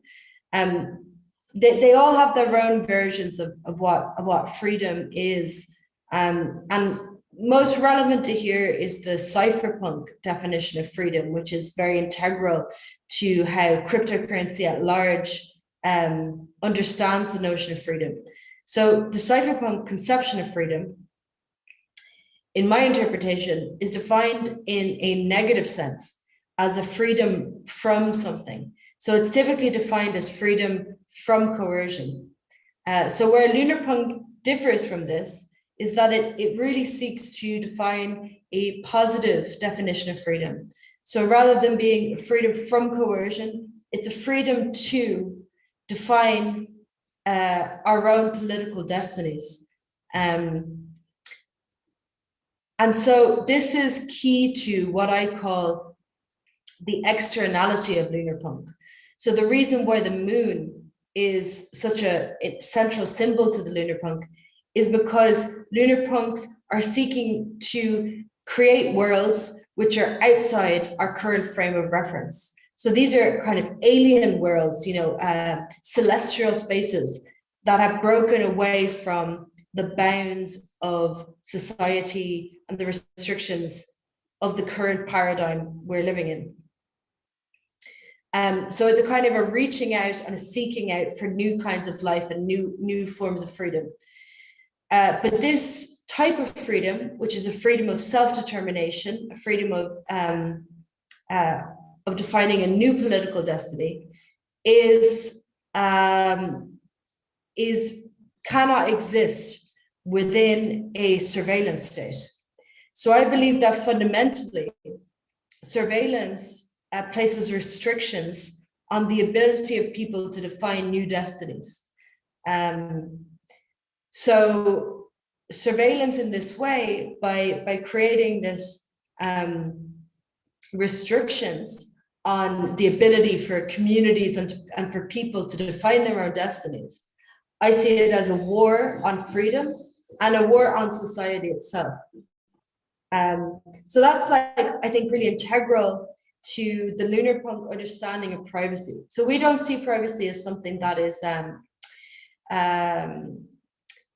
you know, about like necessarily about intimacy or about you know, freedom, like freedom from coercion, but really trying to see privacy as the means by which lunarpunks can define a new legacy, which is beyond the state-based paradigm.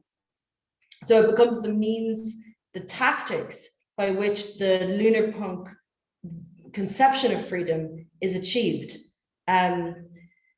So because of this, privacy preserving tooling is a very important kind of engineering principle for lunarpunks. And this fundamental engineering principle comes with a large list of guidelines then that are derived from that. So I'm going to go through that and say, okay, if we are to build, so first, if we want to build the lunarpunk future, we must emphasize privacy preserving tools. And if we are to create privacy preserving tools, here are some guidelines that we must keep in mind. So firstly is that we must be building and we must be investing our energy into free software exclusively. So I'm sure all of you know the legend Richard Stallman, who introduced the movement of free software to the world.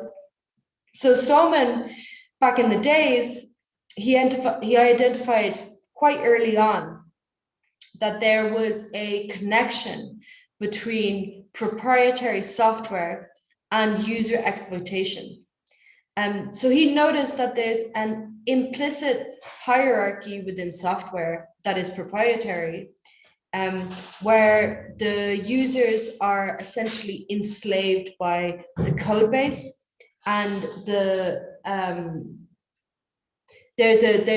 a hierarchy that develops between the user and the developer who's in a position of power and can exploit that user. So the users are enslaved by the code because they have no power to change the code or even to analyze the code that they're participating in. So this is distinct from the free software paradigm, in which the users are the developers and the users are in a position of empowerment within the software, where they can audit the code and they can ensure, for example, that the code is not acting maliciously. It's not trying to exploit them or spying on them. And you'll notice, like, if you follow free software, that if there is a free software project which starts to inject privacy and it starts to inject code which is in some way hostile to privacy, that's usually met with a lot of aggression. So we can see that, for example, in Audacity. Another example is Kitty Terminal. So usually there's an immune response from the users who reject these kind of hostile attacks on privacy when it comes to free software. When it comes to proprietary software, where we're thinking about Apple, we're thinking about Windows or Google or any of those code bases, user exploitation is the status quo, surveillance is a status quo, and backdoors are indetectable. Other kinds of traps and user exploitation methods are undetectable within the code base. So making your code free software massively protects both your users and your developers. So this is like a strong guideline for Lunarpunk hackers: write free software and license your code as free software. Also consider the licensing differences between licenses such as MIT and AGPL license. So DarkFi, which is the project that I commit my time to, is AGPL licensed, which means that it's a kind of license which it's free software, but it means anyone who uses the code, their code must also be licensed AGPL free software. So it's a kind of software, sorry, it's a kind of license which affects other licenses. Whereas something like an MIT license, you could have open source code base, which can be used for proprietary purposes. And what ends up happening the majority of the time is that the labor of love of programmers gets captured by proprietary code bases and companies with malicious agendas who then use that software as part of a way of exploiting users. So they might take your innovations and just like tie them in together with some nasty surveillance-based tech. And then the Lunarpunk has failed. So this is why AGPL license is a Lunarpunk license and is highly recommended to build code that reflects our values and protect that code and protect those users that depend on the code. So an extension to that is another guideline for Lunarpunk hackers: run Linux.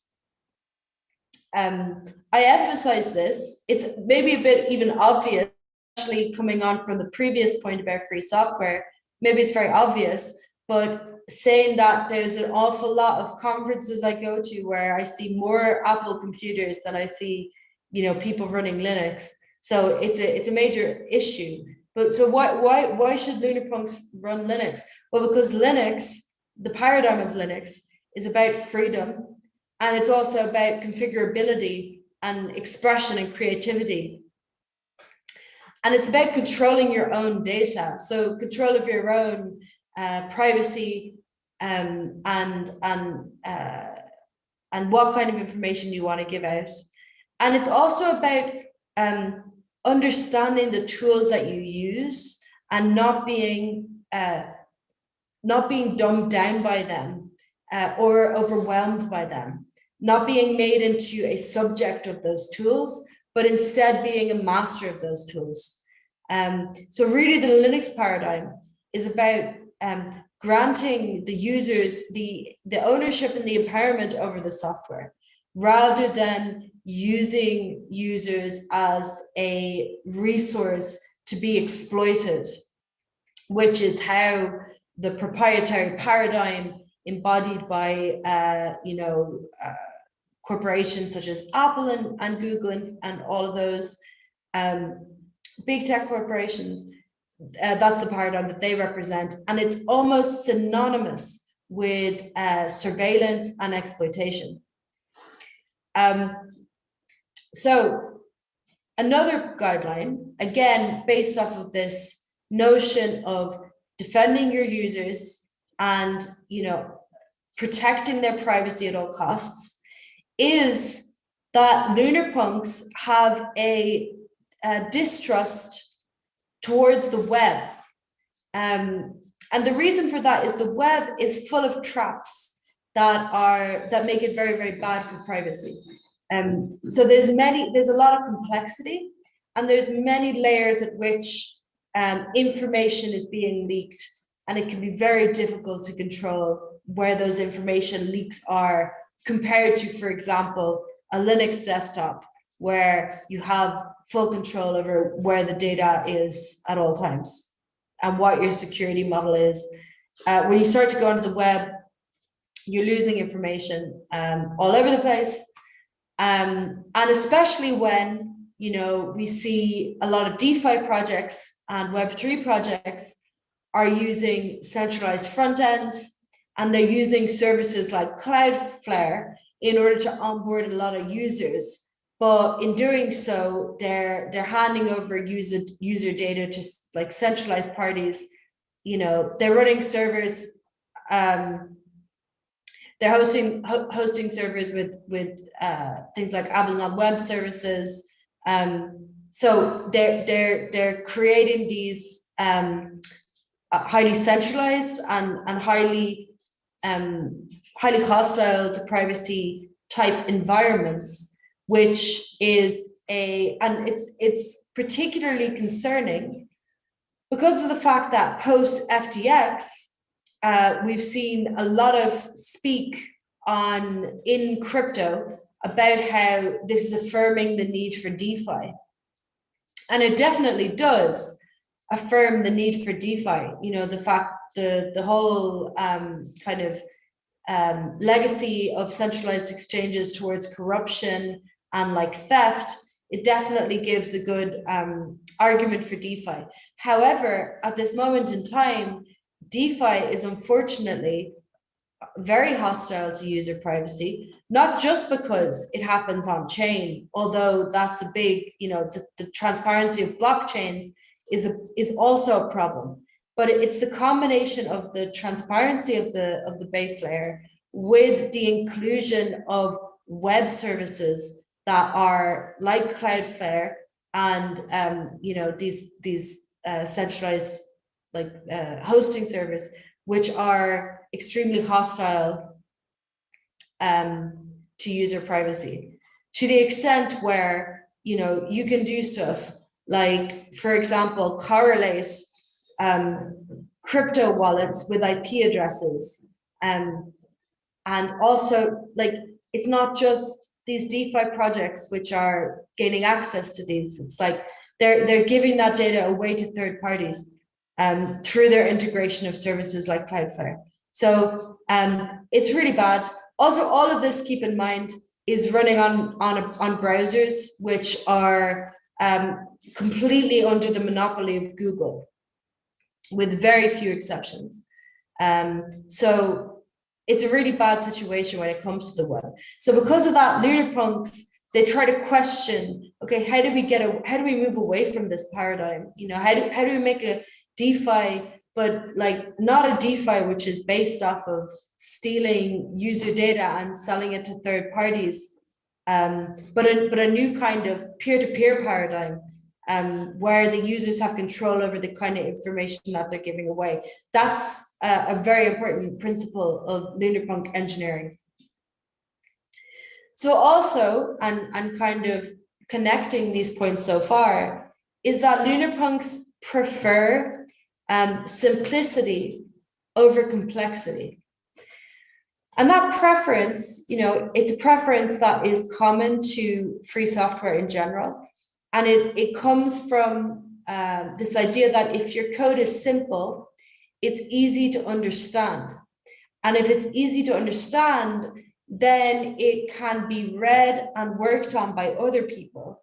And it could also be easily checked for, you know, any kind of exploit. So it's really good from a security perspective, but it's also good from a privacy perspective, because if you have simple code, it's easier to reason about where the privacy links are, and it's easier to protect against the introduction of, you know, any kind of privacy backdoor or leak in that kind of, any kind of malicious, like anti-privacy engineering.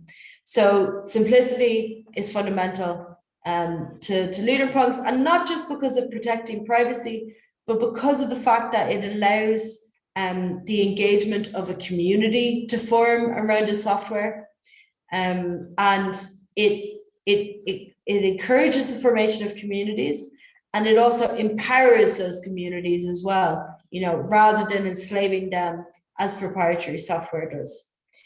And then a final point is again probably obvious, but worth emphasizing, which is that Lunarpunks always prefer privacy over transparency. So it's a fundamental principle that privacy should come first in the kind of, in the trade-off triangles or various trade-off shapes that Lunarpunks are working with as engineers. You know, privacy comes first. Transparency has some really nice properties and qualities. Again, you know, we're seeing post FTX that there's a big emphasis on moving towards more a paradigm that is more accountable, that is more objective than the opacity and the secrecy of centralized exchanges. So that's where the kind of narrative is shifting towards. And it's true that transparency has a lot of nice features, like, for example, the way that the FTX Alameda handled their on-chain funds was with a lot more delicacy than they had to do on FTX, where they could basically do whatever. However, transparency and privacy are not mutually exclusive things. You can have privacy with optional transparency, but the critical thing is that when it comes to engineering these systems, transparency should be considered an extreme and rare case rather than the default. So the problem is that on the current blockchains that we've created, transparency is the default and privacy is the extreme case, the unusual case. So really what we have to do is we have to flip, we have to invert and correct this paradigm so that we have privacy and anonymity on the base layer and optional transparency in extreme cases when we want them. So for example, if you're a DAO, you might decide to reveal your treasury, or you might decide to reveal certain transactions that you're making for the sake of accountability. And you could, using, you know, in a zero knowledge paradigm, you could do that. You could reveal information in a way that is trustless and verifiable. But again, you're doing it in a controlled setting where you're not leaking all the information about all your users and all their balances and all their behaviors on chain. You know, you're just saying, like, this is the treasury balance, for example, and you know for sure verifiably that's the treasury balance. So this is the kind of thinking and the kind of paradigm we need to move towards, where Privacy is default, transparency is a useful thing, but it's an extreme case, and it should not be the default for everything. And what we've seen is, again, Ethereum is the main example we have here. But what we've seen is, like, when it comes to having a fully transparent blockchain with privacy as the extreme case, as the rare case, that this leads a lot of vulnerability towards censorship, a lot of susceptibility to censorship. So a good example is obviously Tornado Cash, where you have a transparent system. So if you have any anonymous tooling available on that transparent system, it's trivial just to say, okay, there's a smart contract where it's happening. Let's just censor that smart contract. And that's because, you know, again, to use some Lunarpunk imagery, Ethereum is like a desert. And so any kind of privacy preserving activity on the desert is visible from everywhere. It's perfectly viewable. So you can just say, okay, there's a kind of forest that's developed inside the desert. We just need to annihilate that. And then, whereas if you have a full forest coverage, it's much harder to detect what's happening where, or impossible, ideally impossible to detect. Similarly, it's worth emphasizing that the whole kind of thinking that we can build a transparent system first and then tack privacy on top, for example, in the layer 2, which is, we see this not just on Ethereum, but also on Bitcoin, where we see people talking about layer 2 being where we're going to do private stuff. This is also super vulnerable to censorship, because of the fact that you can very easily say, especially now, right? Like, all of these layer 2s, they have a centralized sequencer, which is the entity that is taking the transactions on the layer 2, organizing them, and then putting them on the layer 1. This is centralized currently. I know there's plans to decentralize these sequencers, but currently it's centralized. So the sequencer can very easily say, oh, that transaction was not OFAC compliant, so we're just not going to include it when we put the roll-up transactions onto the main chain. That's one potential area where it can be censored.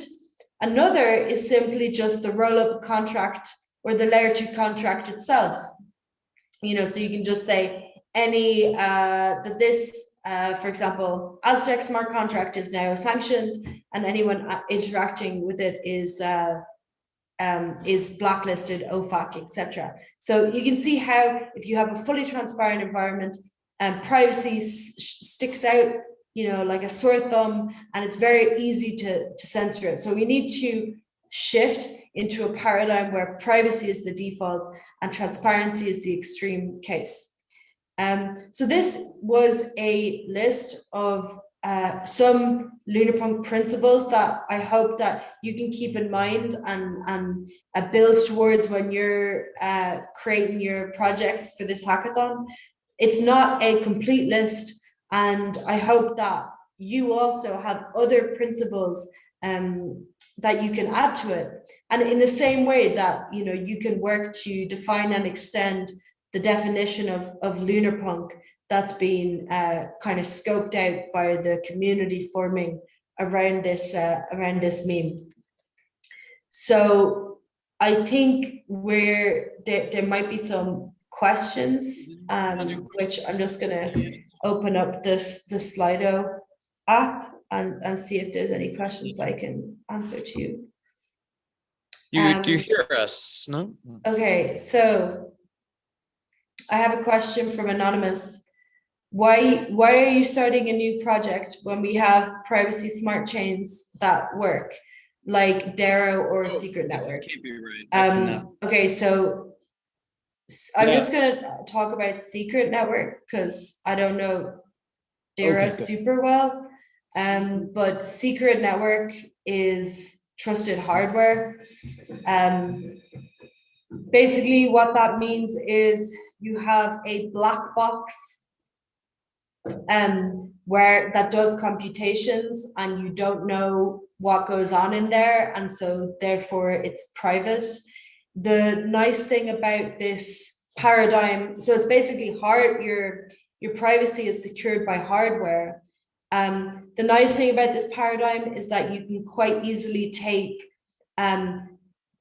like existing primitives such as AMMs and put them in this black box and hide all the data without, so you can do that anonymously inside of a black box hardware without having to like re-engineer AMMs fundamentally. So that's a nice thing about it. The thing that's not nice about it is like do you trust this trusted hardware? I mean, like, what's the chance that how do you know that there's not some kind of backdoor which is leaking all the information? I don't trust it. I don't think crypto as a whole trusts it. So that's why we didn't go the trusted hardware route, and we're not just like, for example, I'm not like contributing to secret network. I would stay well away from trusted hardware in the same way that I did stay away from zero knowledge when it was dependent on a trusted setup. And from, you know, the kind of reaction that was seen to Zcash in the early days, there was a kind of immune response from crypto that said that you know, we're not willing to adopt the trusted setup. So, you know, there was a rejection of that. But now, you know, thanks to the engineering efforts of the Zcash team, zero knowledge has gotten to a point where it's no longer dependent on trusted hardware. And it's actually, you know, becoming extremely powerful, highly flexible, and also fairly lightweight. So that's the, like, DarkFi, the project that I'm working on, is pioneering the implementation of a particular ZK cryptographic algorithm called Halo 2. We have a VM basically that uses this, and it allows you to deploy any kind of anonymous smart contract. So yeah, I do think that what we're offering is something fundamentally new. Again, I'm not super close to what ETHBrno is doing, but so I shouldn't really comment on that, but I haven't, the impression that I've been given about that project is not a great one. But again, I haven't been super closely following. Okay, so there's another question. On transparent DAOs, what about pseudonymous approaches and as an interim, like Uniswap, for example? Transparent DAOs like Uniswap. So Uniswap is not anonymous. It is like, in order to, like, that's an AMM, and in order to do AMMs, everything about everything has to be known. So you have to know, like, the amounts in the pool of both assets. You have to monitor the changes to the state. So, like, when money comes in, you have to know about it. When money goes out, you have to know. And so it's an example of a primitive which requires complete information.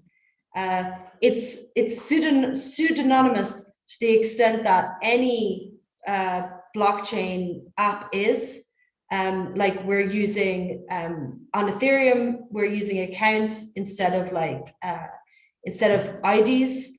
But, you know, this has been proven for many years now that it's not a strong conception of privacy.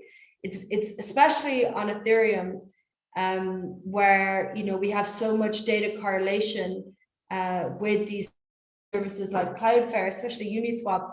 You know, for example, they're able to block you from accessing it if you're in a sanctioned country. If Uniswap was pseudonymous, that wouldn't be a problem. So there's, yeah, so blockchains, account-based model, you know, it's aggregating all of your data and all of your activity in the one account. This account, if you're very careful, can be separate from your like real life identity, but it's possible using, you know, by correlating other data sets to create a like hypothesis about potentially linking that identity to a real life identity. For example, if you have a web app which is collecting IP addresses, and you have a user then with a wallet, you could correlate that and you could see where a wallet is hosted. And there's many other kinds of information leakages which are going on, which would make what you call it, something like an AMM, like non-anonymous, and actually like highly risky from a privacy perspective. When it comes to anonymous DAOs, I don't think we need interim measures, because of the fact that DarkFi has the design for an anonymous DAO, and we're very close actually to releasing this on mainnet. Like we're not 100% there, but pretty soon we will have fully anonymous DAOs on mainnet, like within the next 6 months to 1 year, I hope. So I don't think we even need interim measures. But if you were to do things, if you needed an anonymous DAO right now, you could try to do a non-anonymous DAO, but just with a high degree of like, with a high security policy. So like, for example, you would use clean ETH. So you would clean your ETH through ZK Money first before you set up your multi-sig on Gnosis Safe, and you would try to use like a fresh account and to not correlate that activity with any other accounts. So you could try and do it in a way that is the most anonymous. You know, you would use either VPN or Tor to do all, and you could use it with Gnosis Safe, and then that would be your best bet, I think, in the interim. But again, it's not properly it's not the best scenario. The best scenario is just to use ZK to have an anonymous DAO, which is what we're doing on DarkFi. So another question, interesting one: how can we protect developers to do this work? That's a good question, especially now, since, like, you know, so it used to be the case, as I'm sure you guys know, that like software is considered like a form of speech. So you can, like, it's not illegal to write software in the same way. It's like a free speech thing. It's in the same way it's not illegal to like make statements about stuff, as long as you're not actively promoting illegal activity. You should be okay. That was the belief until recently. So like, if I'm writing free software and it's like privacy preserving, and I'm doing that because I believe in like the future of humanity, and I'm not saying like, oh, you should use this for illegal stuff. I'm just saying like, it's a labor of love, and I'm like gifting it to the community. Usually that or in the past that was considered legally safe. Where it believed to get tricky was if you're running like infrastructure, like for example, and so like, for example, if you're running staking nodes, that maybe you'd be at higher risk. Or if you're an application developer and you're collecting fees for someone to use in the app, you know, then as soon as you start collecting fees and stuff, it gets a bit trickier because you're monetizing it.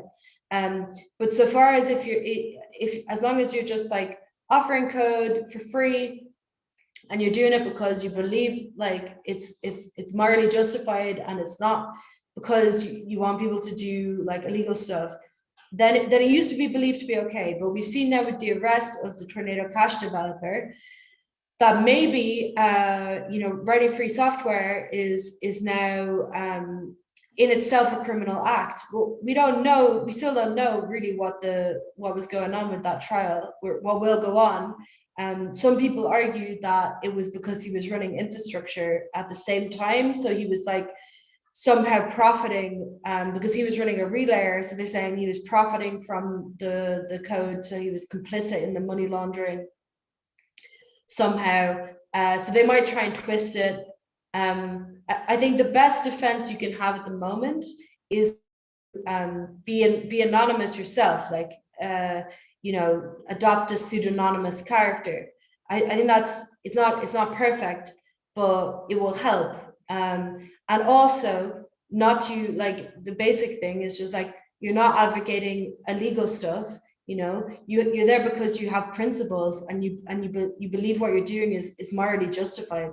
And I believe that having that conviction is a strong defense in itself, because if you do find yourself in a position where you're being persecuted by the law, you have a moral justification for your actions. You're not doing things just for financial gain.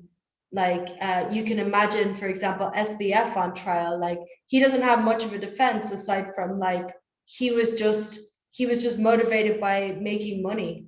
But really, if you're a privacy programmer, it's different. Like you're motivated by your strong conviction and your principles, and I think actually that is a good way to protect yourself in court.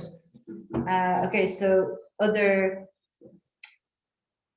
so I have a clarification from Anonymous who says a secret network will have its side chain secured by ICS, which will work on FHE.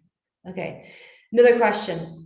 Is DarkFi going to limit deposit amounts or have any features to prevent illicit actors from using it? Will we see more sanctioning by the US and other nations?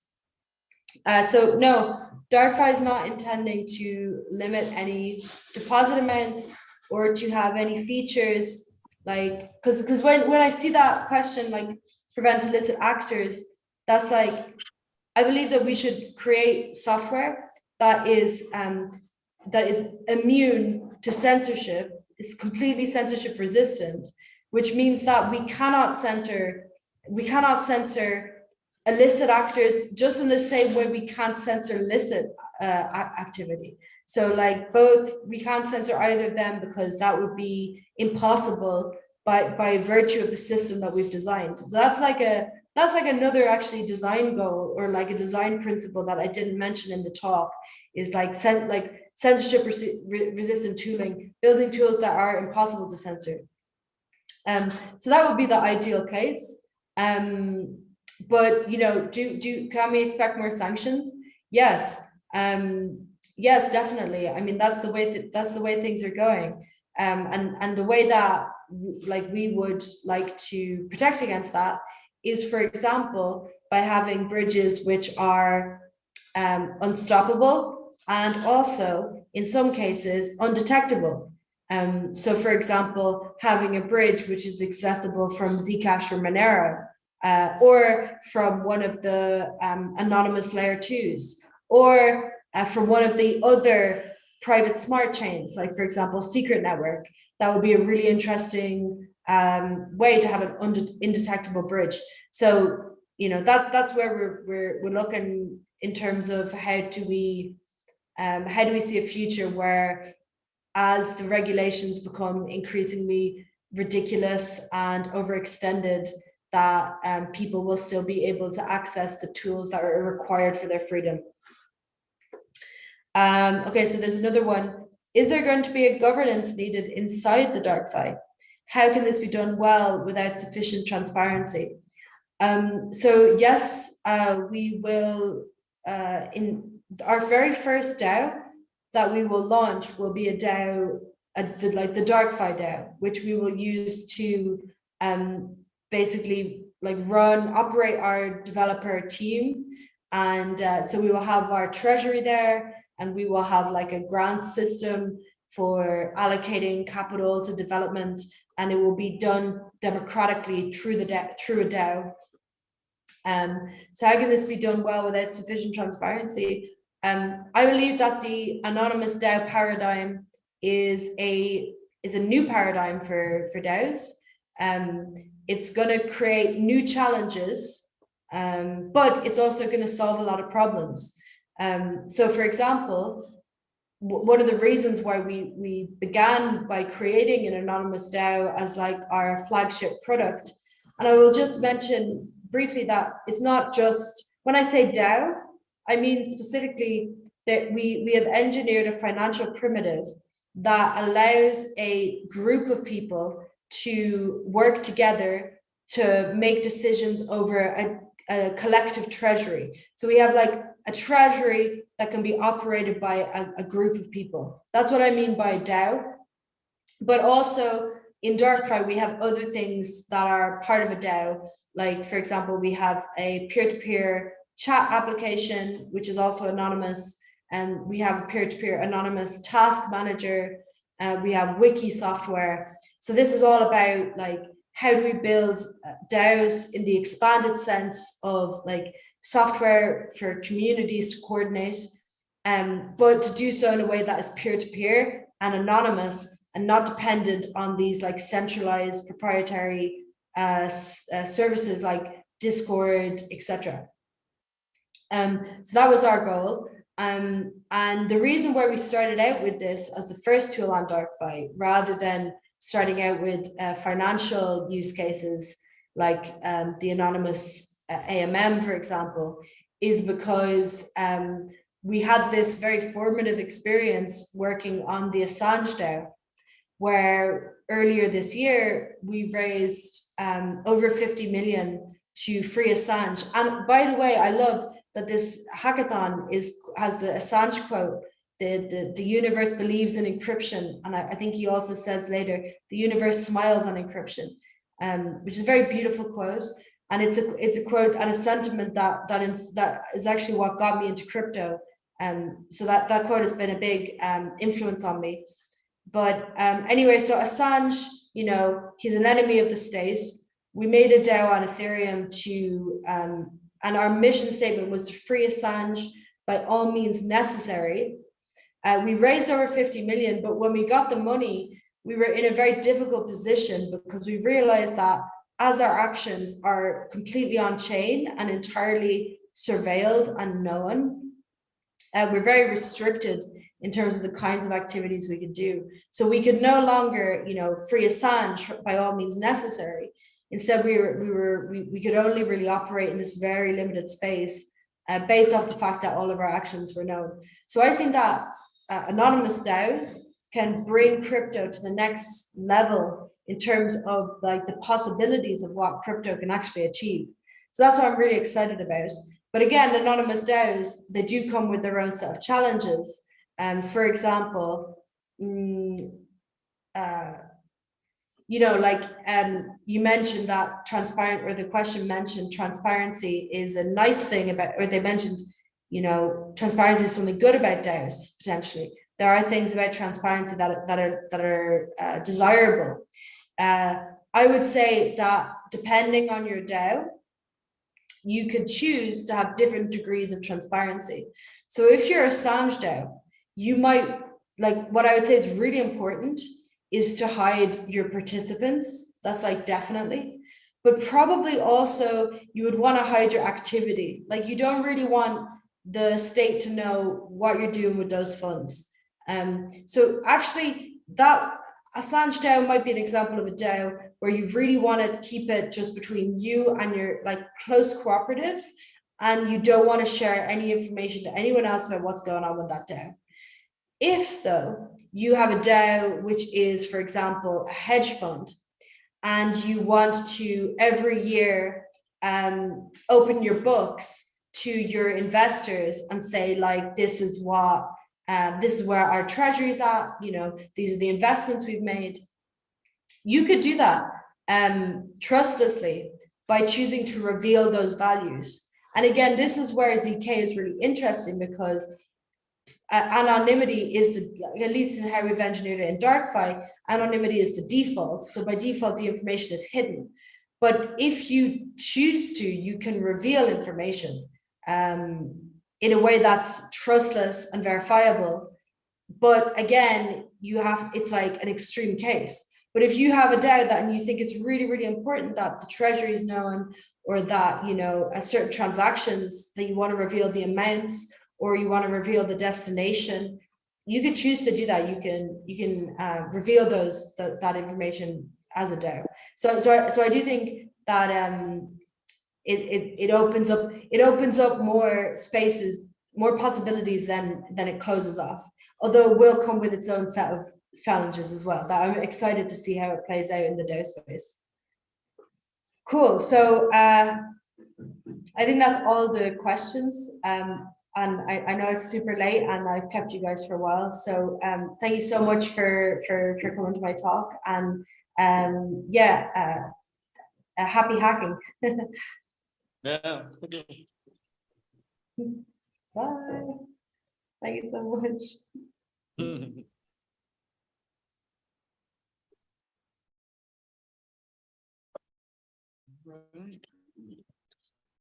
The end. Nah, we managed. And there'll be no more. This won't be tomorrow, so no more. Yeah. So Good job. no. Definitely notice it does. They're all three different apps to message with all these people. Yeah. Where are you based? Prague. I'm based in Prague. Yeah. In Prague. Yeah. How is it with that? Prague's great. I mean, Czech Republic is the last Western non-police state out there, so it's pretty. Oh, the last Western non-police state. That compared, literally, it's not a police state. It really isn't. It's one of. I mean, you don't see many cops anywhere. They never bother you. Like compared to other countries, this is like the least, maybe in the world.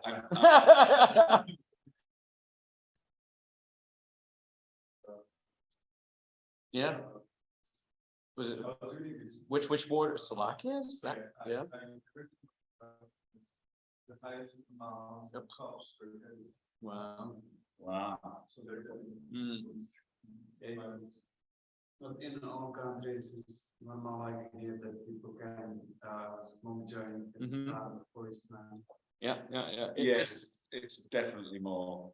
But at the same time, your culture. I mean, you're very peaceful culture. It's like, so it's like, but you don't give a shit. You don't bother anyone, but you take a long time to like get to know or something, or what is it? It's like, you don't care or you don't bother people. I can't remember how it goes, but it's like, it's like you're to yourself. You don't bother people, and then you'll be someone's best friend when they get to know you and you trust them. No. Good night, gentlemen. See you tomorrow. Very low crime. Yeah. Maybe. It's highest in the world, right? Yeah. Of atheists. Yeah. So maybe that is what brings peace.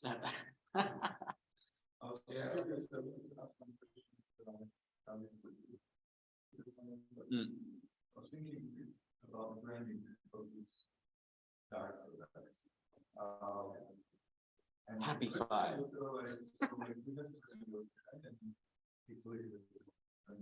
Yeah. If it wasn't for the names and of the branding, dark eye, tomato connection, all these privacy focused softwares, it will be sort of like this uniform Uniswap type of thing, like the classic cryptocurrencies, but it would have still the features, the privacy features embedded inside. Wouldn't it make for it easier and more sustainable sort of product rather than sort of. I think it would help. Like come and look at me first guy because that protein.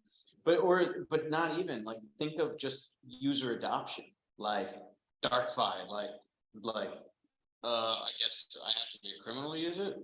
I mean, just hearing it, you're joining Darth Vader. As a positive practice. Yeah. I think it's really nice that they are preparing this because it's a good point. Once they will require QIC in DeFi, they will have prepared JRP. So don't worry, we're gonna use Rollcoin. Did you see the Rollcoin one? But dude, $200 million freaking like investment on an idea. And 700,000 people actually scan. I thought they just signed up on the app. That's what I was trying to clarify, but I guess actually scanned. Yeah. Where? Like, they say third world countries, they're like putting in front of an African tribe. Do it. This is not on it. No. You will maybe turn on to it. Yeah. Work in their company and 50 people work in their company. Like technological company.